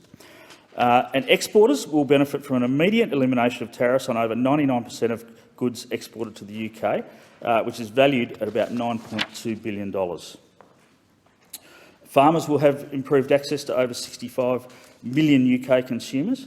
And for beef, that currently means the 12% tariff will be immediately reduced on a quota of 35,000 tonnes, and that quota will expand to 110,000 tonnes in year 10 of the agreement. And this is why it is so critical that the government gets on and ratifies this agreement, because that will be effectively cumulative. If we get this agreement ratified prior to the 31st of December, then we get that tariff, that quota increases in this year. It increases on the 1st of January next year, and of course the increase this year is cumulative right the way through that 10-year period. So it's particularly important that the government get on with that. Just touch on sheep meat, which is particularly important in my electorate, and good to see the member for Fremantle has arrived in the chamber. The 25,000 tonne quota, which will be tariff-free at entry, will increase to 75,000 tonne over 10 years. Once again, very important for the people of my electorate to get that agreement ratified in place so that we get the benefits of those quota-free, tariff-free quotas this year and then ongoing over the next 10 years. With time, the last few seconds, I just want to touch on the India Free Trade Agreement signed between then Trade Minister Dan Tehan and Minister Piyush Goyal. Met with Minister Goyal in Perth with a delegation of farmers, and very exciting going forward for West Australian and Australian farmers. Thank you, Deputy Speaker. Thank the honourable member for his contribution. The question is that the motion be agreed to, and I give the call to the honourable member for Fremantle. Thank you, Deputy Speaker. I'm very happy to contribute to this debate brought by the member for Page about Australia's approach to trade. And Labor has always supported fair and free trade, because where trade is fair and unobstructed, with proper consideration given to social and environmental impacts, all countries can benefit. How they benefit, and more precisely who benefits, are questions with less clear answers. Certainly there's evidence that while trade liberalisation delivers aggregate economic growth, it can exacerbate inequality. Without question, trade is complex, and it's not much good if our conversation about trade, or the conversation in the press or wider community, is reduced to a finger-painting version of the reality. The notice of motion lists the number of trade agreements settled under the former government. It cites the coverage of tariff-free access as a proportion of Australia's trade. Now, that's all good and fine, and of course Labor was supportive of the pursuit of those agreements, but it doesn't really go to the detail and quality of the Coalition's effort when it comes to their management of Australia's trading relationships as a whole. Needless to say, trade agreements are not worth much where their details are ignored and are otherwise unenforceable, and trade agreements are not worth much either where the absence of effective domestic trade facilitation means that Australian companies, especially small and medium enterprises, are not able to take advantage of the opportunities that they create. Not surprisingly, this motion doesn't acknowledge, for example, that the China-Australia Free Trade Agreement has been virtually useless in preventing the geo-economic coercion that we've experienced in recent years. It doesn't acknowledge that the PACER Plus agreement between Australia, New Zealand and a number of Pacific Island nations that was settled in a form that Papua New Guinea and Fiji, the two largest Pacific Island economies, refused to sign. That was unfortunate, but it was in keeping with the former government's mismanagement of our relationship with Pacific Island nations, and we've seen some of the consequences of that mismanagement. It doesn't acknowledge, Deputy Speaker, that the Morrison government was quite happy under the first version of the Trans-Pacific Partnership to see an extension of monopoly rights granted to American pharmaceutical companies in respect of biologic medicines that would likely have increased costs to the PBS by several $100 million each and every year. Deputy Speaker, trade agreements these days cover a much wider range of matters than just tariffs and market quotas. Indeed, they often involve concessions that are the very opposite of free trade, like the example that I've just given, extending monopoly rights to big pharmaceutical companies in the United States to the detriment of our bottom line. Under the previous government, such concessions also include the preparedness to do away with labour market testing for some categories of temporary foreign workers and the preparedness to do away with actual skills testing in critical areas like work in the electrical trades. The coalition government was also prepared to put Australia's capacity to regulate in the best interests of the Australian community at risk by agreeing to allow large foreign companies to challenge our laws through questionable international tribunals under so-called ISDS provisions. And we saw that occur at significant cost, millions and millions and millions of dollars and years of delay in relation to our plain packaging of tobacco laws. Deputy Speaker, the motion and some of the speakers to the motion oddly call for the urgent ratification of the trade agreement that are under consideration, the Australia-UK agreement, the economic partnership with India. I expect members know, they certainly should know, that those agreements are currently being considered in a proper and timely way by the Joint Standing Committee on Treaties. It's an important matter of parliamentary process and good governance that the J. Scott's inquiry, with its opportunities for submissions and public hearings, including from the National Farmers Federation and all sorts of different sectoral stakeholders, be allowed to occur without undue haste, let alone the presumption that some kind of rubber stamp. It is not. It is not. And those opposite should remember that when the former coalition government was rushing headlong into an extradition treaty with China, it was the J. Scott, and more specifically Labor's dissenting report, that urged caution. Deputy Speaker, it's also worth taking this opportunity to note that the J. Scott process with respect to trade agreements can and should be strengthened. That was the unanimous conclusion of the committee report tabled in the last parliament. It made 5 recommendations, including, crucially, by calling for the independent analysis of the economic benefits and impacts of trade agreements and for a sensibly structured means by which key stakeholders, again, primary producers and others, can have better midstream access to the agreement negotiating process. Deputy Speaker, as in many areas of life, trade agreement making is a question not just of quantity, as is referred to in the motion, but quality. We're a trading nation, Australia. We're a trading nation. We're hugely dependent on trade, and our economic, social and environmental well-being will be shaped by how we participate in and influence the global trading system. But we should do so according to the principles of fair, sustainable and free trade, because it's in our national, economic, strategic, environmental and security interest to do so. The honourable member for that contribution, and give the call to the honourable member for Nichols. Thank you. I thank the member for Page and I fully support this motion. Trade is critical to regional prosperity and opportunity. In my own electorate of Nichols, we produce 90% of Australia's pears and 48% of the nation's apples. Dairy is a major industry, providing 24% of the national production and 28% of the national exports. The Golden Valley has a gross regional product of $6.6 billion, of which $1.5 billion is down to agriculture. But that's only part of our story in Nichols, a true food bowl, not just for Australia, but for the world. Our food processing industry generates $2.5 billion annually. And there are a few things that underpin our success and the export opportunities that we have, and the critical one is water. We have a modernised and efficient irrigation network, and continued access to reliable water supply is essential. It's why we can't allow a further 450 gigalitres to be claimed for the environment without regard to the social and economic harm it will cause. We have innovative farmers and a reliable workforce, and we have a large and efficient freight and logistics industry that has grown alongside our agricultural output. Our location gives us access to major city markets and export routes. Now, the people of Nichols understand the importance of agriculture and the value of exports, and they know the Nationals and the Liberals have always stood up for them by pursuing new markets and better terms of trade with the world. We have long led an ambitious trade agenda. Of Australia's 16 free trade agreements, 13 of them entered into force under the coalition governments. We implemented 9 trade agreements in government, lifting the share of trade covered by the FTAs from 27% in 2013 to over 70%. That figure lifts to almost 80% when you include India and UK FTAs. Australia's FTA with the UK is the most comprehensive and ambitious free trade agreement that Australia has, other than with New Zealand, and it was the first to be reached by the UK following its exit from the European Union. Labor couldn't even bring itself to acknowledge the FTA in its election trade policy and was slow to refer it to in the Joint Standing Committee on Treaties, which is required as part of Australia's treaty-making process. And as a member of that committee, I look forward to playing my role in progressing the FTA, which has widespread support, including from the National Farmers Federation, Seafood Industry Australia, Australian Meat Council, Sheep Producers of Australia, Alcohol Beverages Australia, Law Council of Australia, Australia Chamber of Commerce and Industry, Business Council Australia and the Group of 8.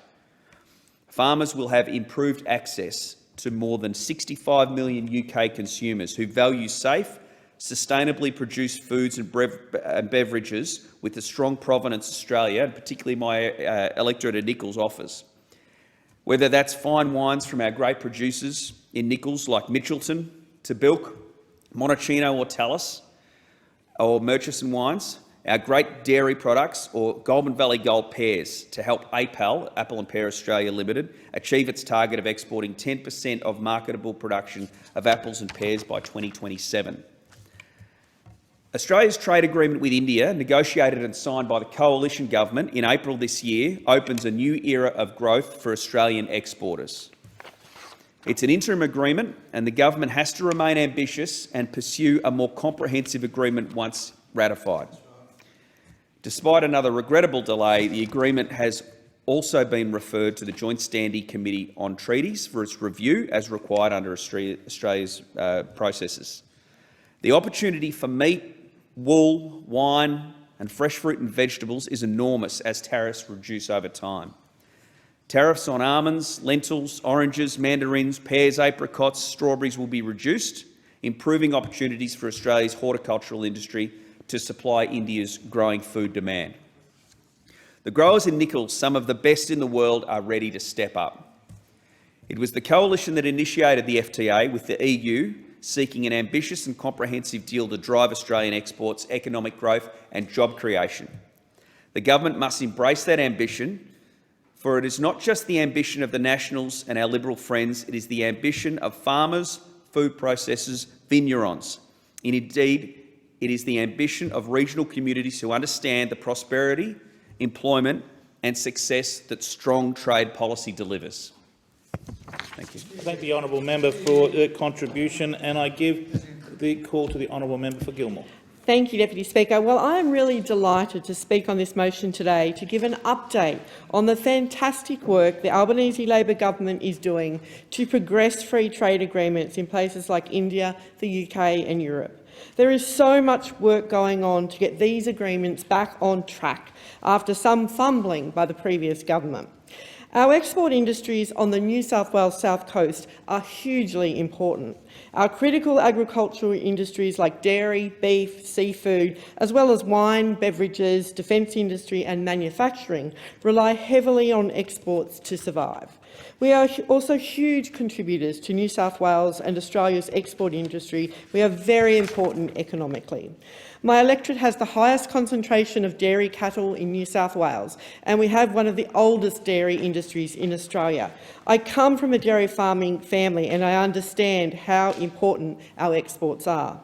Dairy exports, of course, are hugely important, and Asia is our largest destination for Australian dairy. So a good working relationship with China is critical. That's why we are working on getting that relationship back on track. We also produce significant beef exports, as well as export seafood like shellfish and more. As just one example, the new Maruya Shellfish Hatchery, supported with Australian government funding, will provide an export-accredited packing centre to meet overseas demand for shellfish, which can also be used by other food producers to value-add, pack and dispatch their produce. Eurobodalla Shire Council expects the $4.8 million facility, which finished construction in June, will be operational by November. Just fabulous and a great support for our shellfish farmers in the Eurobodalla.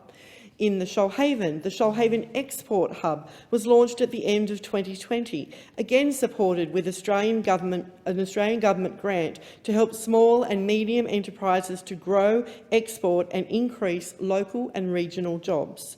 The Hub is a network of businesses working together to harness opportunities in global markets, build skills and contacts for industry-wide local benefit. Just last week, I was speaking with local defence industry manufacturer Air Affairs, who told me that before COVID, international exports accounted for 70% of their business. That's absolutely huge. The Shoalhaven is one of the biggest contributors to New South Wales manufacturing exports, around 30%.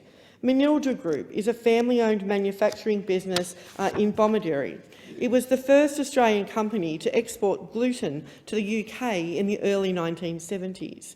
The Australia-UK Free Trade Agreement is critical to helping Manildra access the UK market. Without it, the tariffs and quotas imposed on most of its products are prohibitive. The agreement will help Manildra expand its opportunities, so I'm really proud of the work we're doing to progress the UK Free Trade Agreement. Deputy Speaker, the Albanese government is working to complete all the parliamentary and legal processes on the Australia-UK Free Trade Agreement as quickly as possible. Early entry into force of this agreement will allow Australian exporters to take full advantage of the tariff cuts it provides. The agreement will open up opportunities across dairy and beef industries. It will help manufacturers like Manildra, and it will eliminate tariffs on Australian wine, Australia's largest dutiful export to the UK by value. It will also enhance pathways for workers and young people to work in both countries, something I know our seasonal growers will also be happy about. We are looking to advance the parliamentary process for the Australia-India Economic Cooperation and Trade Agreement, an interim agreement, while also resuming negotiations for a full comprehensive economic cooperation agreement. The Trade Minister met with India's Minister of Commerce and Industry in June and committed to rapidly recommence negotiations on the full agreement. We are restarting negotiations with the Europeans to get a good outcome on the EU Free Trade Agreement. The Prime Minister brought these negotiations back on track during his June visit to Europe, and the next round of negotiations will start on the 17th of October. Ultimately, our negotiations with the EU will only be concluded when we have a good deal that is in our national interest, including by delivering commercially significant new market access for our agricultural products. Good news for local farmers. Australian industry and consumers can be confident that we will drive a hard bargain, as we always do, to achieve an overall agreement of benefit to Australia. Our government is committed to securing Australia's global competitiveness in trade. I thank the honourable member for Gilmore. And being that there are no further speakers, the debate now is adjourned and the resumption of the debate will be made in order of the day for the next sitting. And the Federation Chamber now is suspended and the Chair will resume at 4 o'clock. I thank honourable members.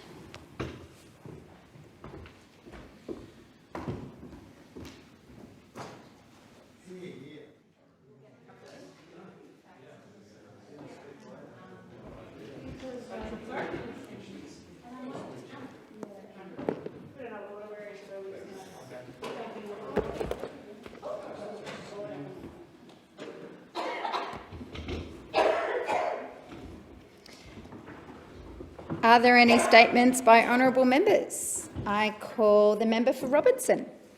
Thank you, Madam Deputy Speaker. Earlier this year, I was able to visit an excellent education and training institution in my electorate of Robertson, ET Australia. ET Australia is an adult training college and independent Years 7 to 12 secondary college that provides students with the skills to be successful in employment or further studies, along with delivering customised training and free recruitment services to businesses. ET Australia hosted its first combined school assembly since COVID-19, and the focus of this assembly was recognising NAIDOC Week for 2022. It was an absolute privilege to be invited to speak at this assembly and provide the students insight into my time as an emergency doctor working at both Gosford and Wyong hospitals, but also on my First Nations background. The students were keen to share with me their thoughts on how the new federal government can make Australia a more inclusive and equal country for all Australians. They were very interested in letting me know what they would like to see on the Central Coast. This was one of my first events that I attended since becoming the member for Robertson, and I enjoyed the opportunity to also listen and answer questions that the students had for me. I would like to thank the Principal, Tony Milan, and the Executive Assistant, Jessica, and all the staff and students at ET Australia for the warm welcome and for organising such a beautiful assembly. And remember, be brave and make change. Thank you. And I call the member for Wentworth. Thank you, Deputy Speaker. As we meet today, a humanitarian crisis is hitting Pakistan. Monsoon rain has surged well above normal levels, producing devastating floods which has left 1/3 of the country underwater. Tens of millions of people have been displaced. Many more lack access to safe drinking water. And at least 1,000 people have been killed so far, including 400 children. We are likely to see an imminent outbreak of waterborne diseases such as cholera and malaria. The Pakistani Minister for Climate Change, Sherry Renman, has called these floods a man-made disaster. I agree. These are a result of human action. So we need urgent action to reduce our emissions and prepare for the impact of climate change. Like Pakistan, Australia is highly exposed to climate change, as the fires and floods of recent years have shown. We need to urgently invest in preparedness and mitigation before it is too late. Thank you. And I call the member for Macquarie. Thank you, Deputy Speaker. Hawkesbury businesses that are still struggling to recover from the most recent floods have been left high and dry by the New South Wales Government. A program that provides a $10,000 business grant to businesses who didn't themselves get water through the doors but nonetheless suffered a 40% drop in revenue has been expanded to areas like the Kangaroo Valley. That's the right thing to do, but the New South Wales Government has declined to include the Hawkesbury on this list. When the New South Wales Premier visited South Windsor in July, I personally raised the need for assistance for businesses indirectly affected by the floods.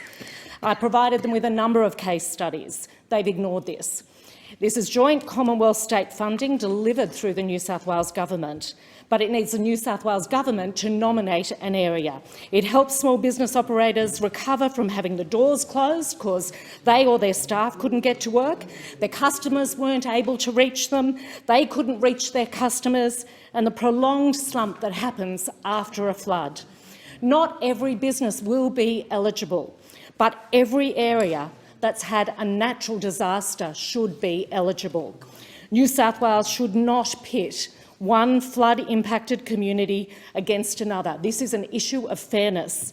If a business in the Hawkesbury suffered the same impact as a business in another flooded community, they should be treated equally. It should not depend on your postcode. I thank the member for her contribution and call the member for McKellar. Thank you, Deputy Speaker. Imagine if you have a specialist appointment about your knees. They're really making it difficult to get up and down the stairs, and you can no longer walk long distances. You can no longer drive.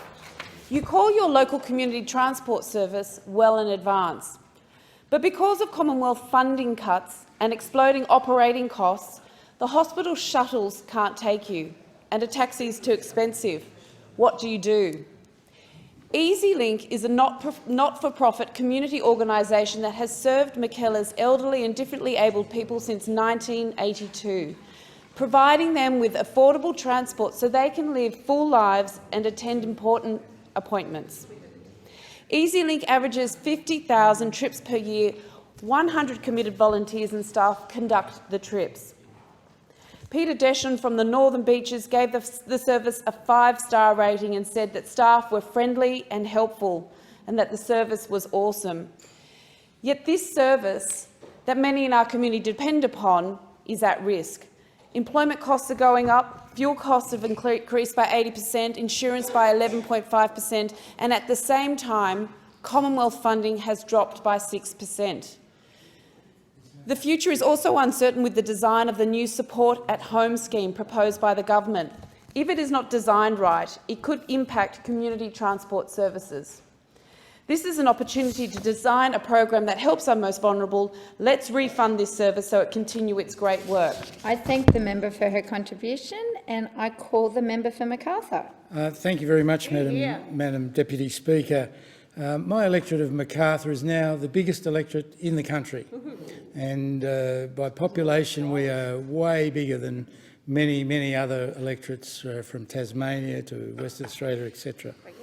Names like Gregory Hills, Arcadian Hills, Willowdale, Oran Park may mean nothing to you, but they are new suburbs and the outskirts of southwestern outskirts of Sydney. Unfortunately, most of those suburbs cannot access healthcare. We have a dire shortage of general practitioners. Yep. The previous government has done absolutely nothing to deal with that. So many of the people in my electorate, particularly those with young families, can't name GPs. They don't have a named GP. They go to their local hospitals, Camden and Campbelltown and Liverpool as well, to access medical care. This is putting enormous pressure on our health system, and it's time for something to be done. This government will do something about it, but it requires innovative solutions. It requires a lot of effort put into our major teaching hospitals, providing expertise to try and improve access to primary care. It means everyone working to their highest scope of practice, and we need to change the system. It is not working for people in my electorate, and we must change. Thank you. I thank the member for his contribution and call the member for Curtin. Harmonisation of abortion laws across Australia is overdue. As a first step, revision of Medicare numbers would enable better access and better data on terminations. Western Australian women are subject to some of the most restrictive laws in the country. In some circumstances, they need to travel thousands of kilometres to access abortion, so they're uprooted, alone and financially disadvantaged when at their most vulnerable. In Western Australia, abortion is still in the criminal code and there's limited access to terminations through the public health system. The choice to have a termination after 20 weeks doesn't belong to the pregnant woman and her healthcare provider, but rather to an ethics panel of 6 people appointed by the Health Minister. A doctor living in my electorate gave me some examples of the impact of this issue on women's lives. Fiona had serious mental health problems and was living in a violent relationship with a partner who prevented her from having an earlier termination. She was denied a termination by the panel and couldn't travel because of COVID. She had the baby and then continued to be trapped in that relationship. Alina had eclampsia at 22 weeks and was having uncontrolled seizures. Termination of her pregnancy was delayed while applying to the panel, placing her life at risk. And Anne's baby was diagnosed with a significant genetic disorder, but the ethics panel decided she was not permitted to discontinue the pregnancy. She then had to travel to Victoria for the procedure. The federal government has a responsibility to ensure all Australian women have equal access to safe abortion care. I thank the member for her contribution, and I should call the member for Dunkley. Yes, thank you very much. The member for Macarthur was just very interesting, so I apologise, Deputy Speaker. Last week I attended the book launch of Action Sweetwater Creek.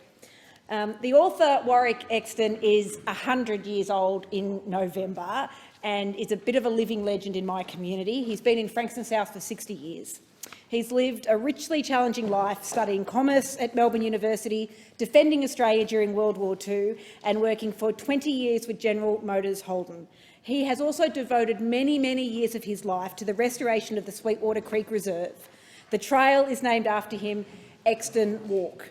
He's described by those who know him as an inspiration, an educator, a true friend and an irresistible force. Apparently reluctant teenagers sent by their school for an environmental experience would find themselves firmly involved by a stocky, silver-haired gentleman and his enthusiasm. This book was a labour of love for Warwick, and it is a testament to all of the volunteer hours over more than 30 years now that have gone into the restoration of Sweetwater Creek in Frankston South. It's a collective vision of locals to turn a desolate area into an environmental wonderland, and this book and the creek are part of Warwick's legacy to my community. I thank the member for her contribution and call the member for O'Connor. Thank you, Acting Deputy Speaker. I rise today to pay tribute to Councillor Alison Good, the inaugural Mayor of the City of Albany, who passed away last week. In the late 1990s, the rural shire of Albany merged with the historic town that surrounded it to become the most populous city in my electorate. Alison, who had been Deputy President of the Shire, was one of 7 candidates who ran to become the Mayor of the city. She won that election and the next one. And when she left this world on Wednesday, she was still a serving City Councillor. Last year, I was privileged to share a meal with Alison and her husband, Jerry Gregson. We caught up at the Redmond Hall, a vibrant community hub in the rural West Ward that Alison had served so diligently.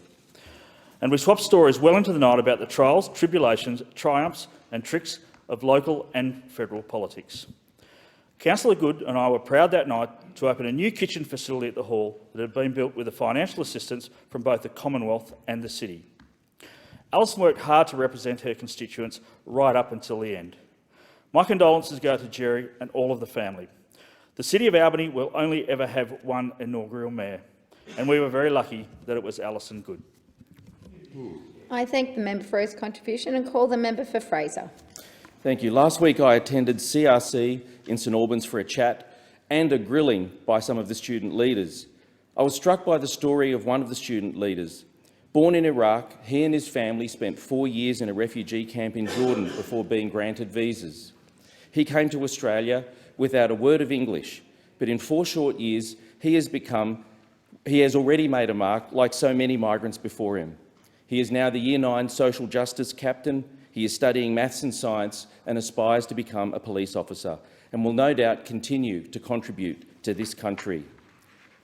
On the way back to the office, I stopped at the local shopping strip to buy banh mi's for the office, which has become a weekly tradition in the office.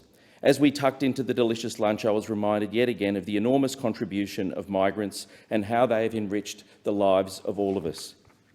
This is part of the reason why I welcome the increase in the ceiling in the permanent migration program to 195,000, a belated recognition of the skills shortage we face, but also a return to the days in which this country valued permanent migration. And extending visas, putting more money into visa processing and relaxing work restrictions on international students. This country has a very long and storied history and massive contributions from the migrants who have come here from all parts of the world, and I saw it in that day in the student leaders who I met. I thank the member for his contribution and call the member for Grey. Thank you very much, Madam Deputy Speaker. On August the 13th, I was very pleased to welcome back the 143rd Crystal Brook show that had had a couple of years off because of COVID. The show was opened by newly decorated marathon Commonwealth Marathon gold medalist Jess Stetson, and it was wonderful to have her in Crystal Brook on the day. The weather was a little inclement. It was cold, it was wintry, but mostly we dodged the showers, and it was wonderful to see more than 3,500 people roll up after basically a 3-year absence of the show. The committee, led by Alexandra Dewar, had done a wonderful job with the volunteers. It's not easy to crank everything up after that period of time. And when they got to the pavilion, they found out it had been wide-handed out. So they had to abandon the old pavilion and relocate all of the general interest items to the stadium alongside, which led to other changes happening at the show. But they took it all in their stride and got the whole act together. And on the day, they announced that we have a new Crystal Brook Young Rural Ambassador, Lockie Hanson. So well done, Lockie. It's a great pathway that he embarks upon at the moment. And it was just a good day to be out and about, back with people as we shake off the COVID blues right around the country and get back to doing the things that we have done traditionally and always done. Congratulations to all of them. I thank the member and call the member for Lyons. Thank you, Deputy Speaker. Well, I could stand here and thank every GP in my electorate because heaven knows there's not enough of them and every one of them works really hard across my regions. But I'm on my feet today to take the opportunity to recognise the extraordinary service of Dr Cyril Latt. Dr Latt's a GP in the regional town of St Mary's in Tasmania's Fingal Valley. And at a time when it is becoming... Order. A division has been called for the House. The proceedings are suspended to enable honourable members to attend the divisions. The proceedings will resume when the Chair of the Federation Chamber is resumed at the conclusion of the division or suspension of or subsequent divisions. Too much.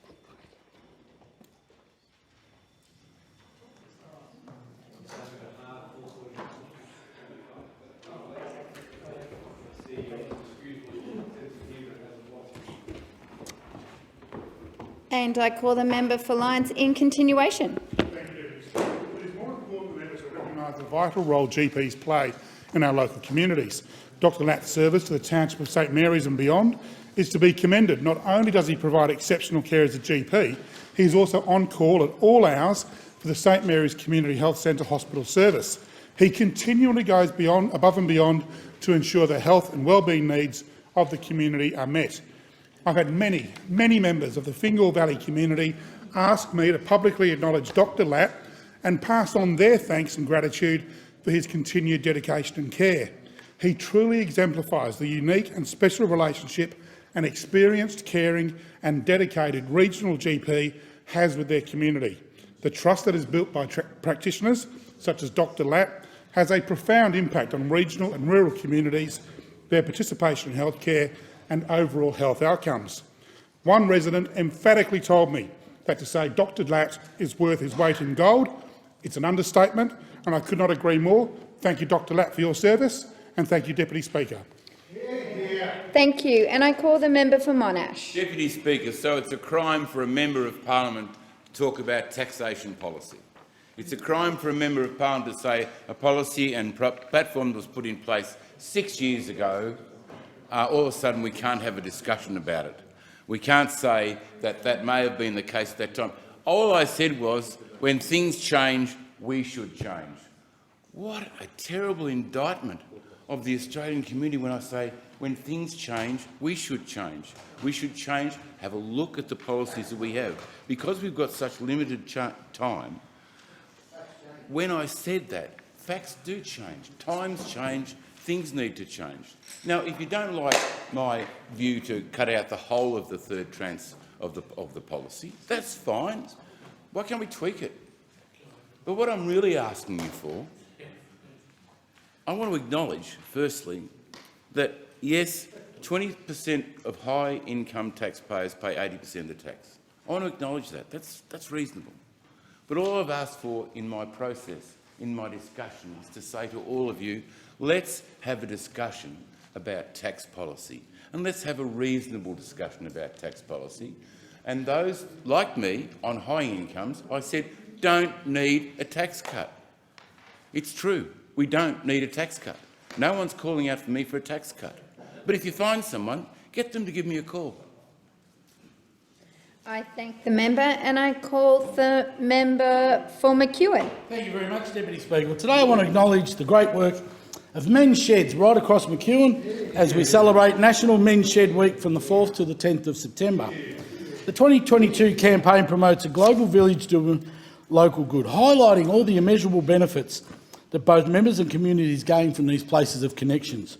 And I first want to acknowledge Peter Betts, who's not doing too well at the moment. He's got a serious health issue that's not looking good. But Peter has been instrumental in bringing together the states and the National Men's Shed Association. And he should be acknowledged for that great work because there's been a lot of politics played, but he's been a shining light at that. And I just want to thank him for that in particular. But men's sheds, no matter where you go across the electorate, are putting in hours and hours and hours delivering great good. And it's great that I could again co-chair the Parliamentary Friends of Men's Shed, which we had 51 responses in the first day of people wanting to come in, because members know that men's sheds are vitally important for men's health, for community growth, but also through the great work they do in bringing communities together. And I think about one area like Lancefield, where they bring all the school kids in and teach them basic woodwork. And what that does is not only teaches these kids valuable skills, but it breaks down the barrier between older men who are out in the street and the kids, where they're able to go up and talk to each other and say hello and work together. Men's Shed is so important. Every MP should be involved in it, and I think the time for us to celebrate this might be only 1 week, but we should be celebrating the work that Men's Sheds do each and every week of the year. I thank the member and call the member for Barker. Madam Deputy Speaker, September is Rural Road Safety Month, an initiative of the Australian Road Safety Foundation. It's a chance to stop and reflect on road safety and what we can do to make our rural roads safer. 730 lives were lost on rural roads last year, representing 2/3 of all Australian road deaths. Madam Speaker, as someone who drives more than 100,000 kilometres a year on rural roads and who lives in a close-knit regional community, I understand the importance of rural road safety and the importance of reducing risk. I'm committed to ensuring all levels of government maintain and improve our regional road network and improve safety, including rolling out committed coalition investments through programs like the Roads of Strategic Importance Initiative, the Local Roads and Community Infrastructure, Roads to Recovery, Black Spot, Heavy Vehicle Safety and Productivity and Bridges Renewal Program. Together with the government, with government funding to improve our road, we can all do our bit to make our roads safer. Driving to the conditions, taking rest breaks, avoiding distraction, keeping our vehicles maintained and taking note of ANCAP and used car safety ratings are all steps Australians can take to keep themselves safe and their loved ones safe on our national regional road network. I urge all road users to be the change you want to see, because after all, the keys to road safety are in all of our hands. I thank the member and call the member for Boothby. Thank you, Deputy Speaker. Today I rise to talk about a wonderful initiative in Boothby, the City of Mitcham's Community Renewable Energy Program. As part of its commitment to achieving net zero emissions by 2050, the City of Mitcham partnered with renewable energy supplier Shine Hub to provide residents with bulk buy discounts on solar panels and battery technologies. The process enables residents to buy solar panels and batteries at a discounted rate. And I'm delighted to report that since expressions of interest opened in May this year, the Council has received a staggering 2,000+ registrations of interest from the community. And from that, 535 solar batteries have been ordered. That's 535 additional batteries in City of Mitcham alone, driving our transition to renewable energy.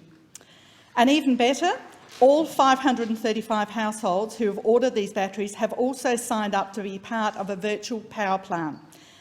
This virtual power plant aggregates the power stored by these batteries to provide stability to the electricity grid. And in fact, latest reports suggest that the virtual power plant created by this project equates to 2.5 megawatts of dispatchable load, working to increase supply, reliability and ultimately cost for residents who are part of this program.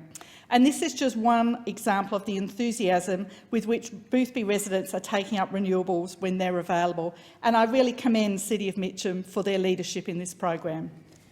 I call the member for Lindsay. Thank you, Madam Deputy Speaker. I was standing at the supermarket the other week and a woman was next to me. We were in the butter section and she couldn't make up her mind about which butter to buy because of the cost of butter. And we had a discussion about how much everything's going up. And when people are standing there and they can't buy the butter they usually buy, then we really do have a problem. Cost of living is impacting everyone in my community from Emu Heights to Colleton. And when it is such a difficult choice about what you'll feed your family that night, or the ability to put petrol in your car, or if you're running a small business, being able to keep the lights on and keep your employees employed, things are not going right. I've had many constituents reach out to me in recent months about the pressures they're feeling with soaring prices across the board for everyday items. One manufacturer in Penrith has told me their energy prices have gone up 300% This manufacturer is at threat of closing, and they employ hundreds of people, including people in my electorate of Lindsay. The Labor government must consider electorates like mine in Western Sydney and support the Australians who are doing it tough right now. Unfortunately, in accordance with Standing Order 43, the time for member statements has concluded.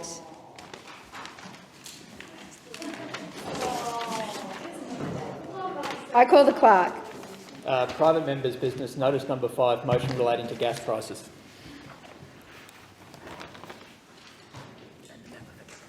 And I call the member for Capricornia. I ask leave of the Federation Chamber to move notice number 5, private members' business, on behalf of the member for Durack. Is leave granted? I move the motion relating to gas. Oh, sorry. No. I move the motion relating to gas prices in the terms in which it appears on the notice paper.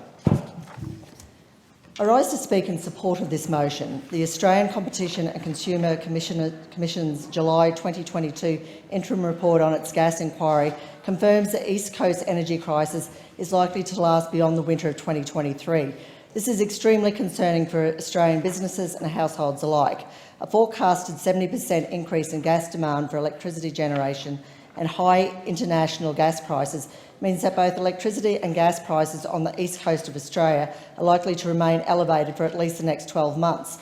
While I don't think we can assign blame onto the Labor government for a surge in international gas prices, it's the government's responsibility to come up with a plan to address this crisis. Deputy Speaker, what is the plan? Well, the responses from the ministers responsible have been abysmal so far. Resources Minister Madeleine King managed to say she was commissioning a discussion paper and a promise to set in motion the process of triggering the Australian domestic gas security mechanism.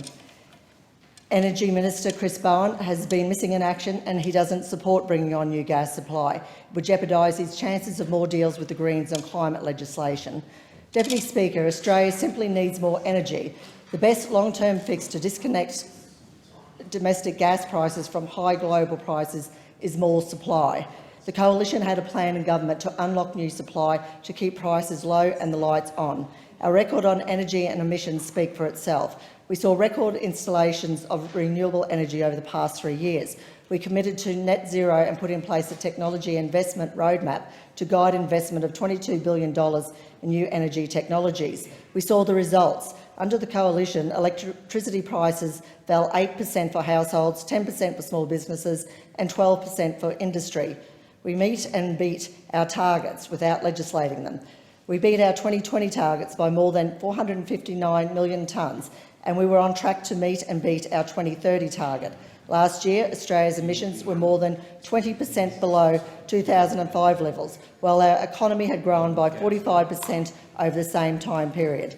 The Coalition's strategic basin plans and national gas infrastructure plan was also backed by more than $300 million of funding.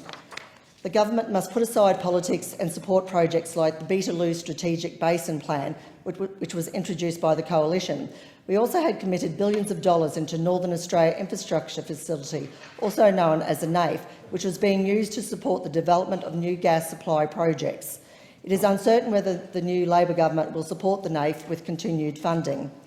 Deputy Speaker, Australia must have a long-term plan for efficient and reliable energy. As the Shadow Assistant Minister for Manufacturing, this is one of the key issues that is raised with me, and the cost of energy is seen as the key handbrake on prosperity for many manufacturing businesses.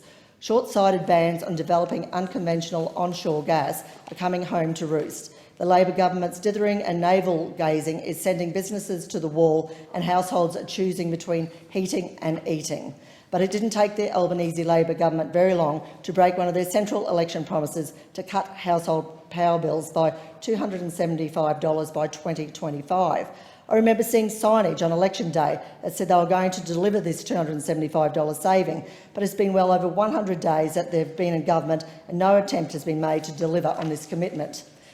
When they're asked questions about what they'll be providing this cost saving to Australian households, all they do is dodge the subject. The Labor government continues to treat Australians like mugs, and they are unwilling to talk about alternative energy sources.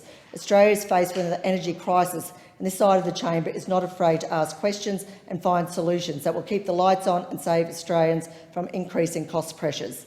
That's why the Coalition is willing to have a sensible and respectful conversation about nuclear energy. The formation of a coalition policy committee to explore the introduction of nuclear into Australia's energy mix was a clear indicator of the coalition's willingness to listen and learn for the interest of all Australians.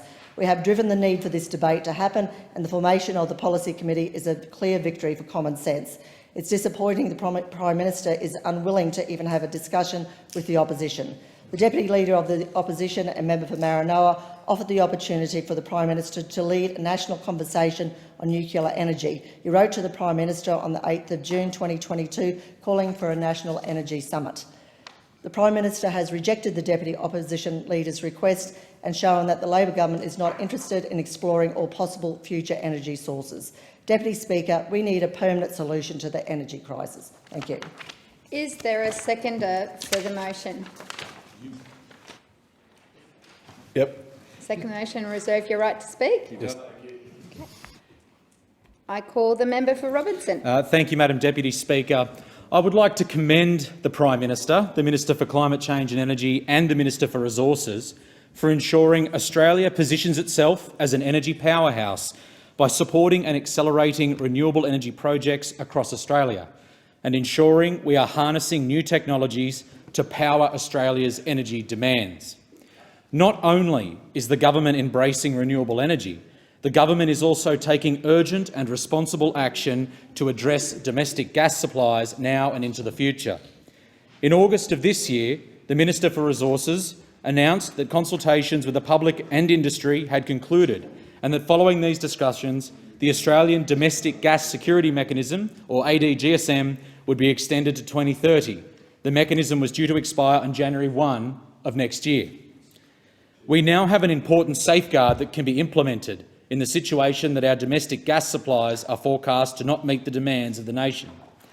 It is imperative to note that the Minister is provided the most up-to-date advice from the Australian Energy Market Operator, the Australian Competition and Consumer Commission, industry and other government sources before making any decision on utilising the ADGSM. The Albanese government came into office in May with a comprehensive climate and energy policy. We are now building on this with all jurisdictions to deliver much-needed long-term certainty to industry and investors. Business, industry and investors are all saying the same thing. Domestically, we need to upgrade the transmission grid and inject more into renewables. The government agrees, and we're all in.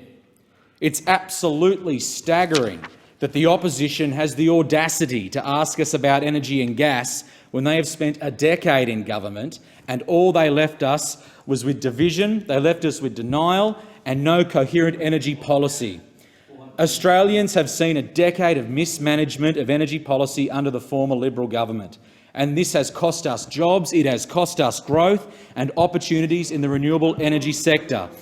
I'm pleased to be part of a government that is now demonstrating to the world that we are once again a nation looking towards the future and embracing the renewable energy opportunities that will come from addressing our energy supply issues and by acting on climate change. An important step the Albanese government is taking to ensure Australians have access to reliable, cheap energy into the future is upgrading our electricity network so that it reflects the energy sources that are feeding electricity into it. As more renewable energy becomes available, our energy network needs to be able to distribute this energy more efficiently. By investing in our electricity grid and by fixing energy transmission, the government will achieve this objective and drive down energy prices for Australians. For example, in my electorate of Robertson, I am pleased that we will benefit from one of many new community batteries that will be rolled out across Australia.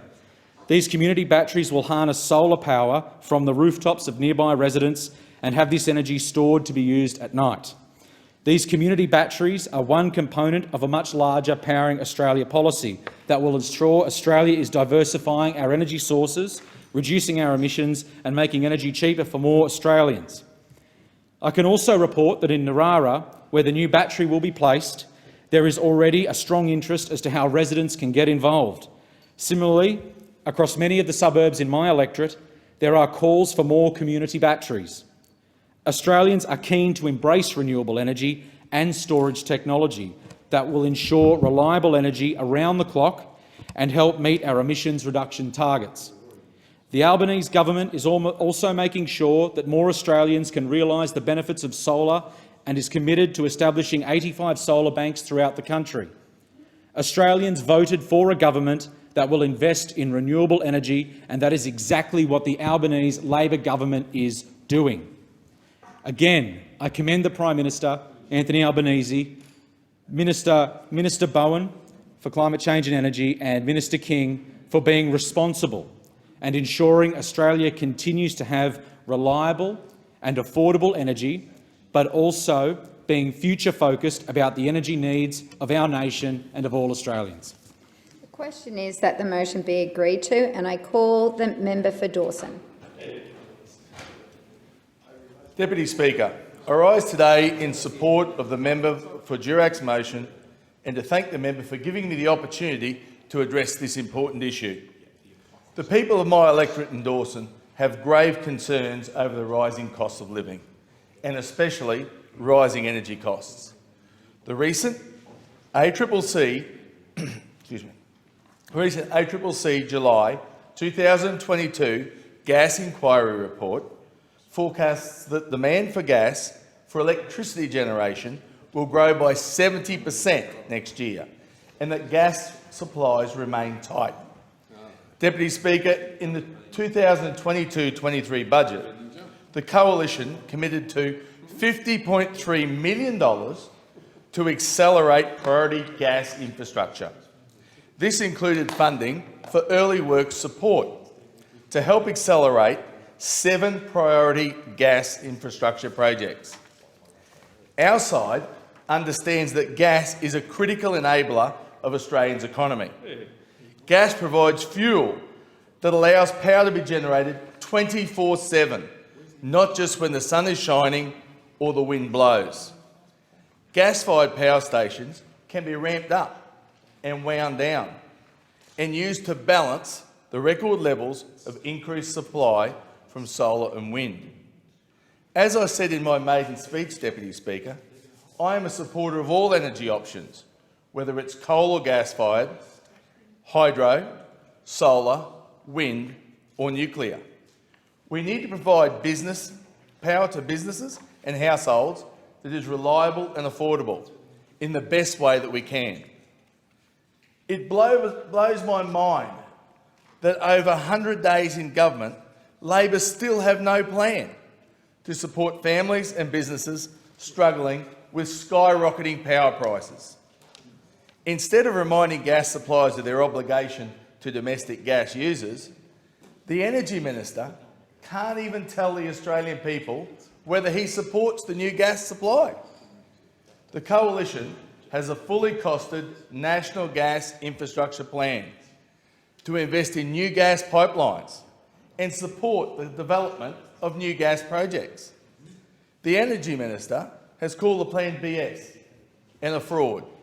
But I would like to remind the House that the Labor Party repeatedly told the Australian people, and particularly the voters in Central and North Queensland, and the good folks in my electorate of Dawson, whose jobs rely on gas and coal, that they would not do deals with the Greens.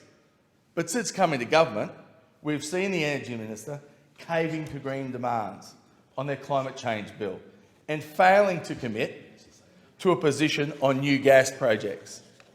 Deputy Speaker, Labor has even promised 97 times since December 2021 that if elected, they would reduce Australian household power bills by $275.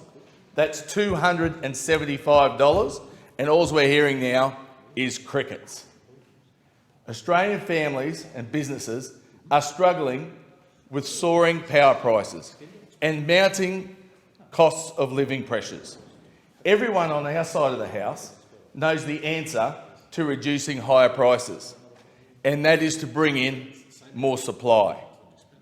But, Deputy Speaker, it just seems that the anti-gas, anti-coal, anti-regions, anti-small business, anti-ag and the anti-commitment Labor government cannot bring themselves to displease the Greens.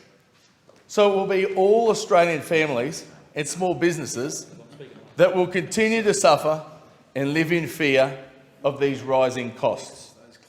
The people of Dawson are not fools. They know that this government does not have their best interests at heart. The government needs to honour its election commitment to cut power prices as promised and provide a plan to respond to the East Coast energy crisis without further dithering and without further delays. Order. I call the honourable member for Paterson. Thanks, Deputy Speaker.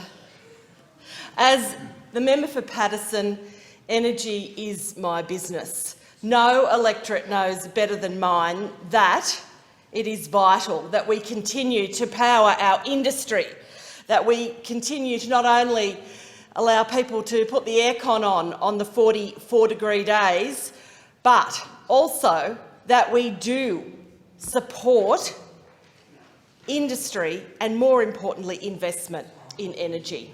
And that's been really the problem. Over the last 10 years, we just haven't had the level of investment in energy. This government turned its back on it, turned its back on the opportunity that was coming down the line when we had a chance to really grasp, and it was a nettle, but we had a chance to grasp it and say, no, Australia can be better. And they didn't do it, the former government. Tomago Aluminium sits in my seat and it uses 12% of the energy in New South Wales. It employs 1,000 people directly and 5,000 indirectly. But more than that, it acts as a battery for New South Wales. When there is a situation in New South Wales where we do have a drain on energy, Tomago get the phone call. They get asked to curtail production. And that way, we can keep the hospitals running, keep the industry going, keep the aircon on across New South Wales and the eastern seaboard of Australia. And I am proud to be a strong voice for industry and energy in this place, and even prouder to be part of a government that knows Australia can be better and it can be an energy powerhouse. It is such a relief that after a decade of denial and a decade of delay from the former government that we're in charge and we're quite frankly taking care of energy business. We understand that gas plays an important part in the energy mix in powering communities. Gas is critical to our transition for industries, manufacturers, and in my hometown, the Curry Gas Plant is currently being constructed, ensuring that supply is continuous and reliable. And it is necessary, and it does look to the future, with hydro and hydrogen coming in future years. And I do take a moment to thank my friend Paul Broad for his contribution at Snowy Hydro and beyond for his advice and counsel over my tenure in the energy sector as the member for Paterson. And I acknowledge the former minister's endorsement of that and thank him very much for that. The Albanese government came to office in May with a comprehensive climate and energy policy, and Australians supported us. And that's the long and the short of it. Australians want reliable energy, they want cheaper power, but more importantly than that, they want us to maintain our standard of living, they want to keep their jobs, they want to be able to service their mortgages and send their kids to school and have a good life. And they know that as part of that, it is vitally important that every industry has access to reliable and, most importantly, affordable energy. And they know that good policy will drive prices down. It will provide certainty for that investment. And we have come into office with a comprehensive plan. We want to rewire the grid. We know the grid doesn't stack up at the moment. It was built for 1980s centralised power. More and more across the country, people are embracing renewables. We know that it is a very divested grid now. We know that the energy landscape across Australia is different. We have to have a grid that can cope with that. We also have to have policies that encourage that investment in energy, but also that encourage businesses, the businesses that are actually going to drive the innovation to keep making things, keep employing people and keep the lights on. I just want to say that it will be interesting as we emerge in the next 10 to 15 years as this superpower to look back on this time and remember the comments of those made opposite and how really they have not only delayed and denied but talked our country down at a time when we need to be talking it up as much as we can. I thank the honourable member for Paterson. The question is that the motion be agreed to, and I call the honourable member for Hinkler. Well, thank you very much, Mr Deputy Speaker. It's always a pleasure to follow the member for Paterson, one of the few that's relatively sensible on that side, I've got to say. But I rise to support the motion, Mr Deputy Speaker. And there's some fundamentals around gas in Australia. There are facts around gas in Australia. There are deliverables around gas in Australia. And then there are the premiers and their decisions around gas in Australia, Mr Deputy Speaker. And we only have to look at Victoria to know why there is such a challenge in Victoria and such a shortfall in gas. It's because they've had a moratorium on exploration. If you do not explore for more gas, well, you will eventually run out. I mean, these are the fundamental propositions of how it works. You have a resource which has a finite life, which will eventually run out. Now, the Bass Strait has been a great boon for Australia. It has been an incredible boon for Victoria, particularly for Victorian manufacturing, because it has meant not only availability of oil to go into Australia refineries, but it has meant the availability of cheap gas, which is geographically located very close to demand, which is built in Victoria over a long period of time. Now, that Bass Strait is coming to the end of its available life in terms of its deliverables. Now, there's still some more that can be milked out of the Bass Strait, and there are a number of companies out there that are looking at those opportunities, which will add on to gas in Victoria. But the fundamental concept being put forward by those opposite and others, that you can take gas from 2,000 kilometres away at the Gladstone export hub and put it into Victoria and still have the same price as taking it from Bass Strait just down the road, is completely flawed. It cannot be done. It is physics. If you have to transfer gas, whether it's in a pipeline or other mechanisms, it adds costs. This is just very, very basic economics, Mr Deputy Speaker. It adds costs.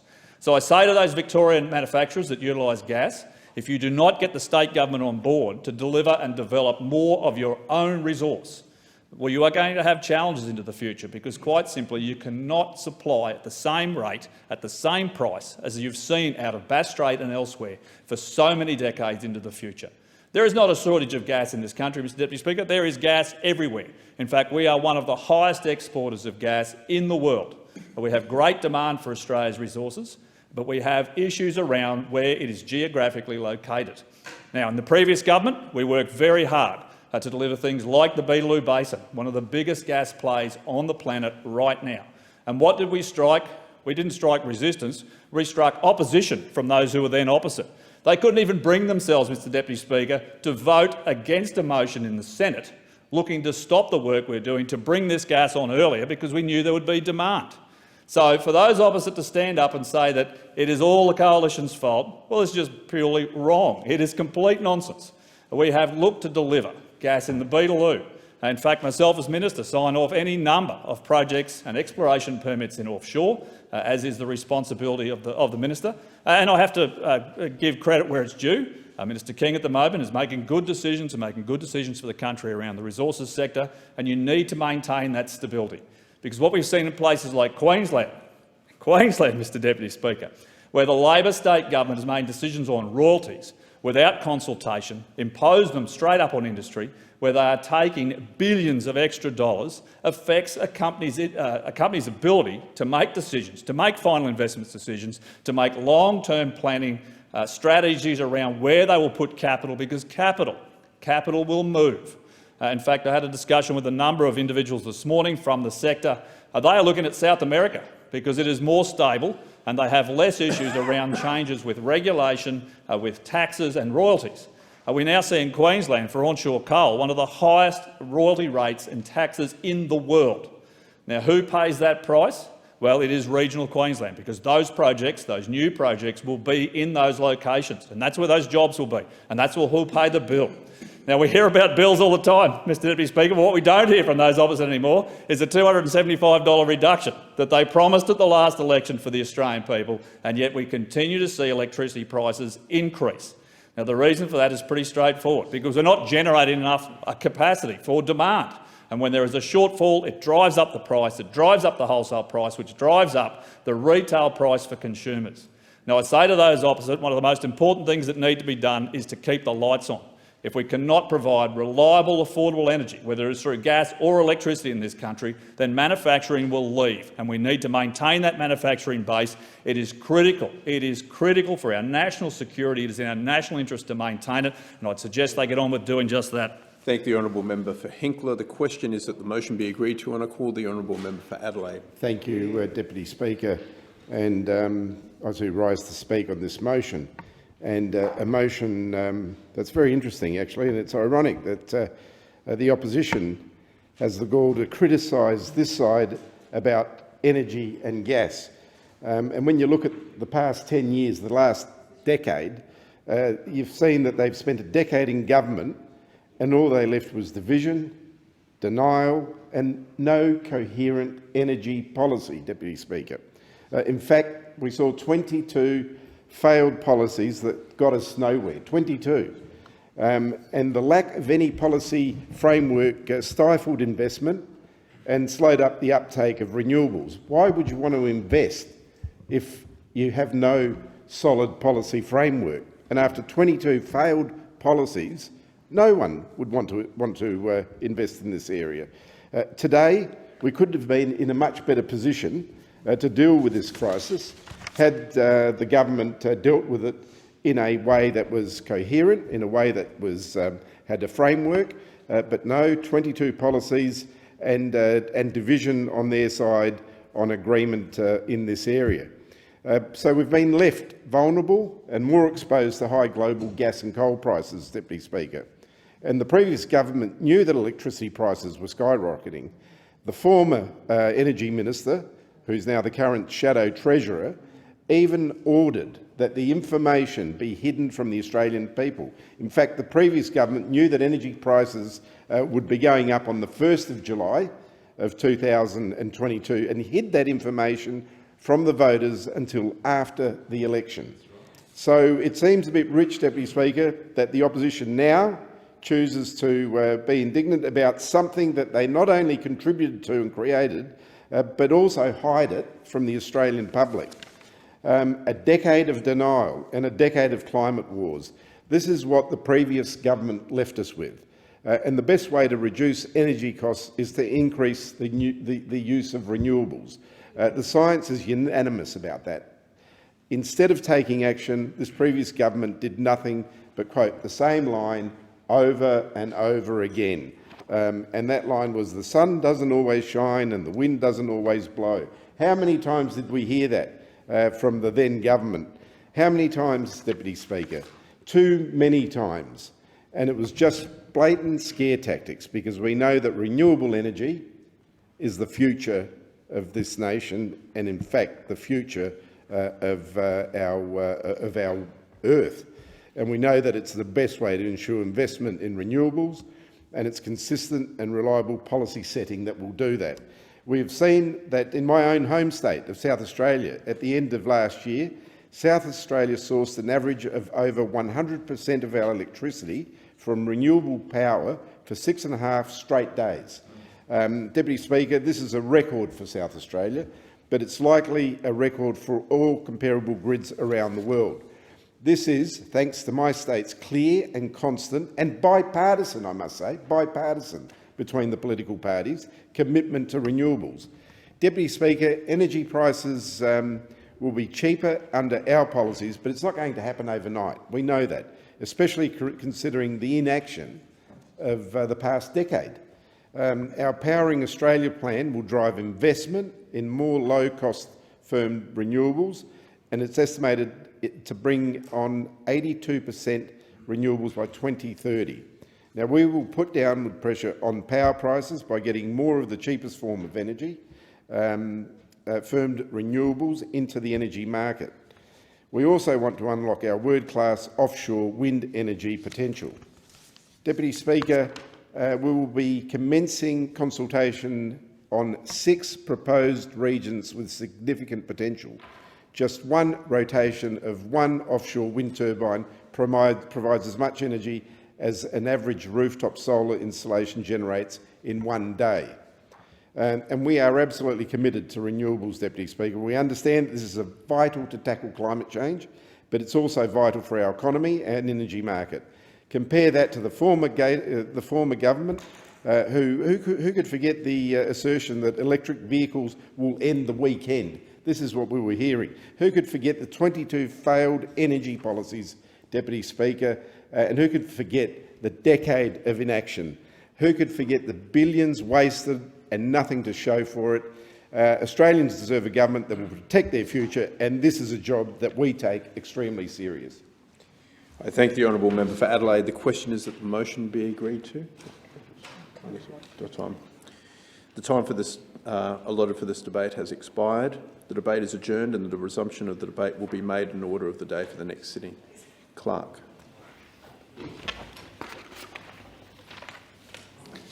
Private members' business. Notice number 6. Motion relating to the State of the Environment report. I call the honourable member for Fremantle. Thank you, Deputy Speaker. I move the motion relating to the State of the Environment report in the terms in which it appears on the notice paper. Give the call to the member for Fremantle. Deputy Speaker, the damaged and declining state of Australia's environment is not going to be addressed by an exercise in collective amnesia. It is outrageous that the State of Environment report 2021 was kept secret by the Morrison government. Why was it hidden? Because it tells a story of harm and damage and neglect. It tells a story about the consequences of inaction and incompetence. For 9 years, we had a coalition government that did not believe the health of our environment was a priority. They rolled 5 separate ministers through the portfolio. They cut funding the department by 40%, and then they hid the truth about the consequences of their neglect. The truth, Deputy Speaker, is a story of significant harm, with a trajectory, sadly, of further decline.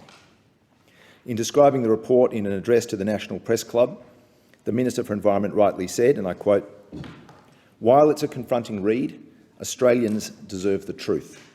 We deserve to know that Australia has lost more mammal species to extinction than any other continent. We deserve to know that threatened communities have grown by 20% in the past 5 years, with places literally burned into endangerment by catastrophic fires." Deputy Speaker, as the report itself says, overall, the state and trend of the environment of Australia are poor and deteriorating as a result of increasing pressures from climate change, habitat loss, invasive species, pollution and resource extraction. Deputy Speaker, unless we are reconciled to the further degradation of our environment and its biodiversity, we have to change our approach. Our National Environmental Protection Framework, the EPBC, has been ineffective as a shield against that harm. That is the conclusion of Professor Graham Samuel, the reviewer appointed by the previous government. Labor has been clear in saying that we will undertake the necessary reform that the previous government failed to undertake. If we are not prepared to do things differently, then only one thing is for sure. More and more unique Australian species will disappear, more and more distinctive Australian ecosystems will collapse. There simply has to be an uncompromising element to environmental protection in future. There has to be a hard-eyed capacity to see cumulative impacts and to draw some lines in the sand around the protection of threatened species and ecosystems. Deputy Speaker, we know how and where the harm is occurring. The question is, what are we going to do about it? I say this to colleagues in the Parliament as much as to the broader Australian community. We cannot go on like this and at the same time kid ourselves that our biodiversity can be maintained. We cannot have a regulatory approach that essentially condones the steady degradation of the Australian environment. We can't keep finding ways to conditionally approve forms of harm that in some cases are not acceptable, especially where conditions are not monitored and not met. And we can't, as a matter of habit, use offsets to fix projects that put threatened species or ecosystems at risk when offsets aren't properly recorded or audited and, in effect, allow a net loss of critical habitat. We can't subscribe to the view that any and every form of environmental impact can be approved, provided there is a sufficient economic benefit. And as I've said before, we can't fool ourselves with the concept of striking a balance, when the reality has been a profound imbalance against nature for some considerable time. What we need to do is change, and we can change. As the State of the Environment report itself says, immediate action with innovative management and collaboration can turn things around. And as we look to creating the long-absent First Nations voice in our system of decision-making, the report notes, and I quote, "Respectful use of Indigenous knowledge, recognition of Indigenous knowledge rights and Indigenous and non-Indigenous knowledge systems working together will lead to positive change." So, Deputy Speaker, let us be both resolute and energised as we face up to the task at hand.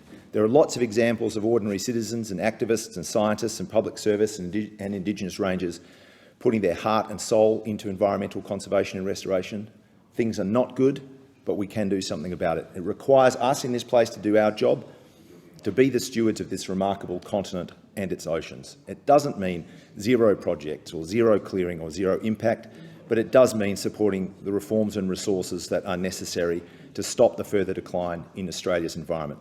The Minister for the Environment was absolutely right when she said what our environment really needs is a changed system. That's the message from the Samuel Review. That's the message from the State of the Environment report. And I would say in conclusion, Deputy Speaker, that is one of the clearest messages that the Australian people gave to all of us on the 21st of May when they elected this, the 47th Parliament.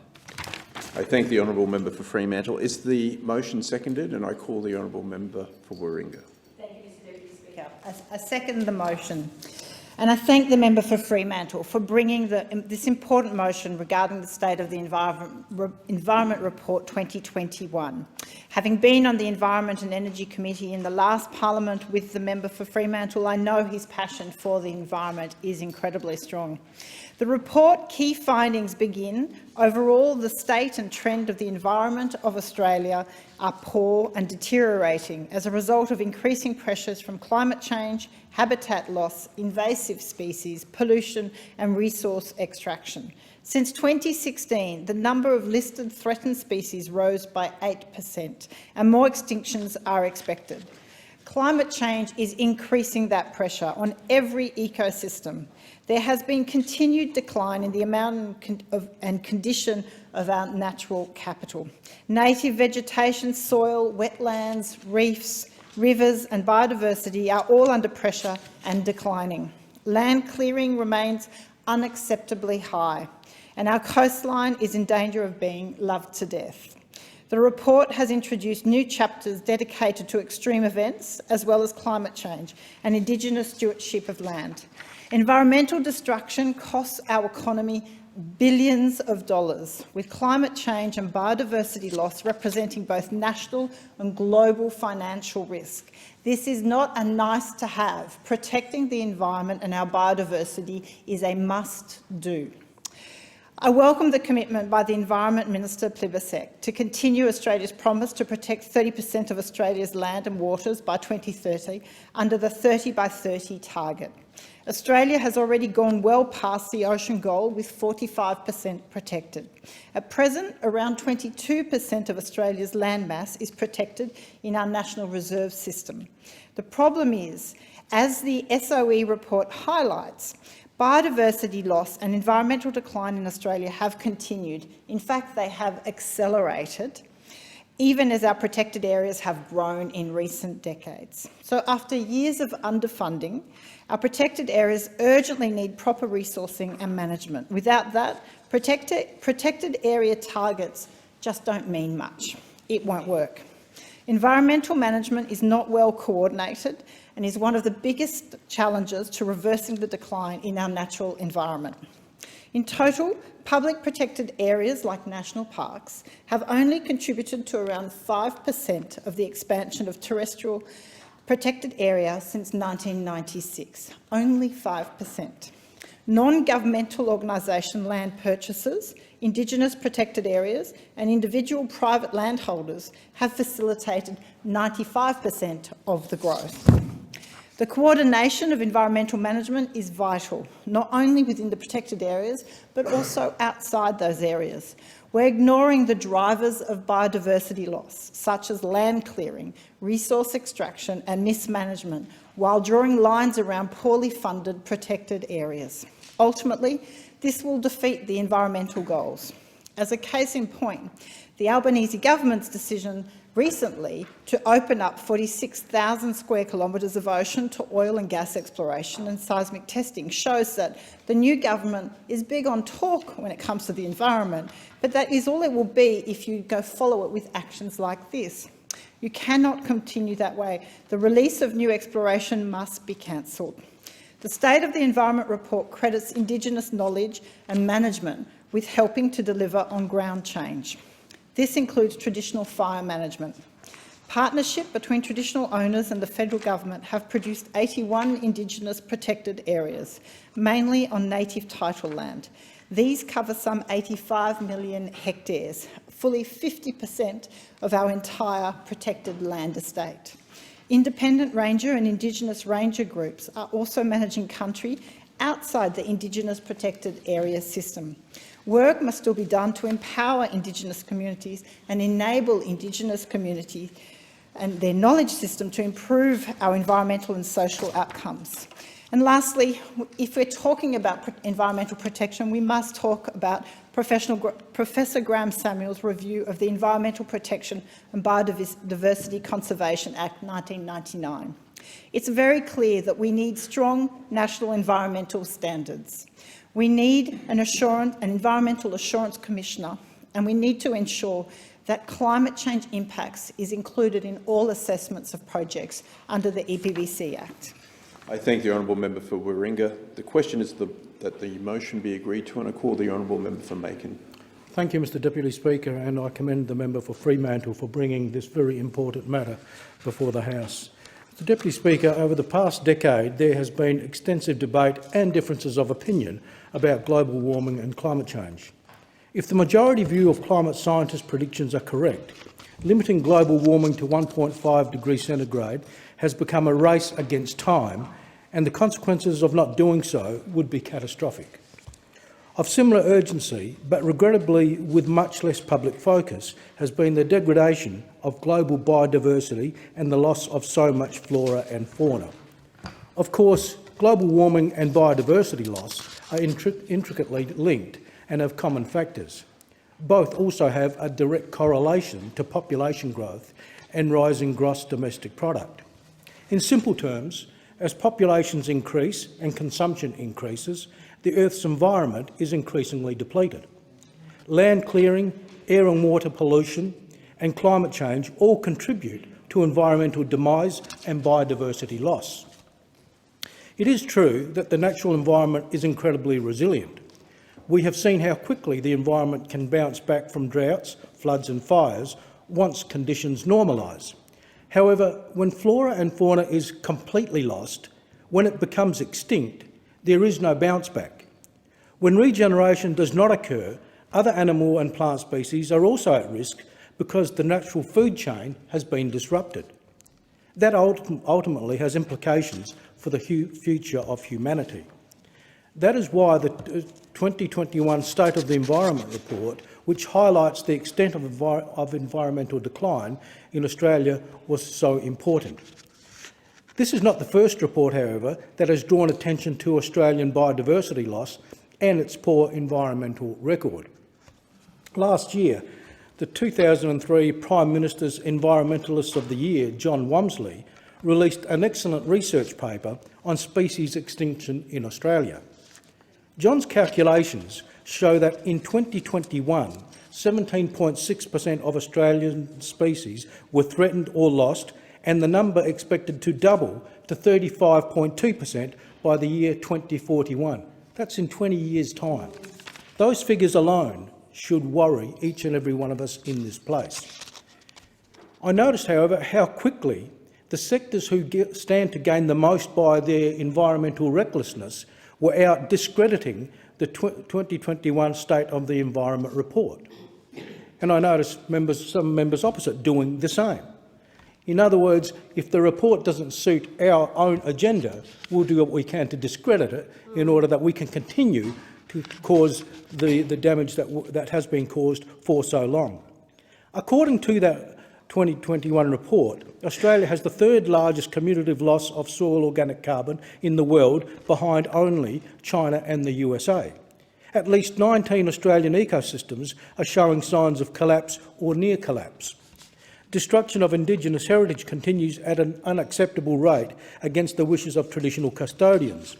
And since 2016, 202 animal and plant species have been listed as threatened matters of national environmental significance. Mr Deputy Speaker, importantly, the report found that improving the environment required national leadership, integrated management between federal and state and territory laws, and better monitoring and reporting. And I can recall when some EPBC Act legislation went through the last parliament, how the last coalition government was also quick to hand over responsibility back to the states and offload the responsibility from itself, when the truth of the matter is that all three levels of government and the community more broadly have to work together if we're ever going to make the very difference that is required. If we don't, it won't only be countries overseas that will pay the price, but we here in Australia will as well, because our own ecosystems, our own productivity will diminish as a result of that. The Samuels review, I believe, was an excellent review which drew attention to all of this. And can I say, I'm pleased to see that Minister Plibersek has brought a new focus to the government's responsibilities when it comes to the environment, and I certainly welcome the Albanese government giving the environment the priority it deserves. I thank the honourable member for making. The question is that the motion be agreed to, and I call the honourable member for Sturt. Thank you, Acting Deputy Speaker. I rise to speak on this motion about the environment, and as a South Australian I want to address some commentary in the aftermath of the release of this report and some broader concerns I've got from the new minister regarding the implementation of the Murray-Darling Basin Plan. I mean, in particular, I found, and I'm sure the member for Riverina will agree with me, absolutely appalling some of the suggestions and the diminishing of what has already been achieved through the implementation of the plan thus far. And I acknowledge that there are communities that have made real sacrifices as we have moved through the process of deploying that plan, and there are some difficult questions into the future. There's no doubt about that. But to belittle and demonise the work that's already been done is absolutely outrageous and appalling. There is the issue of 450 gigalitres, but it is incorrect to suggest that the plan is 450 gigalitres. It's 3,200 gigalitres. And the 2,750 gigalitres, the initial amount in that plan, we are well along the way to fully achieving that water, and it's been through good partnerships, a lot of hard work, and something that we should actually be very proud of. There's enormous challenges around the world, frankly, at the moment when it comes to water management, and a lot of people don't realise this, but many globally see what we've done in this country as exemplary, as a great example of how to take on these really serious challenges. It's happening with the Nile River in Africa. We've got huge issues with Lake Mead and the Colorado River in North America. We see the Rhine now is basically running dry because of a very significant drought in Europe, and of course China, the Three Gorges Dam, has got major operability challenges. We're very lucky that we've had good rains recently and frankly over the last couple of years, but we fully understand and respect that the challenges are going to continue to be there in managing the Murray-Darling Basin and implementing the plan. To suggest that we've achieved 2 gigalitres is outrageous. It is absolutely outrageous because that is only looking at the 450 gigalitre element and not looking respectfully at what's happened in the 2,750 gigalitres, which of course was the initial component of that. And to briefly digress, it was the Howard government that legislated the Water Act in 2007 on the back of the Millennium Drought, understanding that we needed to have an integrated way of managing the Murray-Darling Basin so it didn't collapse, and none of us want to see that river system collapse. course, it is a great challenge of federation, one of the many challenges of federation we've come to understand more and more in recent years, that waterways are not the purview of the Commonwealth Government.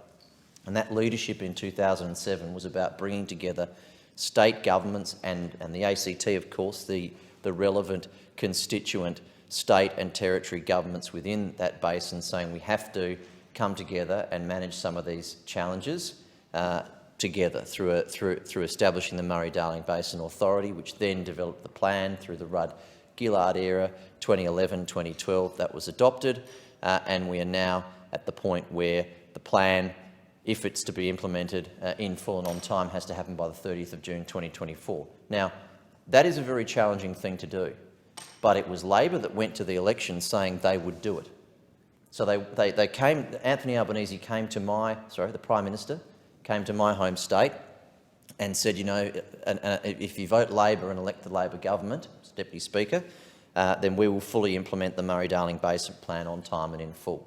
Now, we've since seen the curious situation of an appointment of a minister that didn't really want the portfolio, and the tensions between a Prime Minister and an Environment Minister, possibly an appointment to set that minister up for failure. But I won't allow, as a member representing a constituency in the city of Adelaide, which relies on the Murray-Darling for our water supply, I won't allow them to weasel out of this commitment, because they knew exactly what the challenge was when they said to the people of South Australia, we're going to fully implement that plan on time and in full. It is a difficult task to do it. They came to South Australia and said they were going to do it. And I won't be allowing any Environment Minister or any government that said one thing before the election to think they can get away with weaselling out of it afterwards. I'll be following this very, very closely and speaking on many more opportunities that I get in this place and in the chamber to make that point well and truly heard by this government. I thank the honourable member for Sturt. The question is that the motion be agreed to, and I call the honourable member for Macquarie. Thank you, Deputy Speaker. In 2019, the world's largest bushfire from a single ignition point swept through the Blue Mountains Precious World Heritage Area. The now infamous Gospers Mountain fire devastated 80% of the World Heritage Area, and you can still see the scars. It killed billions of animals alongside the other fires that burned across the country. In our region, it went through 1 million hectares. That bushfire, the other ones right around the country, contributed significantly to the overall picture of environmental decline that we see in the 2021 State of the Environment report. In Australia, there have been more mammal species lost than in any other continent. This is not something that only happened in the bushfires. It's been happening for a long time. And what's really disappointing is that the previous government didn't reveal this information as soon as it had it in its hands, to be upfront with people and say, this is what we're facing. They didn't want that grim picture of the nation's environment to be out in the lead up to the federal election, but I'm very pleased it's one of the first things that we did in coming to government. The report is one of the most important documents for people living in sensitive areas like the Blue Mountains and the Hawkesbury who deserve to know the truth. And while we can't undo all the damage that we've inherited, what we can recognise is that the legislation that sets the rules, the EPBC Act, is not up to scratch and needs to change. And I look forward to working with the Minister in coming months as we make those changes and find a pathway forward. But I want to talk a bit about the Blue Mountains and what's so special about that World Heritage Area. Just one example of it. Deputy Speaker, it's been a really long and continuing battle to preserve the Blue Mountains environment. The story of the mighty Blue Gum Forest in the Grose Valley is a really good example. And we have just marked the 90th anniversary of a group of bushwalkers saving this forest from the axe after they pooled resources and bought a lease to preserve it for future generations. The Blue Gum Forest is a magnificent stand of eucalypts located within the Blue Mountains National Park, and it's only accessible via walking tracks. The New South Wales Parks and Wildlife Service says that those who know it well speak of the forest in hushed tones because once seen, it's never forgotten. And while its preservation mightn't seem like such a big deal in 2022, when much of the Blue Mountains is protected by national parks and World Heritage, it was a seminal event back in September 1932. So here's the story. Soldier settlers Clary Hungerford and Bert Pearce had cut a track into the valley in 1930. Hungerford planned to clear the extensive Eucalyptus Dene forest to plant walnuts on a 40-acre lease that he held. But a group from the Sydney Bushwalkers and Mountain Trails Club were horrified to learn of the plans after bumping into Hungerford and Pearce during a camping trip in the Easter before then. And they set out to see what they could do to stop them. They formed a committee with Miles Dunphy as secretary, a name very well known and respected and loved in the Blue Mountains. They raised funds and they purchased the lease of Hungerford for £130. The government proclaimed the reserve for public recreation on September the 2nd, 1932. The forest was saved, and it's just marked its 90th anniversary. As the Blue Mountains Association of Cultural Heritage Organisations says, the forest was to be the cradle of today's New South Wales conservation movement. It would be swallowed up by the Blue Mountains National Park at the beginning of the 1960s. It's a whole other story. But the Blue Gum Forest remains a magnet for bushwalkers today. And it's our responsibility going forward to make sure that our rules can protect it, its integrity, and so it's there for future generations. Deputy Speaker, protecting our environment also means ensuring there's adequate preparedness, response and recovery mechanisms in place when natural disasters like bushfires and floods hit. Now, the Albanese government's announced the establishment of the new agency, NEMA, the National Emergency Management Agency, bringing two other agencies together. And the communities that I represent in the Blue Mountains and Hawkesbury, which have been hit by natural disaster after natural disaster, know that we can coordinate this better. But not only should it protect people, it should also be looking at how we protect the environment. I thank the honourable member for Macquarie. The question is the motion be agreed to, and I call the honourable member for North Sydney. Thank you, Deputy Speaker. And I'd like to take the moment to thank the member of Fremantle for actually bringing this matter to the chamber. The State of the Environment report published in 2021, but only released by the new Environment Minister last month, was a shocking read. If the IPCC report was a code red for the world, the State of the Environment report is a code red for Australia. Marine heat waves have caused mass coral bleaching on the Great Barrier Reef in 2016, 17 and 20. Waterways, beaches and shorelines are in generally poor condition in areas near urban centres, yet mostly in good condition in more remote areas.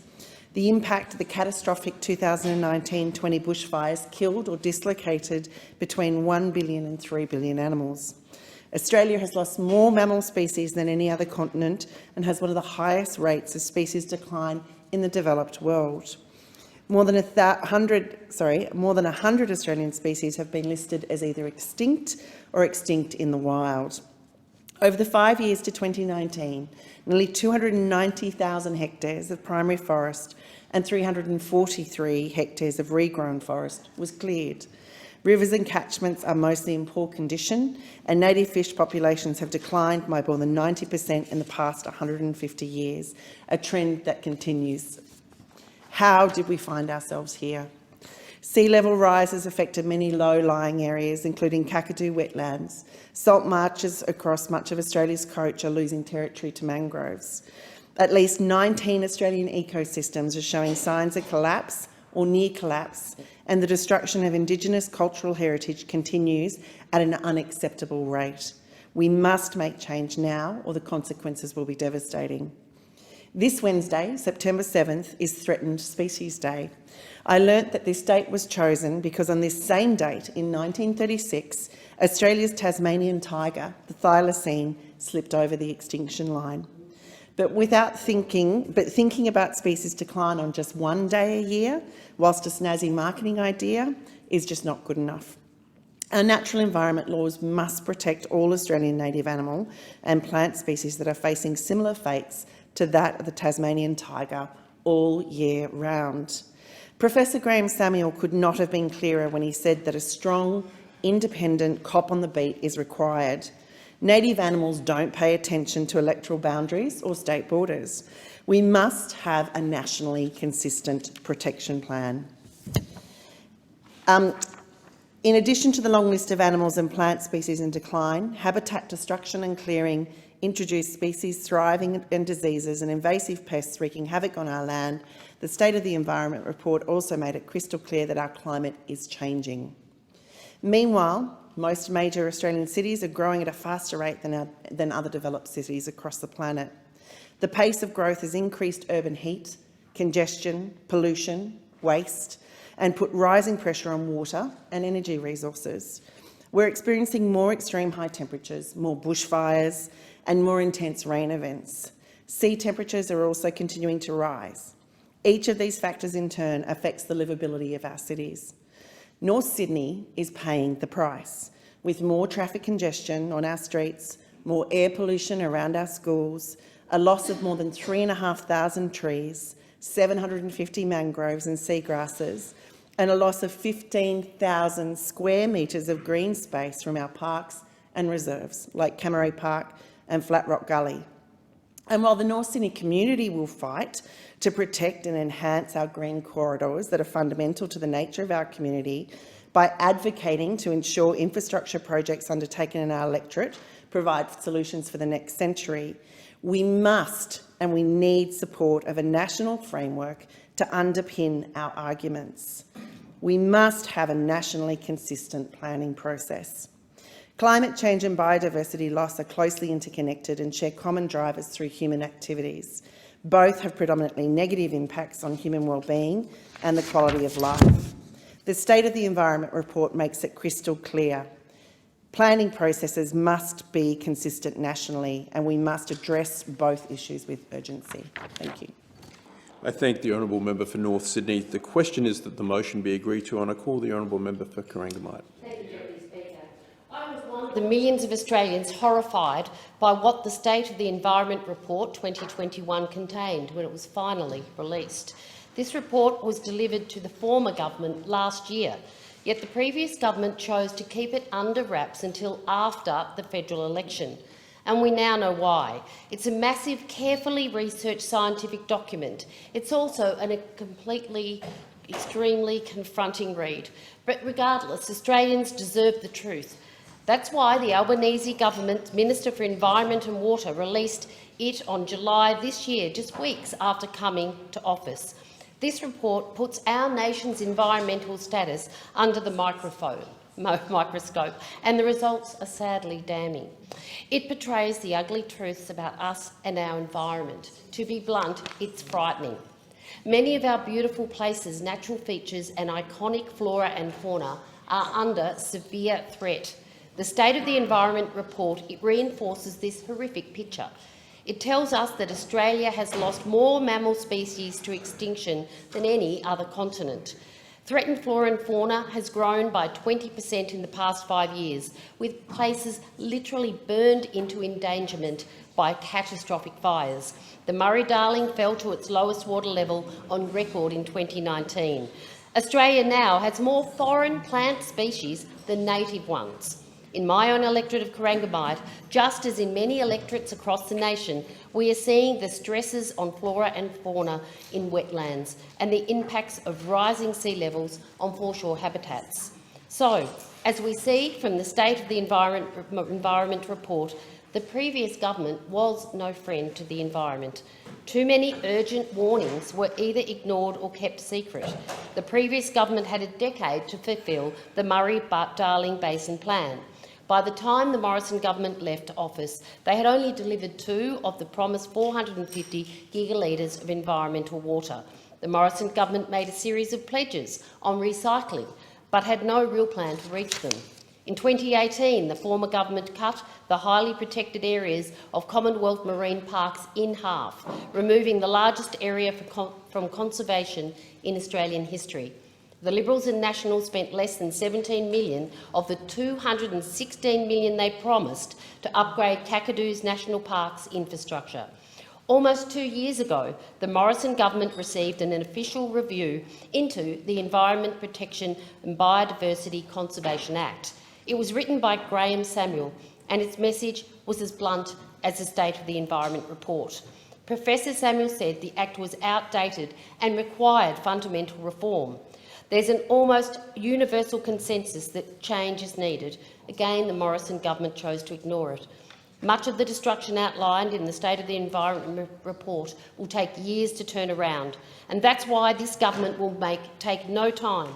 We will waste not a day in taking significant reform steps over the next 3 years. Legislating strong action on climate change is a crucial start. For this term of government, the Environment Minister has set out 3 essential goals: to protect, to restore and to manage Australia's environment. To offer proper protections, we need to set clear national environmental standards with explicit targets around what we value as a country and what the law needs to protect. This will require much work. It will require environmental management which needs to return to trust and transparency. Decisions need to be built on good data to show the public how we're tracking in real time. We also need certainty and efficiency, better environmental outcomes and faster, clearer decisions.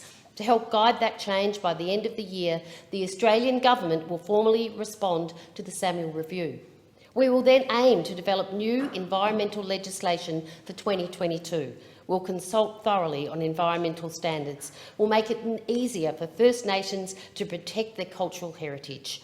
In 2022, Australians voted resoundingly for the environment. They voted for action on climate change. And after a lost decade, a decade of going backwards, we can't and won't waste another minute. Our planet, our biodiversity, our very existence is at stake. I thank the honourable member for Corangamite. The question is that the motion be agreed to, and I call the honourable member for Riverina. Well, after listening to the member for Corangamite, I should feel so relieved, because after everything that not the Australian people have inherited, but the Labor Party seems to think that they've inherited, is going to be fixed. Is going to be fixed. They're not going to waste a day we're here. Well, and I take issue with the member for Corangamite, because a lot was done. A lot was done under the previous government, and practical solutions such as Landcare. Around $1 billion was allocated to Landcare for the period between 2018 and 2023.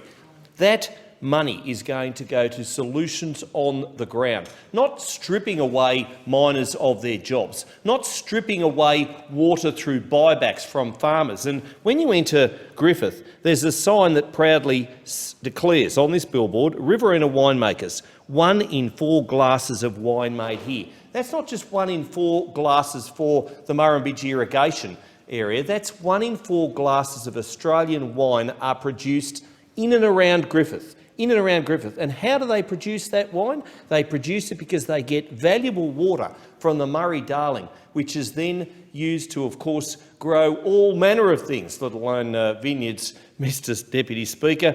But the point I make here is that I will recall on Friday 29th of October 2012, then Prime Minister Julia Gillard standing on the wharf at Goolwa and declaring that an additional 450 gigalitres of water were going to go to the environment. All well and good. We all need the environment, and farmers get a bad rap. They are the best environmentalists in all the world. Make no mistake, they have to be. They have to protect land and water. They have to make sure that their future is going to be secure. And I get just a little bit tired of listening, as we have in this debate, to people such as the member for Warringah, and good luck to her. I know she's trying to best represent her people who sent her here, as we all do. But, you know, when you get an electorate of 68 kilometres squared, like the division of Warringah is, and tiny, extremely tiny, and trying to tell particularly regional Australians how they should live their lives when they are doing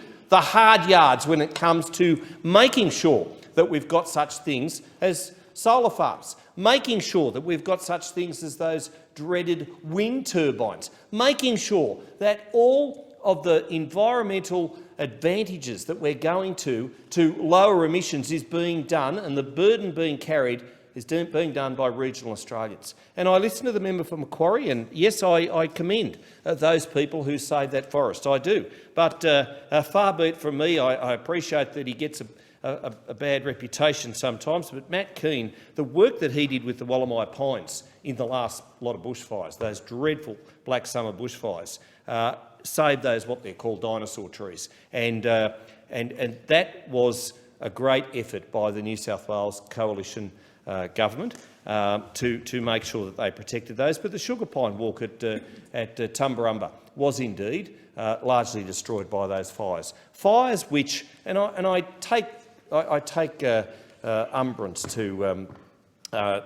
to what was being declared as though this was some sort of first ever fire that happened in Australia. We've had terrible fires before, and look, nobody likes fires. Nobody likes fires at all, but they do unfortunately happen. And when those members opposite come in here and try to seek political advantage by declaring that this happened on our watch because of the policies we were putting in place, I call nonsense, because it is a nonsense. And whilst they can go and say that all will be right now because we've got a Labor-Greens government in play, a Labor-Greens government in Canberra, well, good luck. Good luck, because you're going to have more droughts, you're going to have more floods, you're going to have more fires, and it's not just because of climate change. It's a natural event that occurs in Australia. If you don't believe me, read 1904, Core of My Heart, by Dorothea McKellar. It has happened since time began. It will continue to happen. And bringing back the thylacine, I appreciate the member for North Sydney declared about that. Well, there was a podcast out saying that science was going to reproduce the Tassie tiger last seen in 1936, so I recommend that to her. But I appreciate the member for Fremantle coming into this place, putting in place the State of Environment report, making out as if nothing happened under the coalition government, record funding, Great Barrier Reef in good shape now. Murray-Darling got along with a lot of good there, and we will continue to do that, and we will continue to prosecute the opposition and continue to make sure that they too can have as good a record as we did. Order. I thank the honourable member for Riverina. The time allotted for this debate has expired. The debate is adjourned and the resumption of the debate will be made an order of the day for the next sitting. Clerk. Private members' business, notice number 7, motion relating to the Defence Strategic Update. I call the honourable member for Canning. Good evening, Deputy Speaker. I move the motion relating to the Defence Strategic Update in the terms in which it appears on the notice paper. I give the call to the honourable member for Canning. Okay. I rise to address this enduring question, Deputy Speaker. How do we keep Australia safe? We've always had geography on our side, and until recently, we've had time on our side as well. Culturally, we've seen ourselves as the lucky country. And that era, Deputy Speaker, is over. Australia's strategic environment has degraded rapidly, and it continues to degrade as tensions in the Indo-Pacific mount. Whether in our region or in Eastern Europe, authoritarian powers are on the move.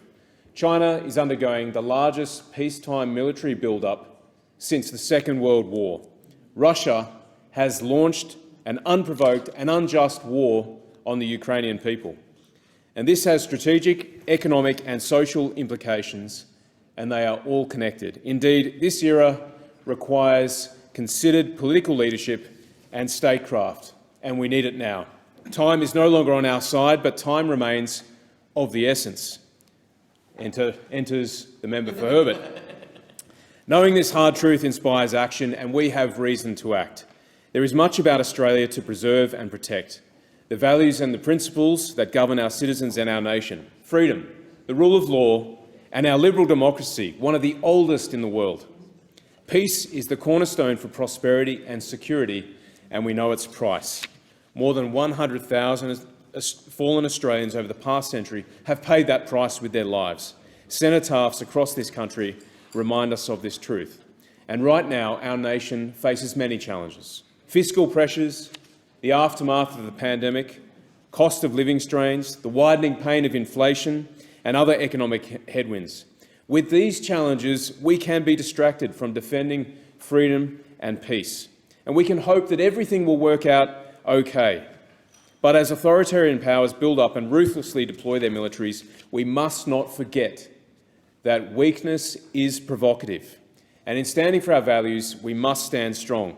Standing strong means a commitment to hard power. It means being ready for tomorrow's threats and it means speed. Speed to acquisition and speed to the battlefield. It means deterrence, making an adversary think twice before threatening us. It means strike, long-range, accurate and lethal. It means asymmetric thinking and approaches. How can we overmatch our natural strengths against an adversary's vulnerabilities? It means having a sense of urgency and a bias for action. Standing strong also means growing our greatest asset, our people. We need a whole-of-nation orientation to the strategic challenges before us. The ADF and our defence establishment must lead, but it will be a shared contribution by all Australians. We must stand strong, and we must stand together. That's how Australia has always done it, working together, sharing the burden and lending the hand. It's how we'll get it done again. And politics, Deputy Speaker, is no exception. This is a bipartisan challenge that calls for collegiate solutions. Now, we all want the government to succeed in keeping Australia safe, and we want the Defence Strategic Review to build on the work the former coalition government has done to date. So Angus Houston and Professor Stephen Smith have an ambitious task ahead, made more difficult by the sense of urgency that it requires. We want them to succeed. That's our commitment to standing together. We want the review to bring together fresh perspectives to hard questions and lead to the best outcomes. We must not go backward, and making the tough calls, in fact, is the only way forward. So, at the very least, the DSR should guarantee no cuts to defence. The government should ensure that spending stays higher than 2% of GDP. This is an imperative given the inflationary impact on our purchasing power. We must commit to spending what we need to spend. We must have a floor, not a ceiling, and we must be able to increase expenditure as and when required. Another way in which we stand together is through the AUKUS Security Pact. AUKUS represents important and timely teamwork with some of our closest and oldest friends. It includes but goes well beyond nuclear-powered submarines. It's about other strategically significant capabilities like hypersonic missiles and long-range strike, quantum and artificial intelligence, cyber resilience and electronic warfare. It will also mean nation-building for the task, generational investment in education, technology and facilitating the movement of people between our three countries. And so it's right to call on the government to build the framework of AUKUS rapidly at all levels. It has to be done. Inaction and failure are not an option. It will require singular focus and determination. And so we will do our job in supporting government in advancing this national cause, but we will also hold them to account should they falter. Thank you. I thank the member for Canning. Is the motion seconded? Thank the member for Herbert. The question is that the motion be agreed to. And I call the member for Gilmore. Thank you, Deputy Speaker. Well, I welcome the opportunity to talk about some of the great work our local Defence Force and defence industry is doing on the New South Wales South Coast. My electorate is home to the only Navy air station, HMAS Albatross. Jervis Bay is also home to HMAS Creswell, the Royal Australian Naval College. Defence and defence industry is our biggest employer, and we are proud of the amazing things they do for our community and our country. The 2020 Defence Strategic Update identified that our national security landscape was changing more rapidly than predicted, so we need to make sure that our Defence Force remains positioned to meet these challenges. That's why the Albanese government has announced the Defence Strategic Review to examine the force structure, posture and preparedness, as well as our investment prioritisation to ensure that we have the right capabilities to meet our growing strategic needs. I welcome this review. It's a positive step forward in recognising that changes to how we support our Defence Force may be needed. Deputy Speaker, I'm proud to say that as a Navy town, our community is already starting to see shifting needs in defence and is pivoting to make that happen. Last week, I took a tour of Air Affairs, Australia's advanced manufacturing centre and aerospace training services facility in South Nowra. The Shoalhaven has a significant defence industry, and Air Affairs is a world-leading specialist in manufacturing and training with a focus on Navy. Air Affairs products are in demand globally, and prior to COVID, exports made up 70% of its business. I'm told that this is because much of the equipment Australian Defence sourced was imported. In a great example of the holes we had in our defence strategy, when COVID hit, those supply chains were interrupted or destroyed. We didn't have much of the critical equipment needed. In an impressive pivot, Air Affairs, among others, was there as a recognised and proven defence industry manufacturer, and now 90% of its products are sold domestically. Not because exports have dropped off, but because domestic demand has skyrocketed. And with one look at their amazing facility, it isn't hard to see why. In the words of Darren, who showed me around, Air Affairs is making manufacturing sexy again. Clean manufacturing, local apprentices, local jobs, supplying our local Navy base. What could be better? Air Affairs has apprentices at every level across all trades, manufacturing, processing, electrical, painting, mostly with graduates from local schools. They provide a one-stop shop for defence products, using automation to complement their workers, like with 3D printers and some of the most complex machinery you've ever seen, overseen by all levels of mechanical engineers. As a former TAFE teacher myself, what impressed me the most was their drive to recruit and train local young people, from high school all the way through, showing them they can have a good career right here at home. While I was there, I met Ross, a mechanical engineer who was originally in the automotive industry. Now he trains 4 or 5 apprentices at a time in hand and eye precision. It was great to see the work Ross and all the workers there were doing to help equip our Defence Force for the future. On top of this, I also had a look at the Aerospace Training Services facility. Air Affairs has just secured a 5-year contract to train all HMAS Albatross's Romeo helicopter avionics crewmen and women. After finishing with HMAS Cerberus, they come from around Australia right here to Nowra for 18 months while they complete their training based at Albatross. The training centre embeds Navy officers with them, allows them to train on replicas of the equipment they will be using, and with the proximity to Albatross, it helps to really prepare these young people for long careers in our Defence Force. They come out with a Certificate 4 in Aeroskills, and Air Affairs is excited to provide the next generation of Navy crew with the skills they will need for our future. It's truly fantastic stuff.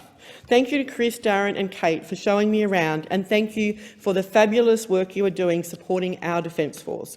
Deputy Speaker, we need more of this. Local jobs, local training, local equipment. This is what we need. The Defence Strategic Review will be the most significant review we've seen of our Defence Force in decades. We need to be prepared for the future, and I am excited that the Shoalhaven is front and centre in leading and supporting that future.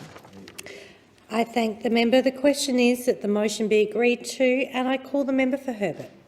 Thank you, Deputy Speaker. I'd like to echo the words of the member for Canning and congratulate him on his appointment in the important position as the Shadow Minister for Defence. He has done a great job, and that is demonstrated through his contribution just before.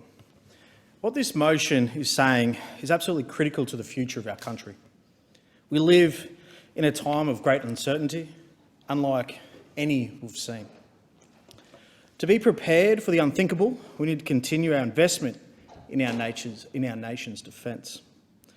We must continue to build on the work of the former government with AUKUS, and we must commit to building capability and strong defence spending. That means we must not see cuts to defence. The Labor government announced its strategic review last month and appointed former Defence Minister Stephen Smith and former CDF Sir Angus Houston to run it. Now, it's not a bad thing to take stock and ensure that our structure and posture are appropriate for the times in which we operate. But I have concerns about appointing the former Labor Defence Minister, who presided over the period where defence spending was cut to its lowest levels since 1938. It is extremely concerning. Past behaviour is the best predictor for future behaviour. Now, of course, we'll hear from the government and Labor coming in saying we're not cutting defence, it's not going to happen, we're not going to cut any spending. But just over a week ago, we had the first example of the Labor government using the review to disguise capability cuts in a bid to save money and it has many in the defence community worried. Just a week ago, the Defence Minister said the previous government's commitment to replace the underperforming MH90 with the tried and tested Black Hawk was fuzzy, and that a process was underway to evaluate the capability. This was the same day the US approved the sale for 40 Black Hawks to Australia, hardly the result of a fuzzy commitment. The decision to replace MH90 with the Black Hawk was well overdue. There were 9 incidences where the MH90 Taipan had been unsuitable to fly. Defence has spent $37 million to hire civilian helicopters to maintain capability because they were grounded. But where do the Minister's comments leave us? They leave us with uncertainty. They leave us questioning what's happening with MH90, what's going to happen with the Black Hawk. We're now wondering, will the Labor government now dump the Black Hawk deal? Our soldiers need a reliable, tactical troop transport helicopter now that can be used for training, humanitarian missions, as well as on combat operations. And that helicopter is the Black Hawk. This would also leave our community, the community of Townsville, in the lurch. As the current operating base for the MH90, the 5th Aviation Regiment would most likely be the base for new Black Hawks. But now the hard-working men and women there who have to endure the MH90 with all its faults and failings don't know what their future holds. As far as they're concerned, they'll be continuing to operate that aircraft for longer than they'd hoped. And since the Minister's comments, the negative reaction to this decision has been quite significant. I've received emails, texts, messages on Facebook, wondering what will be happening with the MH90, wondering if the Black Hawk will be coming into service. Not to mention that if another platform is chosen, there could be negative implications for jobs and skills capability at that base. The Townsville Defence community was critical in backing the push for the decision to be made in the first place. Now we have people working at the 5th Aviation Regiment facing more uncertainty about their future, operating a helicopter that isn't doing the job it's meant for. If this debacle is anything to go by, it's not just the Black Hawk that we should be worried about being on the chopping block with this review. What about the deal to scrap the Tiger for the Apache? Could it be the nuclear subs next? The coalition government returned defence spending to more than 2% of GDP, including investing more than $270 billion in defence capability. We must continue this trajectory and ensure we do not see cuts to defence spend. Thank you. I thank the member. The question is that the motion be agreed to. I call the member for Wills. Deputy Speaker, and I thank the member for Canning for bringing this critical issue to the House today, to this chamber. We might be on different sides in this place, but when it comes to defence and national security, we're on the same side, the side of our nation, the Australian side.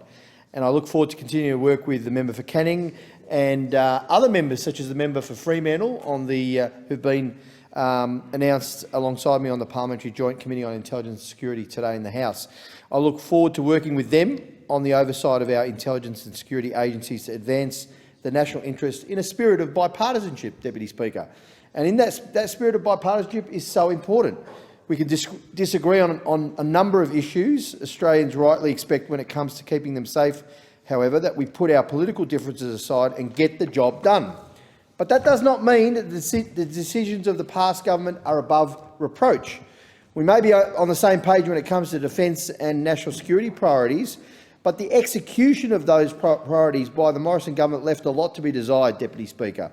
With respect to AUKUS Security Pact, I can certainly agree with the member for Canning's motion to the extent that AUKUS is the biggest development to our national security since the ANZUS Treaty some 70 years ago, that it goes beyond submarines and into critical defence capability and is also about nation building. And it will be vital to maintaining stability in our region and crucial to our naval and defence capabilities this century. But therein lies the issue, Deputy Speaker. This century, when it came to fireproofing our defence capability, there was a complete lack of comprehensive strategic oversight by the other mob, by the previous government. The nuclear-powered submarines acquired under the AUKUS agreement are unlikely to hit the water until 2040 at the earliest, probably in the mid-2040s. The previous government's cancellations of the French and before that the Japanese submarine acquisitions effectively left us facing a significant capability gap. Now, given the volatile geostrategic circumstances we face, it is vital to Australia's national security that we have a submarine capability with an increased endurance, transit speed and stealth capability. Australia's national security is now vulnerable because successive governments have botched it. The defence capability gap is compounded by the lack of self-reliance in defence industry, leaving us exposed in the most unpredictable and volatile geostrategic period since World War II. Now, there's plenty of debate about an analysis about the contract cancellations and the assessment, but I think the assessment of the former Prime Minister and his government's failings is rightly scathing. Through sheer incompetence, we had the unprecedented situation whereby the leader of one of our most important allies and powers in the region, a major power in our region, labelled our own Prime Minister a liar. The Australian people deserve better in their representation on the world stage, and of course they voted for the better in May this year. And already Prime Minister Albanese has sought to reset our relationships, not just with the French President, but with many other world leaders, and started to repair the damage that had been done previously. And of course, Deputy Prime Minister Richard Marles, as Defence Minister, is acutely aware of the urgent need to improve our defence capability in the short term. He's tasked the former Defence Minister Stephen Smith and former Defence Force Chief Angus Houston to conduct the most ambitious review of the Defence Force in decades. This will include an examination of force structure, posture and preparedness, and the prioritisation of investment to improve our capability. Not only will this identify challenges and opportunities over the next decade and beyond as we work to rapidly implement AUKUS and improve our defence posture. The Albanese government, Deputy Speaker, is committed to this. It's in our national interest. It's not about politics. It's about making sure that we preserve the stability in our region, the security in our region that has served us so well, and the prosperity that flows from that in that region as we keep Australians safe. That's what we're about. We don't want to make games, play political games with this, Deputy Speaker. We are focused entirely on the national interest, as it should be, as every government of Australia should be focused on the national interest. So on that note, Deputy Speaker, there are many good parts of this motion by the member for Canning and we support them, but the point is very important to be made, that this should be above our politics. It should be above partisan politics. It should be about the focus on what is best for Australia and keeping Australia safe and secure in the coming decade. Thank you. I thank the member. The question is that the motion be agreed to, and I call the member for Capricornia. Thank you, Deputy Speaker. I rise to speak in support of this motion. The Coalition has called on the government to guarantee that the Defence Strategic Review will not lead to cuts in defence spending and programs. I'm deeply concerned by reports that the Prime Minister and Defence Minister's review could lead to defence acquisitions being cut. This is a worrying return to a Labor government which, when last in power, cut defence spending to its lowest levels since 1938. Another matter of concern is the appointment of former Defence Minister and former member for Perth to lead the review. The Prime Minister has said this is the most complex strategic environment Australia has encountered. But what does he do? He appoints the man who oversaw the largest cuts to defence in 70 years to review defence investment. He presided over $5.5 billion in cuts in the 2012 budget alone.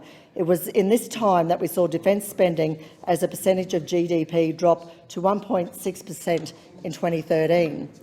These cuts were felt in a very real way by serving men and women, and it was a huge hit to our capability. Defence personnel who were around during the years the former member for Perth was Defence Minister are asking whether this review means more cuts to vital equipment and even if their jobs could be on the line. I would hope that this review will take into consideration the perspectives of everyone, from the digger through to the officers. What the Australian Defence Force needs now is capability, not more reviews and cuts. Labor must guarantee that they will not use this review as a smokescreen for cuts and delay. By contrast, the Coalition Government increased defence spending to 2% of GDP. We invested more than $270 billion into Australia's defence capability. The former Coalition Government embarked on the most significant national naval shipbuilding enterprise since World War II. We set the course for the delivery of nuclear submarines. we delivered the Australia-United Kingdom-United States Security Pact, otherwise known as AUKUS. AUKUS is the biggest development to our national security since the signing of the ANZUS Treaty over 70 years ago. This security pact will maintain stability across the region and keep Australians secure through the acquisition of capabilities which are crucial to Australian naval and defence power in the future. The former coalition government made substantial progress in transforming the Australian Defence Force into a more capable, agile and potent force to deter and respond to threats. AUKUS goes beyond submarines and critical defence capabilities. Since 2016, the ADF has recognised the need to invest in new bases, particularly in Northern Australia. The drivers of the change identified in 2016 has accelerated faster than anticipated. As host of most major international training exercises, Central Queensland can also become a permanent host location for Singaporean Armed Forces, the US military and British Army rotations. Central Queensland's regional organisations of councils recommend that CQ offers a new basing opportunities that can enable the ADF to better shape, deter and respond to emerging threats in our region. Capricornia is home to Shellwater Bay Training Area and is already a major contributor to the ADF's current capabilities. I support the following recommendations by CQ ROC, which is to relocate the Army's 7th Brigade from the Gallipoli Barracks in Brisbane to the Shellwater Training Area. Once on the outskirts of Brisbane, the Gallipoli Barracks is now surrounded and constrained by suburbia, dislocated from its primary training area for Army personnel and their families. To help ensure the Army's 7th Brigade is ready for future threats, relocating them to a new base adjacent to its primary training area could assist. I also support their recommendation to establish a permanent RAAF presence in Rocky. This will also allow the ADF to leverage aviation deep maintenance facilities currently being developed by Alliance Airlines, which was also supported financially by the Coalition Government and a project I fought hard for. The Rockhampton Airport is the ideal location for a new East Coast base due to its long runway and available land for development. Final recommendation I support is to establish a new School of Armour in the Shellwater Bay Training Area. It would support significant growth in the Army's training requirements for new armoured vehicles. Australia's strategic environment is rapidly changing and our military posture needs to change with it. The 2020 Defence Strategic Update makes it clear that Australia's strategic environment has declined rapidly. Deputy Speaker, we are in a period of uncertainty, the likes of which we have not seen for a long time, and the last thing we need is a repeat of the cuts we saw under Labor during the former member for Perth's time as Defence Minister. Thank you. I thank the member. The question is that the motion be agreed to, and I call the member for Solomon. Good on you, Deputy Speaker. As I want to thank the member for Canning, the opposition defence spokesman, for this this motion, and as a member for Wills, my colleague said before, it's pretty important that we have this defence review, a strategic one, to look at our capability, our circumstances, our force posture and what it is that we want the ADF and some of our other agencies to be able to do.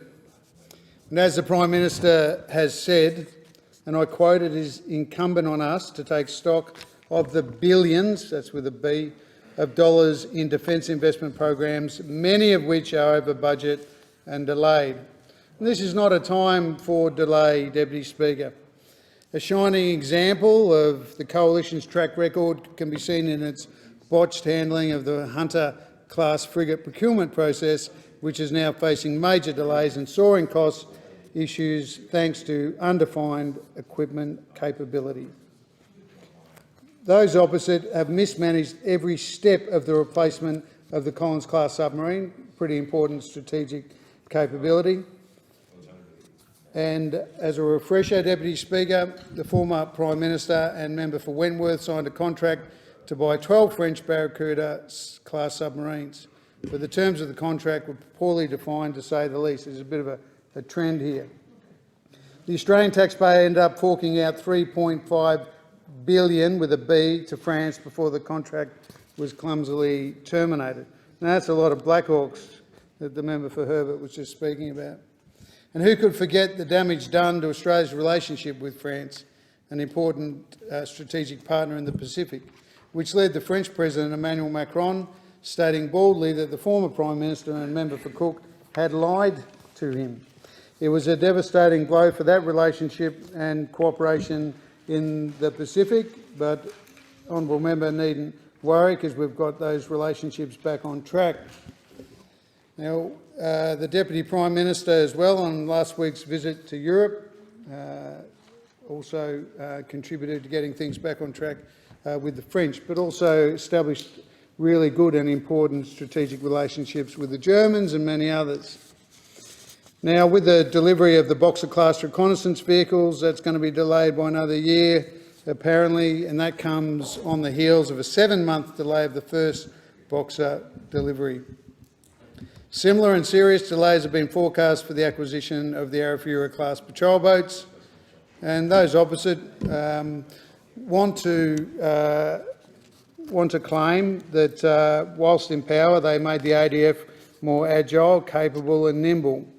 And unfortunately I didn't get here in time for his contribution, so I didn't get to hear the evidence that that's the case, but I look forward to having a listen later on.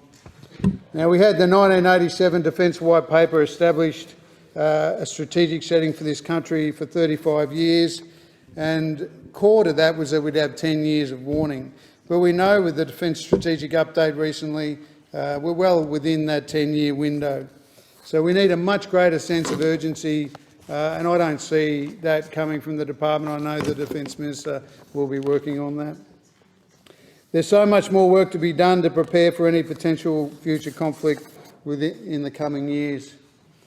We, at the moment, over the next sort of month or so, we're going to have 14,500 troops from about 17 different countries across the top end, training fighters in the air, navies from all around the world operating in our seas, and armies operating across the north.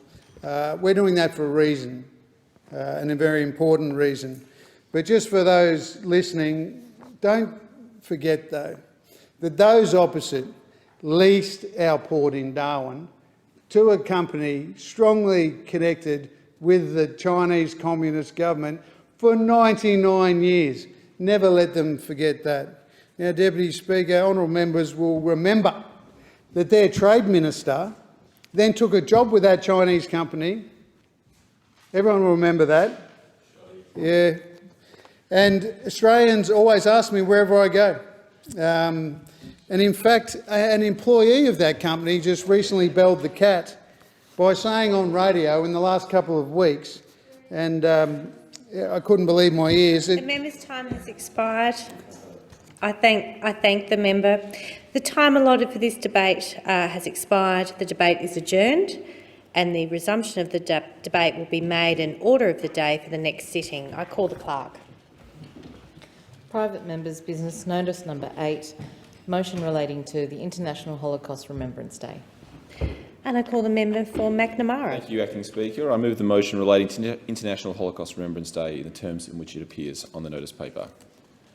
Thank you, Acting Speaker. I would like to begin this motion with an acknowledgement of the member for Wentworth, who was seconding this motion, and also her predecessor, who originally seconded the motion in the previous term of Parliament, and acknowledge the bipartisan nature and the way in which these motions are debated, and especially the current member for Wentworth's willingness to support this and to be a part of this important discussion. In between the original placement of the notice paper, of this motion on the notice paper, and this time today, my grandmother passed away. Her name was Gerda Cohen, and she left Germany in 1938 in October, a week before the Kristallnacht, a week before the Night of the Broken Glass, and came here to this country as part of a few thousand Jewish people before 1939, before the start of World War II. Australia took a few thousand people quietly, and of course later declined to take a large number of Jewish refugees throughout the war, and then amazingly Australia became home to one of the largest populations of Holocaust survivors per capita anywhere in the world. This motion marks Holocaust remembrance, but it does so acknowledging that Australia is now a full member of the IRA, the International Holocaust Remembrance Alliance, an organisation that Prime Minister Gillard started our Australia's efforts in joining the IRA, as well as at the same time she actually awarded or bestowed the first posthumous honorary Australian citizenship to the Swedish diplomat Raoul Wallenberg, who I believe might still be the only honorary citizen of Australia. In November 2017, IRA unanimously agreed to upgrade Australia's status in the organisation from observer to liaison status, and then, following the good work of the previous government, Australia became a full member of IRA following a vote of the IRA plenary. This motion also endorses the IRA definitions, including on anti-Semitism, something that I was very pleased that the Federal Parliamentary Labor Party first endorsed, acknowledged the Attorney-General in 2016, 2019 and in 2022, and I acknowledge that the former coalition government also adopted the IRA definition, as have many state and territory governments and oppositions and other institutions around the country. And this motion actually was also influenced by the fact that that the Gandel Foundation, in partnership with Deakin University, had a good look and did a really comprehensive survey of Australians, over 3,500 Australians participating in it. And it tried to engage Australia's awareness of the Holocaust and our understanding of the atrocities that occurred during that period.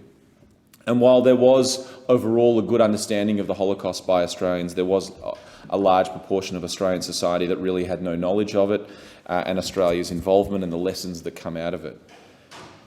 And I think that the work of the Gandel Foundation is truly astonishing in how it seeks to empower young Australians and to engage in Holocaust education.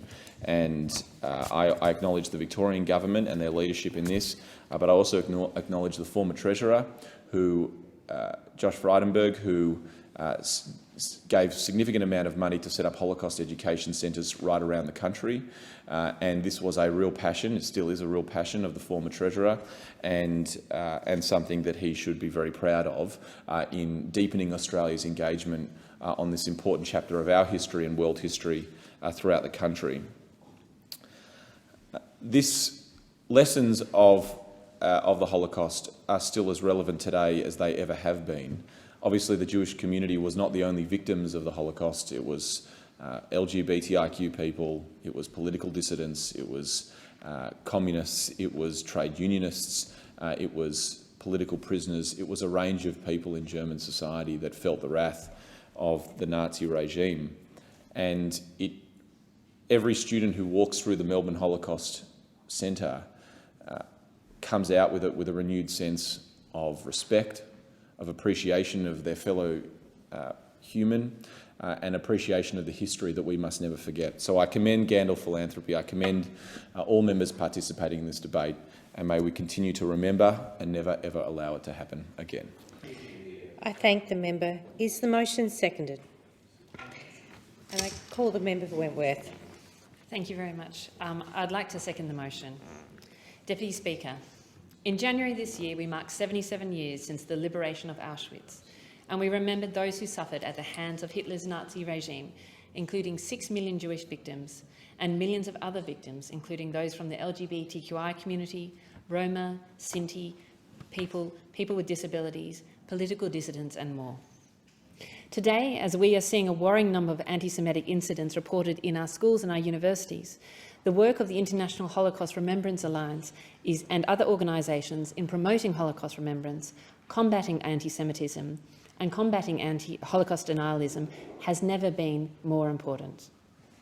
On behalf of my community in Wentworth, I'm therefore very honoured to co-sponsor this motion along with the Honourable Member for Macnamara, and want to also acknowledge the work that my predecessor, the former member for Wentworth, Dave Sharma, did in this work. Wentworth is home to a large and vibrant Jewish community. I have lived there almost my whole life, and over the years I've developed deep personal connections to many families that were devastated by the Holocaust, and many who sadly continue to suffer anti-Semitism today. When I was 20 years old, I had the privilege of visiting Auschwitz with my father. I'll never forget that experience. You walk into the gates and you can't quite believe what has happened there actually happened there. Then you see the piles of clothes, the bags, the belongings of people who died there, and the enormity of what has happened starts to sink in, the incomprehensibility of the unimaginable. Earlier this year, I sat in Rickwood Cemetery with members of the Wentworth community, where they read the names of family members who died in the Holocaust. And that was another moment where I really felt the enormity of what has happened. It is hard to imagine those horrors of the Holocaust unless you have those experiences that truly educate you about them. Studying the Holocaust, be that in school, visiting Auschwitz, or in the local Jewish museum, gives people a crucial understanding of how social, religious, political and economic factors can erode and ultimately destroy human rights. It helps us to understand and appreciate the vital importance of our own democratic institutions and their vulnerabilities. And these lessons must never be forgotten. And that is why some of the trends in the Gandel Foundation's recent study, which is so important, are worrying. Nearly a quarter of Australian adults admit to having little or no knowledge of the Holocaust. That number rises to 1 in 3 for millennials. The knowledge of Australians about their own Australian links to or stories related to the Holocaust is very low. And the research also found apparent latent anti-Semitism in Australia. Some of the trends noted in the Gandel survey are unfortunately evident in the worrying rise of anti-Semitism across our society. As I highlighted earlier today, in the past 2 weeks, the New South Wales Board of Deputies, a group that I work with, have received reports of 2 cases of anti-Semitic bullying in Sydney's east. These incidents come fresh off the back of another school in New South Wales where students use a chat room to share racist, homophobic and violent misogynistic content. And earlier this year, we saw another case in Sydney where the word Hitler was graffitied across a high school fence. All members of our community need to feel safe and to be able to practice their faith in freedom. We need urgent action to educate people about the Holocaust and to fight the rising tide of anti-Semitism. Whilst the Gandel survey found some worrying gaps in knowledge about the Holocaust, it also highlighted the brilliant work of the Holocaust museums. In those who replied to the survey, those who visited the museum are about 50% more likely to have excellent Holocaust knowledge than those who haven't. I have had the honour of visiting the Sydney Jewish Museum, and I support the work of the IRA museums across the country. I understand that there will be new or redeveloped museums in every state and territory, and I support those development of resources that could share with communities and schools. Holocaust education in our schools is critical. I also call on all states and territories to follow the lead of Victoria and New South Wales and make Holocaust education a mandatory aspect of their school curriculum. We also need meaningful implementation of the IRA anti-Semitism definition in our universities. There are still too many anti-Semitic motions passed by student bodies across the country, and universities are not always safe spaces for our Jewish students as they should be. I want to see leaders and community members empowered to speak out and take actions against incidents when they happen, and I stand ready to support them in their efforts. I commend this motion to the House. I thank the member. The question is that the motion be agreed to, and I call the member for Kingsford Smith.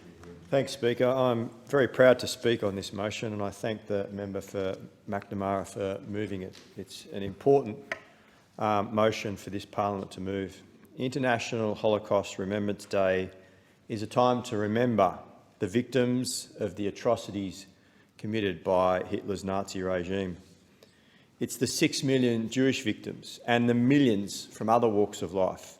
The scale of death and destruction of people and communities of the Holocaust is almost impossible to comprehend. But the reality of the horrors is something that we should never forget. It's now 77 years since the liberation of Auschwitz, and on the 27th of January each year, we mark International Holocaust Remembrance Day. We also honour the survivors of the Holocaust. We remember the horrific events to ensure that they're never repeated, and to prevent prejudice and hatred taking root in our society. And in 2022, we're reminded all too often of the need to continue to fight against anti-Semitism and other forms of bigotry. And that's why we commit to standing up for tolerance and inclusivity. I've seen in my community the great work of Holocaust survivors, their families and volunteers in this front. Courage to Care is an outreach program of B'nai B'rith, the world's oldest Jewish service organisation, and aims to inform Australians of the dangers of prejudice and discrimination. And since 1999, Courage to Care in New South Wales has run a travelling educational exhibition inspired by many stories of rescue and courage displayed by non-Jews who saved or helped Jews during the Holocaust. A unique feature of the Courage to Care programs is a session with a living historian, a survivor from the Holocaust, who shares the horrors of their story, but also the positive nature of their rescue and survival, and explains the support he or she was given by others. I've been fortunate to do a fair bit of work with Ernie Freelander, who told me how he and his mother escaped the concentration camps due to the humanity of a single German soldier, and were the only two in their family to survive. Ernie now devotes his life to anti-racism campaigns, and we're working on a march in my electorate in November this year against racism. The program celebrates the people who've had the courage to care for their fellow citizens, ordinary people whose acts were extraordinary in their bravery and impact. And I'd like to thank all Holocaust survivors and volunteers from Courage to Care who continue to help individuals to stand up to prejudice. International Holocaust Remembrance Day is a reminder that we must never allow the differences between us to be weaponised. It's a reflection on the atrocities that can stem from dehumanising and devaluing human beings. And that's why we all have a responsibility to make sure hatred, intolerance and extremism are never normalised in our communities. Australia has one of the world's largest populations of Holocaust survivors per capita, and they, along with their descendants, contribute to our vibrant multicultural society. And that includes the Marouba Synagogue in my electorate, a pillar of the thriving Jewish community. It was established in 1948 by Holocaust survivors with the support of their families and friends. Building the synagogue was an act of faith, belief and defiance, and it stands as an everlasting memory for the relatives and friends who perished during the Holocaust. There's now more than 400 member families who belong to the synagogue, and together we acknowledge the importance of the Holocaust remembrance in honouring the memory of victims and the survivors. International Holocaust Remembrance Day is also a time for promoting tolerance, inclusivity and combating anti-Semitism and other forms of bigotry. But it's also an opportunity for education, and I wholeheartedly endorse the elements of this motion encouraging education about the Holocaust, particularly in school curriculums throughout the country. It's vitally important that people are educated about this so we can avoid these horrors in the future. And we also endorse the work of the International Holocaust Remembrance Alliance and its efforts in promoting Holocaust remembrance, combating our anti-Semitism and combating Holocaust denial and distortion. Together we all have a responsibility, not only in this place but within Australian society, to remember the victims of the Holocaust and to continue to stand against anti-Semitism, racism and intolerance in all forms. I thank the member. The question is that the motion be agreed to, and I call the member for Moncrieff. Thank you, Acting Speaker. I rise to speak in support of the motion by the member for Macnamara on the Holocaust Remembrance Day, and can I also say I'm sorry to hear of your loss, your recent loss of your grandmother. As many members have outlined here today, it has been 77 years since the liberation of Auschwitz, and the appalling treatment of the minority groups during World War II, including those of the Jewish faith, is something we can never forget. And yet, sadly, we've seen examples of anti-Semitism on the rise in both Australia and abroad. I was disgusted, Madam Deputy Speaker, during the 2019 and 2022 federal elections to see swastikas and racial slurs graffitied across election materials. And I wish I could say it was an isolated offence, but indeed it was not. Earlier this year, the Australian Jewish community in my own electorate of Moncrieff was subjected to despicable anti-Semitic attacks as they gathered to remember the Holocaust. I was among them. Poles outside Temple Shalom on the Isle of Capri were covered with flyers containing swastikas and vile anti-Jewish slurs. Flyers were also dropped in the letterbox of local houses, including to the home of a member of my community whose family survived the Holocaust. Those symbols and that behaviour has no place in Australia, nor anywhere else. Many families, including that of my good friend and former colleague Josh Frydenberg, who's been mentioned already in this place, have been the target of disgusting anti-Semitic attacks. About 27,000 Holocaust survivors settled in Australia after World War II, making it one of the most popular destinations for survivors after Israel itself. These families came to Australia to seek refuge and a better life for themselves and future generations, and we remained determined to keep it that way. There's no place for anti-Semitism here in Australia or around the world, as I stated. And I wish just to highlight a little bit of my own experience of visiting a concentration camp in West Germany. In the heart of Bavaria stands the remains and replica of the Dachau concentration camp, which was the first camp built by the Nazis. The concentration camp was in operation for 12 years, from 1933 to 1945, and it took up 206,206 prisoners. Deaths to the number of 31,951. And the crematoria remain today for visitors to see and to feel. I say feel, Madam Deputy Speaker, because it's a chill that comes over one, and an overwhelming sadness and fear, confusion and disbelief that this happened in history. And our good host in Germany at the time, a German woman whose family actually hid, her grandparents hid Jews in their barn for very many years. So a lucky few escaped on the death march through a little town called Puch to the Dachau concentration camp, and her family were kind enough, at their own risk, to see a few Jews through the Holocaust. And she, of course, stayed in the car while myself and my partner went into the camp for fear that she would feel too ill to walk through the gates that say Arbeit macht frei. Nothing could be further from the truth that work did not set those Jews free, and other groups such as Catholics, Socialists, Jehovah's Witnesses, LGBTIQ people and those of colour, people with disabilities and Romani gypsies were made to wear badges that labelled them as political prisoners, as criminals, as homosexuals, as immigrants, as Jews and as idiots. In 2021, there were 447 anti-Semitic incidents recorded in Australia. In May 2021, there were 88 anti-Semitic incidents alone, the highest monthly total ever in our country's history. This is not the Australia we want to be. It's one of the reasons why this side of the coalition invested significant funding to establish the Holocaust educational centres or museums around the country. Every state and territory around Australia will soon have a museum to recognise the Shoah. I'd like to acknowledge also the late Eddie Jackow OAM, a Holocaust survivor who founded the Sydney Jewish Museum. He was tattooed by the Nazi with the number 72338. And Eddie's story is one of suffering, but also one of happiness. We must ensure our future generations learn from the atrocities committed during the Holocaust. Their stories will live on with us to ensure those atrocities occur never again. I thank the member. The question is that the motion be agreed to, and I call the member for Isaacs. Thank you, Deputy Speaker.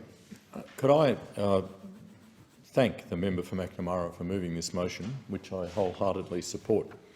And I'd like, as have other speakers, to acknowledge the work of the Gandel Foundation, which commissioned the Gandel Holocaust Knowledge and Awareness in Australia survey, Australia's first comprehensive survey of Holocaust knowledge and awareness.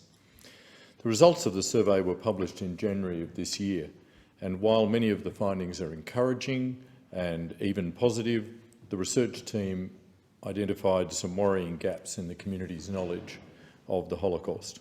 As the member for Macnamara notes in the motion, 27th of January 2022, marked 77 years since the liberation of Auschwitz. 77 years. It's not so long ago. I'm only standing here today because my father fled Nazi Germany as an 11-year-old boy, along with his older brother Richard. They arrived at Station Pier in Melbourne in July 1939.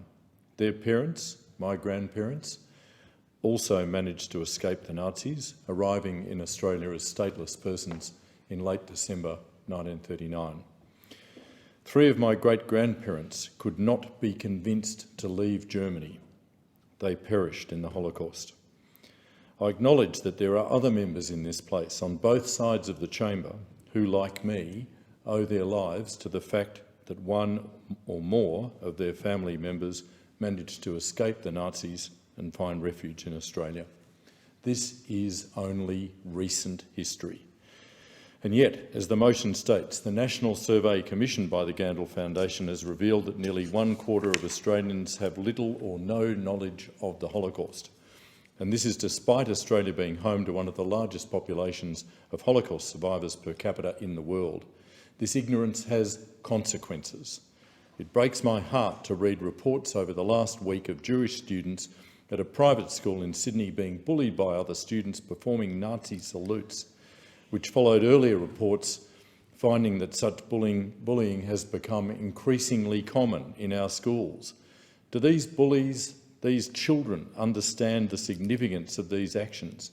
Such incidents should be unthinkable in modern Australia, and yet the number of reported anti-Semitic incidents in this country continues to rise. And it's not just Australia.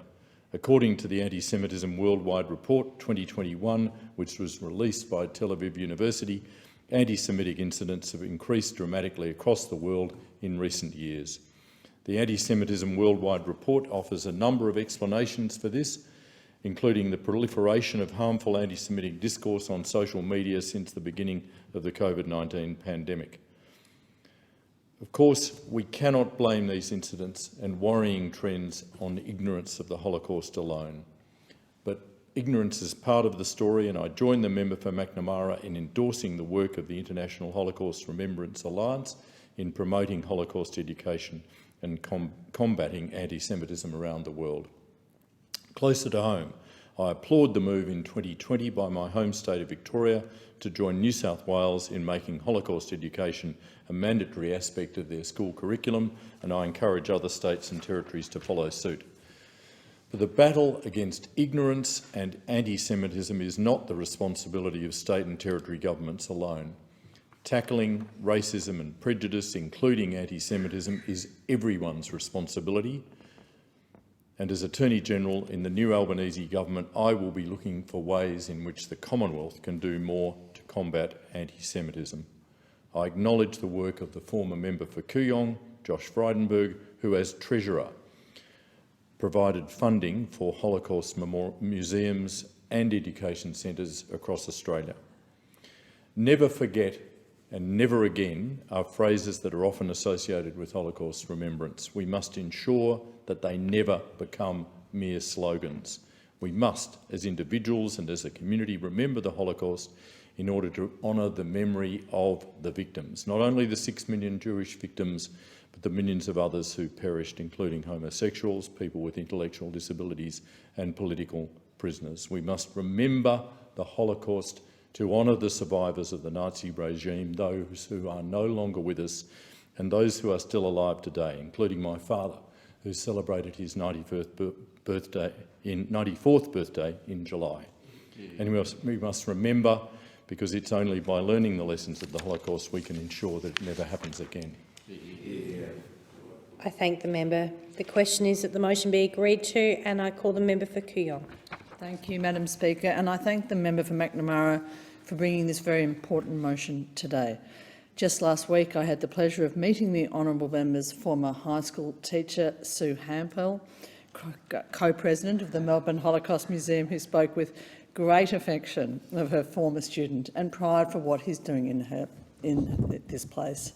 She also spoke with great respect and affection of my predecessor in Kooyong, Josh Frydenberg, who has, all the speakers I think in this debate have have noted has made an incredibly important contribution to the field of remembrance of the Holocaust. Holocaust Remembrance Day marks the anniversary of the liberation of Auschwitz-Birkenau, and it honours the 6 million Jewish victims of the Holocaust and millions of other victims of Nazism. It's a solemn day of mourning and of reflection, a day to remember the millions of people lost and to honour their memories and their legacies. Many victims of the Holocaust are the ancestors of Jewish people around the world today. For many, however, lives were taken before they had an opportunity to begin their own families. The devastation of the Holocaust would be too vast to begin to understand were it not for the courage of survivors telling their stories in the hope that the world never forgets those horrors, and so that we can say, never again. One such survivor is Philip Maisel, who passed away last month, just days after he celebrated his 100th birthday. A Polish-born Jew, Philip was 21 when he was imprisoned in a Nazi labour camp. He survived, then dedicated 3 decades to recording the testimonies of 1,000 fellow Holocaust survivors in Australia. A few years ago, he explained, "If people survived the Holocaust, it was a miracle. When I want to convince people to give a testimony, I just tell them, you had the privilege to survive the Holocaust. You should talk for those who can't do it anymore." Philip Maisel was a Kooyong constituent, and I am honoured to know his story. As we have noted in this chamber today, anti-Semitic incidents are disturbingly common in this country. They are worsened by ignorance we have to continue to fight on every front. Holocaust Remembrance Day calls upon us all to condemn and guard against intolerance, incitement, harassment or violence against persons or communities based on ethnic origin or religious belief. It's an opportunity to recommit ourselves to ending religious persecution, racism and discrimination in our own countries and around the world. We honour the memories of disabled people, LGBT people, the Roma and the Afro-German people, all of whom were persecuted under Nazism.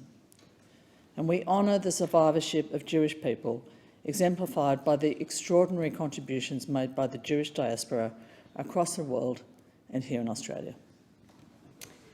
I thank the member. The question is that the motion be agreed to, and I call the member for Macarthur. Thank you very much, Madam Deputy Speaker. I'd first of all like to congratulate the member for Macnamara for bringing this motion to the House. I'd like to thank all the other members for their very well read and very well understood discussion of this motion. I'm an Australian Jew of the 8th or 9th generation, but the Holocaust is very close to me and my family, and I very recently saw the Sydney Nolan exhibition in the Sydney Jewish Museum called Shaken to His Core. And I am shaken to my core when I've heard about the anti-Semitic comments and statements that have occurred around Australia in the last 12 months. Recently I was contacted by a university student from Adelaide University commenting on the anti-Semitic statements in the university magazine called On Deet, I think it's called, including phrases like death to Israel and death to Jews. Just disgraceful.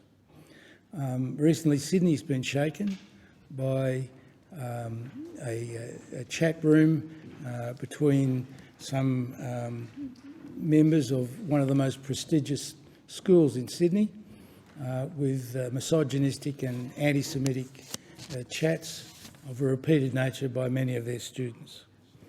It is really important that we remember the Holocaust. In my own family, passed down from my grandfather to my father and to now myself, we have a book called The Black Book, which lists in detail the tragedy, the terrible deaths that occurred under the Holocaust regime between 1933 and 1945. 6 million Jews, millions of Roma, Gypsy. In fact, in my own electorate of Macarthur, we have some of the Roma that fled Nazi Germany to come to Australia. And in the Macarthur area and down into the Illawarra, they made homes for themselves and travelled up and down the coast, having fled the Nazis. Many of their families perished in the Holocaust. As a paediatrician, we see many people with disabilities. The Nazis put them to death. People with physical disabilities, people with physical and intellectual disabilities, people with mental illness, people who were homosexual or were judged to be homosexual, people who were transgender, people of different religions. The Jehovah's Witnesses, I believe, suffered a lot under the Nazi regime. And like Sidney Nolan, I am shaken to my core to think that this can still happen in a society like Australia's, and we must remember it. Sidney Nolan in 1961, I think it was, went to Auschwitz, visited Auschwitz, and he painted, I think it was over 200 works. And when he saw what he had done, he wanted them locked away. He couldn't bear to see them. It changed the direction of his life, he felt. And we should feel the same. What happened in the Holocaust should never happen again. We should always remember that a supposedly civilised society can vilify and attempt to destroy a minority for political reasons. It is a disgrace. Sidney Nolan remembered this, and certainly the survivors of the Holocaust remember that. I remember my uncle, who married into my family, still carried the tattoo on his arm from, I think, Dachau, and he would never remove it. And he wouldn't remove it because he said that would be a reminder forever, while he was alive, to never forget what the Holocaust was. And I am heartened by the response of the other members who've spoken, and spoken of the previous Treasurer, Josh Frydenberg, of the Gandil family, and the people that are making sure that we do not forget what happened in the Holocaust. Thank you. Call the member for Sturt. Thank you, Acting Deputy Speaker. And I rise to speak on the motion and start, of course, by thanking the member for Macnamara and the member for Wentworth, the seconder of this motion, for providing us with this platform to always take the opportunity to commemorate such a horror, murderous tyranny that occurred under the Nazi regime in Europe, and particularly pay tribute to and thank those members who have shared personal stories that they have and connections through their families to the Holocaust.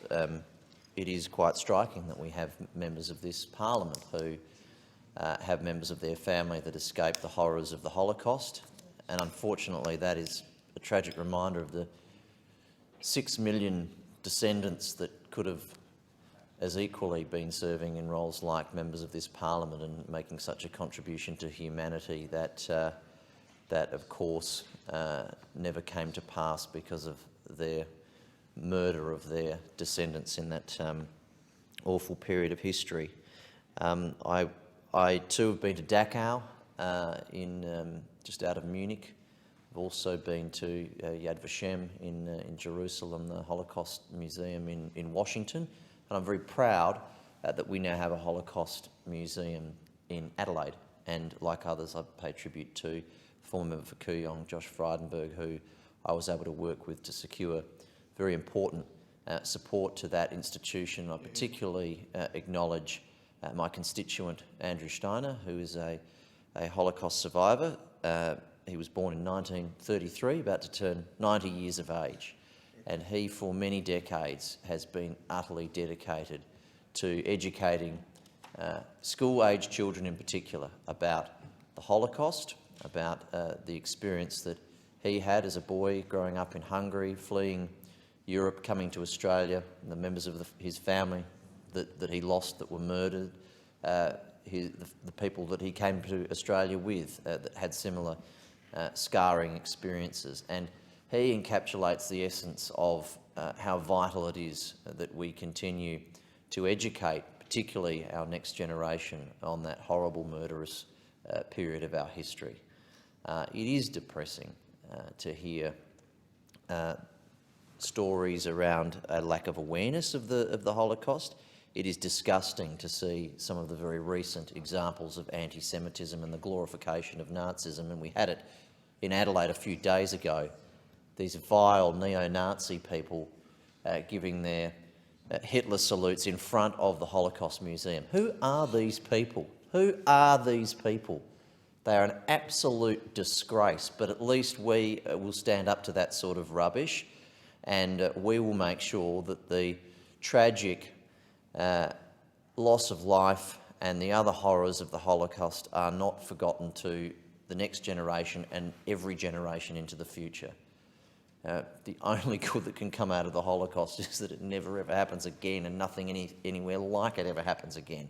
And the only way that we can ensure that is that we are all doing everything we possibly can to make sure that the awareness of that horrible period in our history is always as present with every generation into the future. There are members of this chamber that do great work in that regard. I would like to see other states follow the lead of Victoria and New South Wales in having Holocaust awareness in the curriculum, and I don't see why that is a challenge or anything overly controversial. I quickly just want to finish by touching on a very important element of the motion that the member for McNamara has moved, which is about some recent people seeking to compare, things that happened in the pandemic to the Holocaust. There's nothing more disgraceful than people that think they can reference the Holocaust and trivialise the Holocaust by saying, oh, this is just like the Holocaust. There's nothing like the Holocaust. Nothing ever that we've experienced could ever come close to what happened in the Holocaust. Thank God. Thank God. But it is absolutely disgusting and disgraceful when people trivialise the Holocaust by referencing things that have got nowhere near the horrors of that period of time, and think that they can somehow reference it as some kind of cheap political point. So I thank the member for that element of the motion. I thank all those that have contributed, and I look forward to continuing to work towards ensuring we commemorate the Holocaust into the future. Member for Sturt. The time allotted for this debate has expired. The debate is adjourned, and the resumption of the debate will be made an order of the day for the next sitting. Clerk. Private members' business. Notice number 9, relating to the impacts of climate change on health. Call the member from McKellar. Thank you, Deputy Speaker. I move the motion relating to the impacts of climate change on health in terms in which it appears on the notice paper. The member from McKellar has the call. During the summer of 2019-20, when the Black Summer bushfires were raging, smoke shrouded Sydney like an oppressive blanket. At my GP practice in Narrabeen on Sydney's northern beaches, I saw numerous patients with breathing difficulty. Similar cases presented in hospitals and clinics across the country. More than 4,000 people were admitted to hospital with respiratory and cardiac conditions, and 445 died that summer. Respiratory and cardiac disorders associated with heavy smoke pollution are just a couple of the health impacts of climate change. Extreme heat waves have killed more Australians than any other climate-related weather event, and fossil fuel air pollution continues to cause more than 5,000 Australian deaths a year. Global warming is also supercharging the spread of the lethal transmissible diseases such as dengue, Ross River fever and malaria. More than half of infectious diseases are being made worse by climate change. Less visible are the psychological scars that continue long after the fires and floods pass. I recently visited Lismore and heard the first-hand account of a young woman who narrowly escaped death when, in the middle of the night, cold, dark, swirling floodwaters rose within inches of her ceiling. She told me of her hours-long struggle to keep herself, her mother and 2 dogs alive, of the warmth that started to spread through her body as hypothermia set in, and the people who held up their children screaming for them to be rescued as an overloaded tinny took them to higher ground, and her inability to work or simply take a bath since. The physical and mental scars from repeated flooding and other extreme weather events will last for years to come. In addition to these disease and trauma-related impacts, climate change also strikes at the heart of the social determinants of health. According to the World Health Organization, the social determinants of health account for between 30 and 55% of health outcomes. These are non-medical factors such as housing, food and water security and employment. Climate change is putting these at risk. What happens to your health when your home is washed away by a flood or otherwise destroyed? Thousands remain homeless after the past few years of fires and floods. Many are still living in tents without electricity. A roof over someone's head is the key to safety, security and prosperity, and it is the key to good physical and mental health. A strong economy and secure employment are similarly key drivers of good health. In recent years, hundreds of businesses have been destroyed or had to close due to fires and floods in this country. Also consider the builders whose contractors cannot work on a hot roof of a suburban home renovation due to the oppressive heat. As a result, the builder cannot meet his delivery timetable and contractors cannot make their rent. Food and water security are obviously paramount to human health. In 2018, 100% of New South Wales was in drought, and farmers were hitting the wall, exhausted from battling day after day with the parched landscape and dying livestock. Increasing floods and droughts both in Australia and around the world will lead to increased food and water insecurity and hence greater geopolitical instability and growing numbers of climate refugees. For over a decade, the health impacts of climate change were ignored. Until in 2019, the Labor government committed to developing a climate change, health and wellbeing strategy. This strategy is the result of the hard work of the Climate and Health Alliance and many others.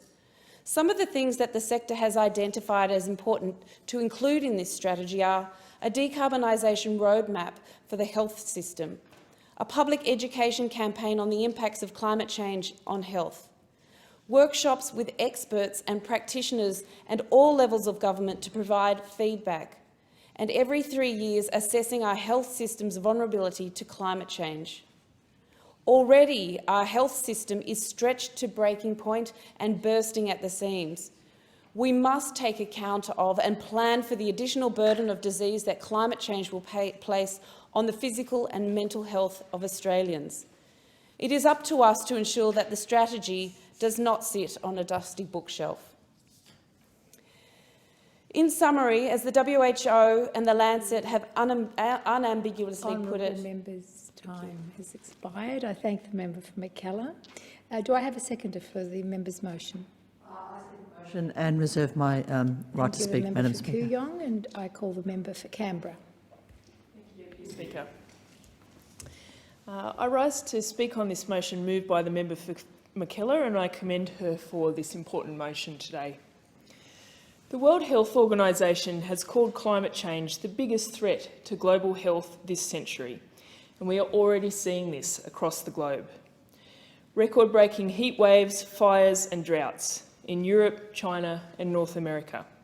Deadly floods in Pakistan, which have killed more than 1,400 people and displacing up to 50 million. Famine in the Horn of Africa, which has put 22 million people at risk of starvation. And rising sea levels, putting the very existence of our Pacific neighbours at risk. In Australia, in just the past 5 years, we've had a record-breaking drought so severe that in 2019, the Murray-Darling Basin experienced its lowest water level on record. This was followed by record-breaking floods, including in Lismore. And in between the two, of course, we had the Black Summer bushfires. And I have spoken many times in this place about the impact that those fires had on our region and on my constituents here in Canberra, of the choking smoke that blanketed Canberra for weeks, dimming our daylight and making our air the most poisonous in the world, where the air quality meant that people were directed to stay in their homes or relocate if they had underlying health conditions, and to use their air conditioning, for which many people didn't have or weren't able to do. The full health impacts will still be unknown to many. Unfortunately, these disasters are here to stay, with fires, floods and drought projected to get worse and more frequent in a changing climate. We know climate change affects the clean air, safe drinking water, sufficient food and secure shelter that we rely on for our health. The World Health Organization has warned that between 2030 and 2050, climate change is expected to cause 250,000 additional deaths every year from malnutrition, disease and heat stress. The World Health Organization estimates the direct damage costs to health is estimated to be between $2 to $4 billion a year by 2030. It is a terrifying scenario, given the strain our health system is going through coping with the pandemic already. Developing countries with weak health infrastructure will suffer the most. But we know with climate action we can stop this trajectory. After a decade of policy paralysis on climate, Australians voted for climate action at the May election. Australians voted for an Albanese Labor government that understands the challenges and opportunities presented by climate change and is going to embrace them both. I am pleased Labor is delivering on our promise to take action. Our climate bill to enshrine into law an emissions reduction target of 43% from 2005 levels by 2030 and net zero emissions by 2050 has already passed through the House of Representatives. As was said, this is an ambitious target, is a floor, not a ceiling, and if we can do better, we absolutely will. We are working to get more electric vehicles on our roads, which will immediately improve our air quality and health in our cities and towns. Our support of renewable energy will help firm the grid to help us better cope with climate variables such as heat waves. For too long, the community has been forced to take the lead on these issues. And I want to acknowledge the work of the Women in Climate and Health Network that operates here in Canberra, who host regular breakfast events, many of which I've attended, about ways in which the community can address these issues, taking matters into their own hands. And we're really fortunate to have such a brilliant network of women showing that leadership and raising these concerns in our community. But I'm proud to be part of a government who will now begin to provide the national leadership we need on these issues.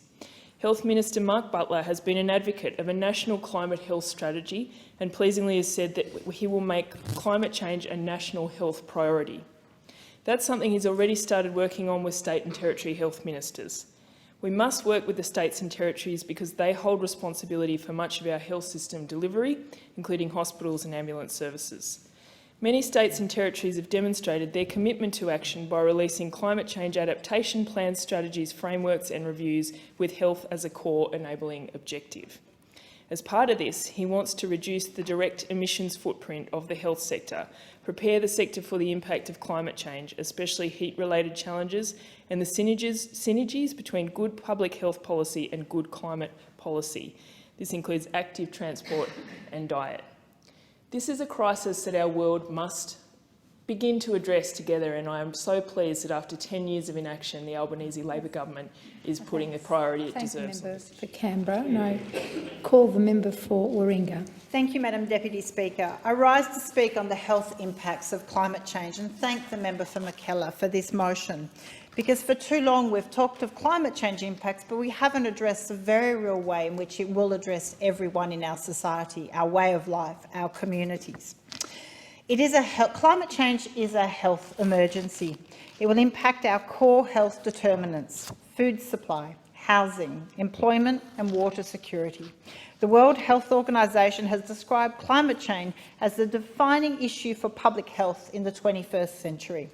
The WHO warns that the severity of impacts of climate change on health are increasingly clear and threatens to undermine the last 50 years of improvements in health. I mean, think about that. It is just so stark. The IPCC Special Report on Global Warming 2018 states that if we fail to keep global warming under 2 degrees, water and food security will be at risk and some areas of Australia will likely be uninhabitable. From a global perspective, the WHO says that climate change threatens the essential ingredients of good health: clean air, safe drinking water, nutritious food supply and safe shelter, and could undermine decades of progress. Many of the major health bodies in Australia, including the Australian Medical Association, support policy and practical actions to limit the health effects of climate change. Doctors for the Environment Australia advocate for a health framework in mitigation of climate change risks on health similar to that of the UK. It's quite incredible that in Australia we still don't have a national risk assessment in relation to how exposed our communities are to climate change, and we don't have an adaptation or resilience building plan. Direct mental health impacts also from extreme weather events and disasters, including post-traumatic stress disorder, major depressive order, anxiety, grief and suicidal ideation. Such is the prevalence of climate anxiety that the term eco-anxiety has been coined. A recent survey of 10,000 children and young people aged between 16 and 25 years in 10 countries, including Australia, found that 59% were very or extremely worried about climate change, with 84% saying moderately worried.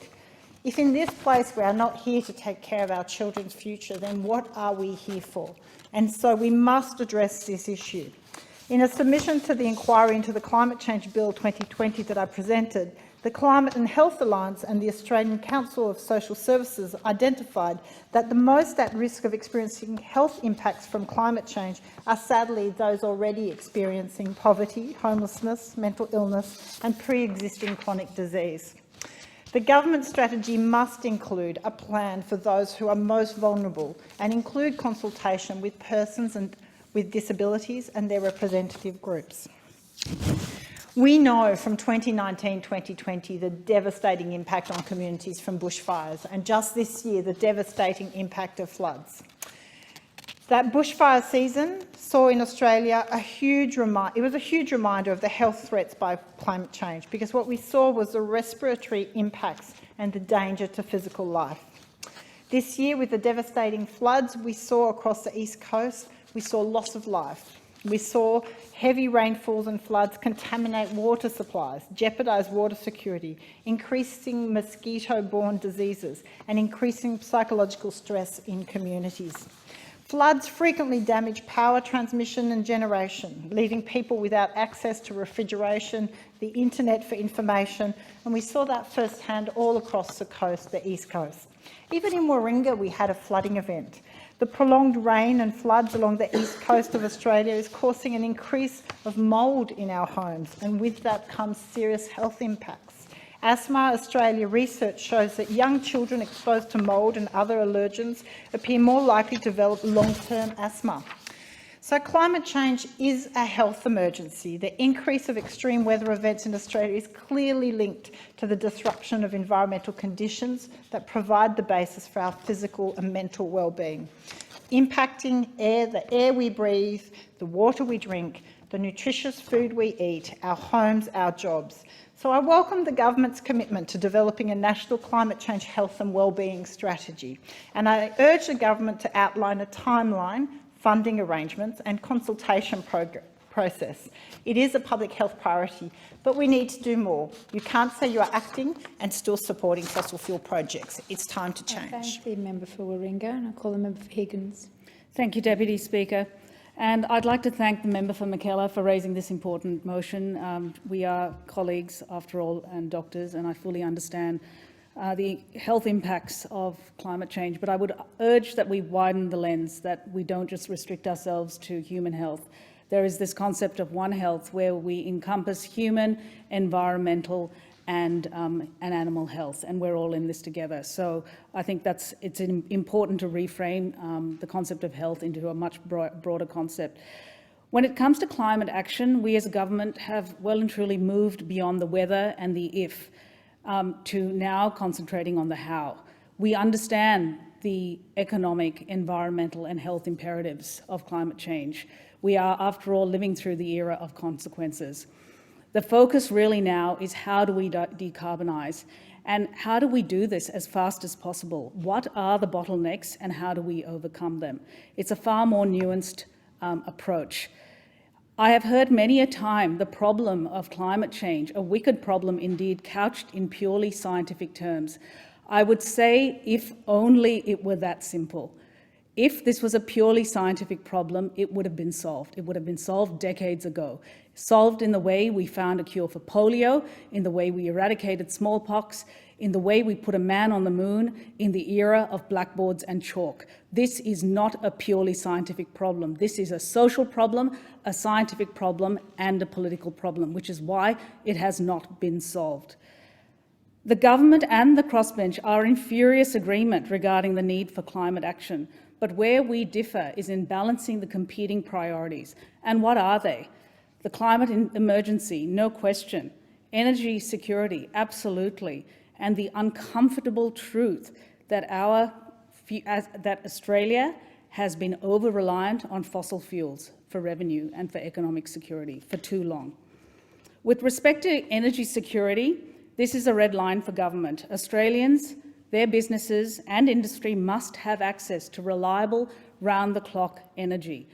To not do so is simply irresponsible and frankly unsafe. Then, of course, there is this challenge of diversifying our economy. Australia is a fossil fuel giant and has been for decades. We are the highest exporter of coal in the world and the highest producer of gas in the OECD. Coal and gas are our number 2 and number 3 exports, earning in 2021 $110 billion and $70 billion respectively. These resources have made us rich as a country, and we have our regional communities in places like the Hunter and in Collinsville to thank. This revenue has helped pay for hospitals, for roads, for infrastructure, for schools, for research, and it has also supported our local communities. But it has come at a cost, and that cost is pollution, which is now fueling the climate emergency.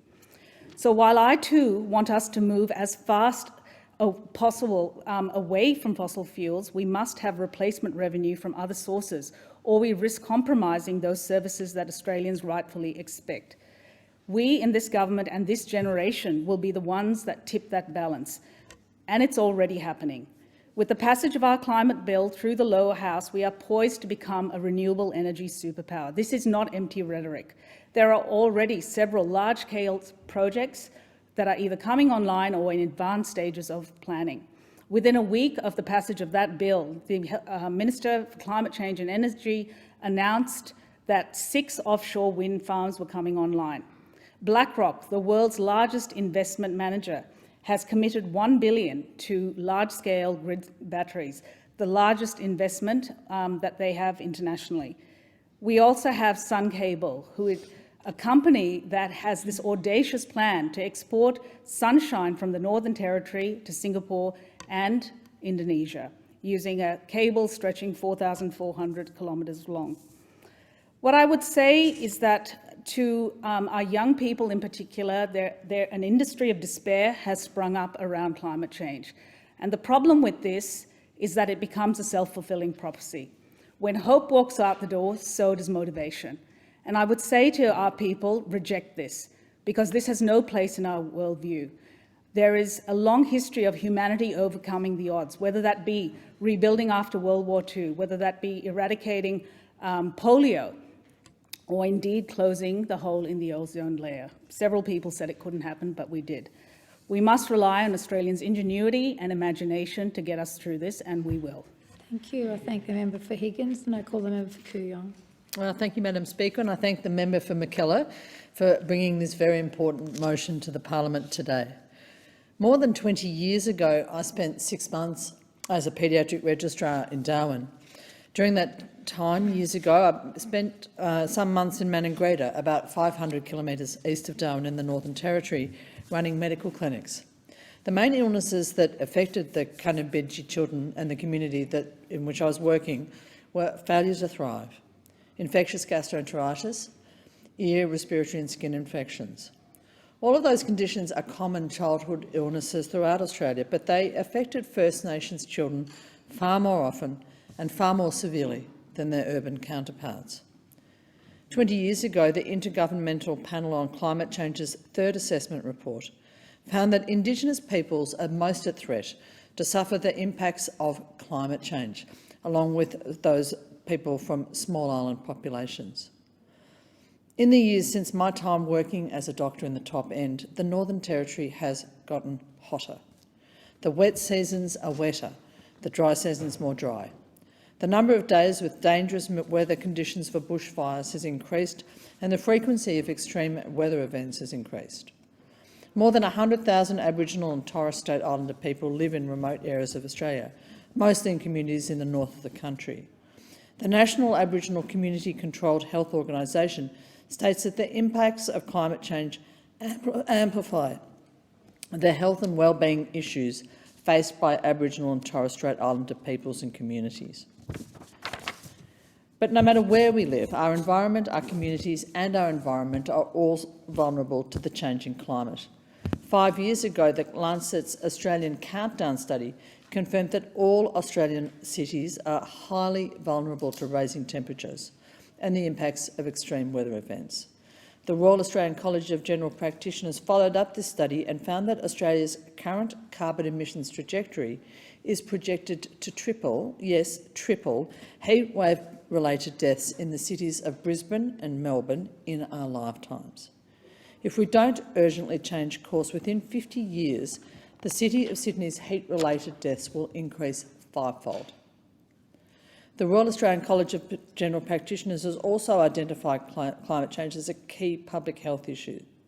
In addition to the suite of chronic respiratory, cardiac, cerebrovascular and multisystemic illnesses caused by changes to our climate, people subjected to extreme heat, catastrophic weather events and prolonged drought can experience significant long-term mental health impacts and psychiatric illnesses.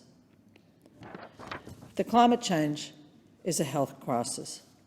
Today, nurses, midwives, psychologists, the Australian Medical Association and the Royal Australian College of Physicians have issued a set of urgent recommendations to the Albanese government for a national strategy on climate, health and wellbeing, including a sustainable healthcare unit within the Department of Health. I wholeheartedly endorse this recommendation. There is no scientific scenario, no economic scenario and no responsible medical scenario in which Australia can open any new coal projects. Right now, there are more than 100 new coal and gas projects coming down the investment pipeline, each at a different stage of development. If these projects come to fruition, they will more than double Australia's carbon emissions. And these coal and gas projects will disproportionately harm Aboriginal and Torres Strait Islander people. The previous government handed out $55 million of grants to oil and gas companies seeking to extract fossil fuel from the Beetaloo Basin. One of those companies was the Tamboran Resources, which was afforded $7.5 million in taxpayer money to explore the area, despite having called on the Australian government to abandon its goal to limit global warming to 1.5 degrees. I became a paediatrician to help sick children in my care get better. I came to Australia because I think it's my duty to do everything in my power to prevent the harm that global warming can cause. The people of Kooyong have sent me to Parliament to say to the Labor government on their behalf, Australia must urgently transition to clean energy industries and to a net zero emission economy. We cannot in good conscience do anything else. To do anything else would be a betrayal of our children. I thank the member for Kooyong. There being no further speakers, the debate is adjourned and the resumption of the debate will be made in order of the day for the next sitting. Yes, I move that the House. Deputy Speaker, I move that the Federation Chamber do now adjourn. Thank you. Thank you, Deputy Speaker. I second the motion. Thank you. The question is that the motion be agreed to. All of those of that opinion say aye. Those against, no. I think the ayes have it. The Federation Chamber stands adjourned until 4 p.m. tomorrow.